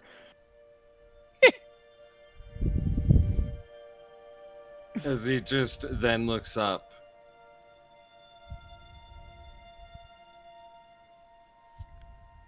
Go on.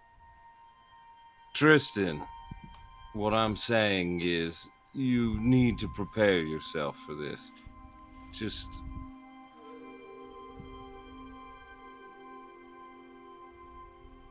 try and see beyond just your base structure. It's a great place to start.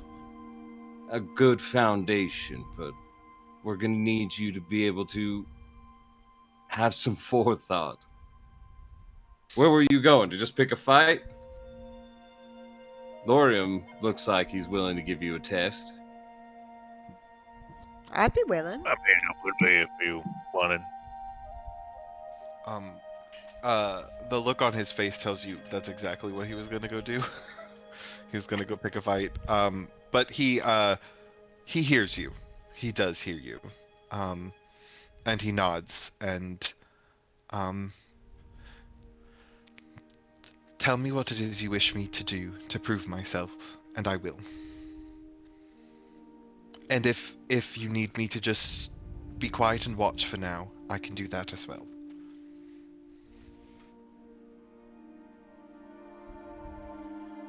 Humility. I like it. Let's head towards the castle. And perhaps they've got somewhere they'll allow us to spar.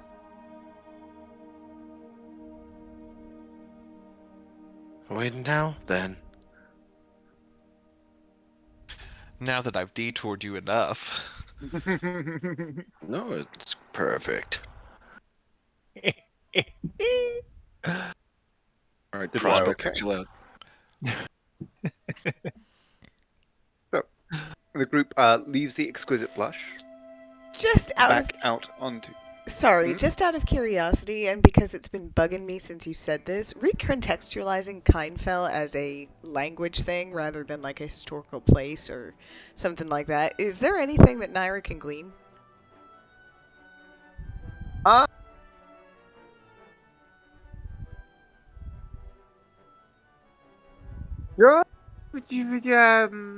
ahead and roll me a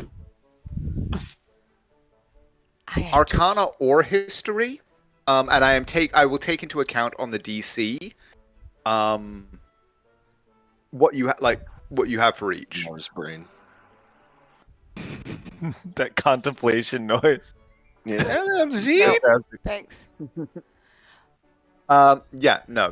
It's an interesting new avenue of thought, but you can't draw any conclusions from it at this point.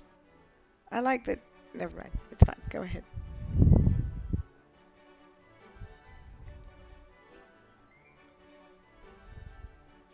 Okay. So, making your way across the Ilya, you cross the bridge on to the Summer Isle, as it is known, being home to the Summer Palace. presenting yourself at the on the grounds of the palace. How do you introduce yourselves when you are challenged by a guard? How did they, how did Lady Loretta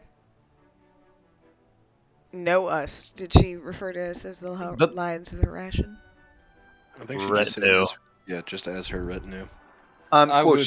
She referred to you, Wander, and Lorium. Yeah, while you were in her presence, she referred to you as her retinue. Yeah. The message was for the Lion's Bane party.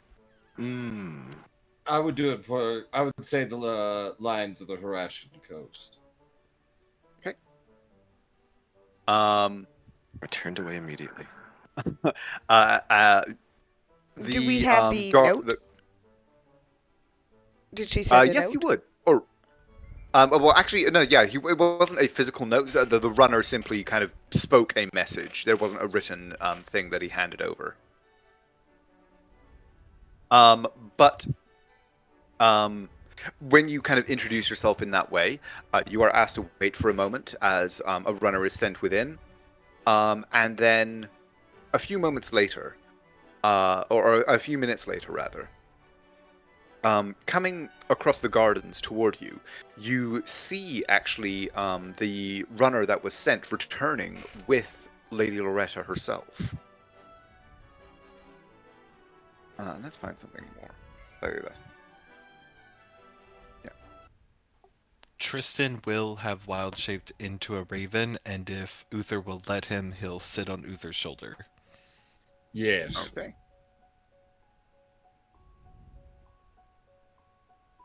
This feels like bad news music.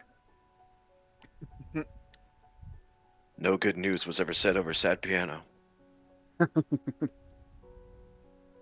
was going for more kind of, ethereal, but okay. Oh, ethereal, sad, same thing. I mean, I used to always play sad piano in the barracks. It was fine. Yeah, what do you mean? Lorium carries around a piano. I forgot about that. I could have hidden the piano! No, there's no piano. It was a joke. So, the runner kind of jogs on ahead a little bit of the lady as she is approaching. And sort of nods to his companion and says, "Zia allow to enter." And he kind of steps back and allows you to enter the palace grounds itself, where you're walking among these very intricately manicured gardens. Lady Loretta, for her part, as you arrive, kind of smiles in greeting, and says, "Lord and Lady Lionsbane, thank you for attending me. Lorium, Wanda, I'm glad you could come. Please, walk with This me." is our new acquaintance, Tristan, Sir Tristan. Oh no, you're not here. Never mind. Ignore He's me. a raven. Yeah. It's a raven. Immediately outs him. This raven right here. No. Raven. And as you start to kind of walk with her, she does not, rather than leading you back toward the palace itself, she leads you down like one of the avenues in the garden. And as she does so, she speaks somewhat quietly, and she says, I hope that you have no objection to walking through the gardens. I was offered the use of a chamber within for any discussions I cared to have, and well, let me just say that I do not trust to the privacy of any conversation held within those walls. Oh, it's such a lovely day. Who would want to be cooped up inside anyway, Lady Loretta? Indeed. You are so amenable. Well, It's like a downpour.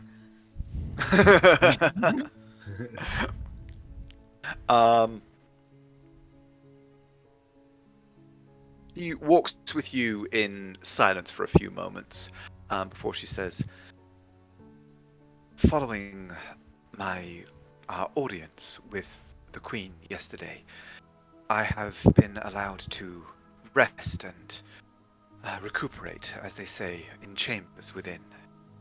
I have not been idle during that time and have done what I can to take the temperature of this place and those within it. And, well, things seem to be in a precarious balance.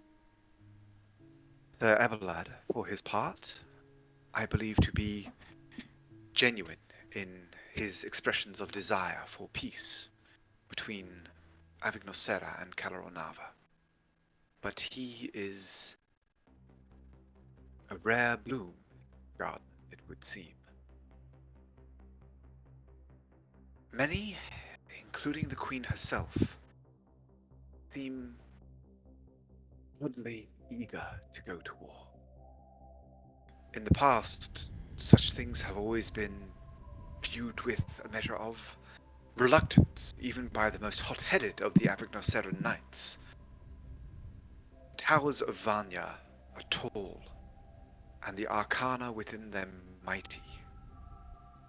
Were an army to march upon Vanya, and they to stand in its defense, there is little doubt of the havoc that they would wreak in amongst even the mightiest of hosts. But the concerns seem far from their minds. It could simply be the nature of the Knights of Avignosera. They have always been hot-headed, unconcerned with anything but the trappings of glory and chivalry, as they call it. But, well, given what we know of the workings within Vanya, the nature of what has stoked the tensions between our kingdoms, I cannot help but feel that there is more to uncover here. But why would they want to go to war when they can just... The issue happened on neutral ground. They can just go there and see the desecration that occurred. That it wasn't from either side. We have the fucking body of one of their followers.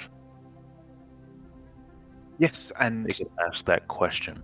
fortunately, well, the reason that I have been allowed to maintain my status and granted protections as a diplomat is that the events of the Isle are, to a degree, beyond dispute.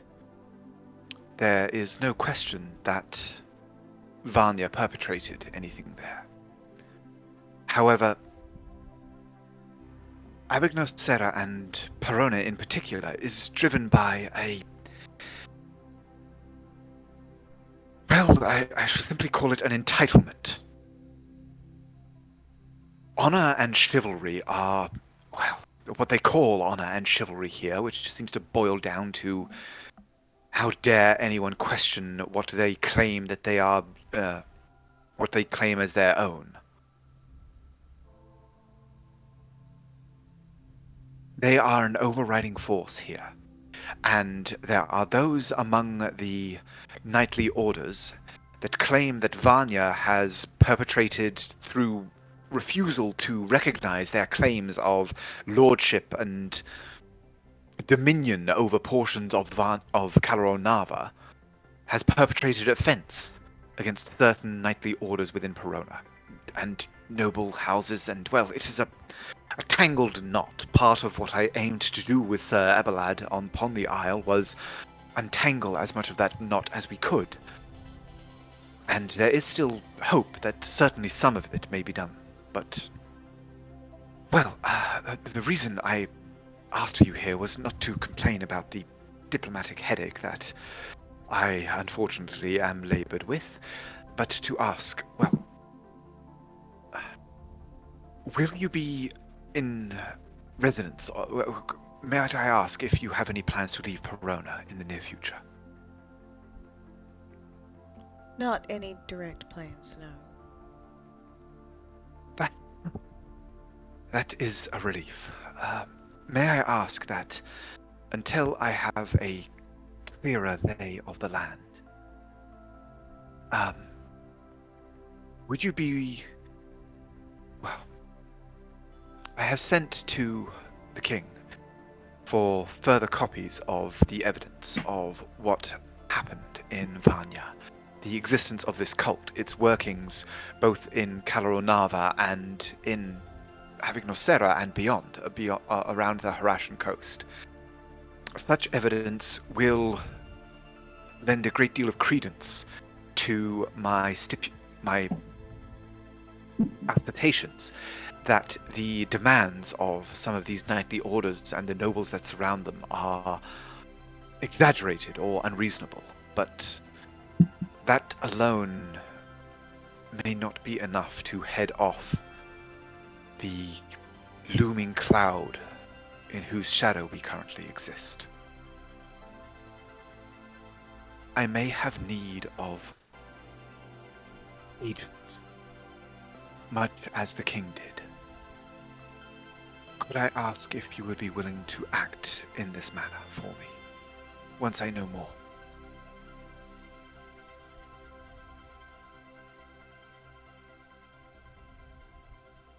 Lauren would just look down to Uther and Ara and Wander and a crow. Raven. Raven. No. That's We made an so important good. distinction.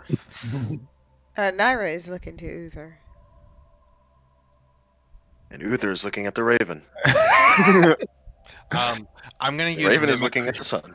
I'm gonna use mimicry and mimic a person whispering to Uther, and just repeat her saying "act."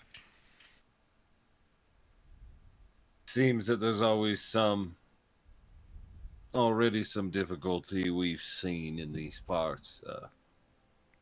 I think we could help, especially because we need to find our way into that library. But can I ask that a part of this, that you wouldn't mind continually getting updates about that nasty nightmare cat, in case there's any more of the sightings or seeings, as that is a part of some of the promises we've already made. Yes. I have not yet sent my courier. I wished to, well, determine your stance on things before I made any communique. And besides which, it takes some time to code such things. I have little doubt that, regardless of the assertions that I have been given of privacy, that, well, any message I send via official means here in Perona will be the opposite of private. But I shall certainly include a request for any further information. But I cannot tell you what a relief it is to me to know that I am not entirely without allies here. My Lord and Lady Lionsbane, and she actually reaches out and takes your hands and says, I assure you, myself, King Mercutio, Vanya, all of Kalaronava, will not forget the service you do us and all of the people of the Harashan coast by helping to avert the war that threatens us. I shall write to the king of it, and as soon as I know more, so shall you. I do not know precisely how long it will take. I shall be paying the guild for their swiftest communique. 3-4 days at most. But I shall know more then. Out of curiosity, how sensitive is this communication you're sending? And she says, well, I cannot say that there is anything that I plan to include that would be overtly damaging. Well, I suppose it depends on who reads it, but certainly if it were passed to the Queen, whilst it would be a source of embarrassment, it would not be too damaging, I suppose. Why? Well, I may know a more discreet way to pass information along. And at this point, she actually looks at Wander and says, "Oh, you mean your companion? Or have I misunderstood?" And Naira sort of tilts her head and she goes, well, can what you want to say be said in 25 words or less? Or fewer? Thank you. She kind of goes, a great deal of it, I suppose. Yes. Wander, do you think you could help, or should we come back tomorrow? If you'd like to help at all. I can now. He pulls out his symbol and holds it like a pencil. Then yes, I do mean my friend here. And she reaches over and lays a hand on your shoulder, Wander, and goes, "Oh, thank you. And you as well, Lady Naira. Yes, give me a moment to compose." You're welcome, Andrew, to spring this on you. Well, and actually, as it's getting toward 1 a.m., I think as she pauses to compose her her message, her sending to King Lortusio, that might be a ideal spot for us to end it for the night. Unless there was anything that you guys wanted to make sure that you did. Tristan and Lorian want to fight now. No. At some point during the conversation, Tristan would take flight and fly around, I think, the courtyard where they were, or outside. The gardens, yeah. Yeah, I just want to take note of anyone, like guards, anyone who is paying attention to the conversation. Give me a perception check.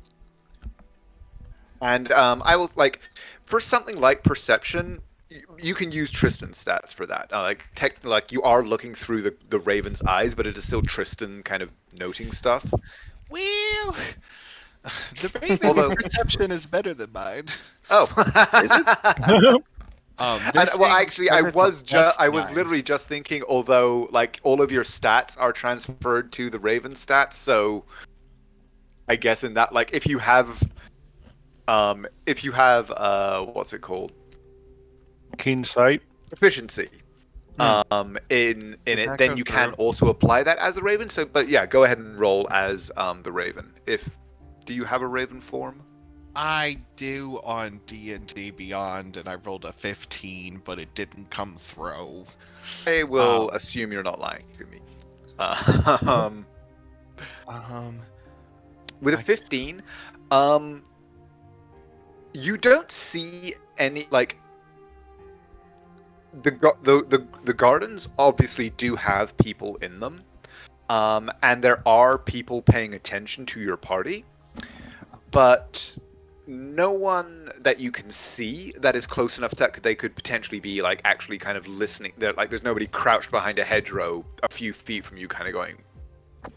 Like, the nearest watcher that you can really kind of see is like a liveried guardsman about like 100 feet away, who just seems to be standing at his post and is looking at the party as in, like, oh, you're the most interesting thing going on right now. And I also want to take note, if any of the, like, guards people have any heraldry of the Argent Shield. I don't know if my 15 gives me that. With a 15, you do see, like, a knight of like a couple of knights in the armor and heraldry of the Argent Shield. None in the immediate vicinity, but, like, certainly on the gates into the palace itself from the gardens. There's a couple of them standing there, along with a squad of, like, other guardsmen. but there's none like those are like you would expect to see them there. They are, after all, the summer guards. So there's nothing that like makes you think that there is an unexpected or untoward presence of the Argent Shield. Okay, cool. Well, then he will fly back down and come in for Naira's shoulder, and remember that he's supposed to be on Uther's shoulder and do like a flyby and come back and land on Uther's shoulder. Okie dokie. Cool.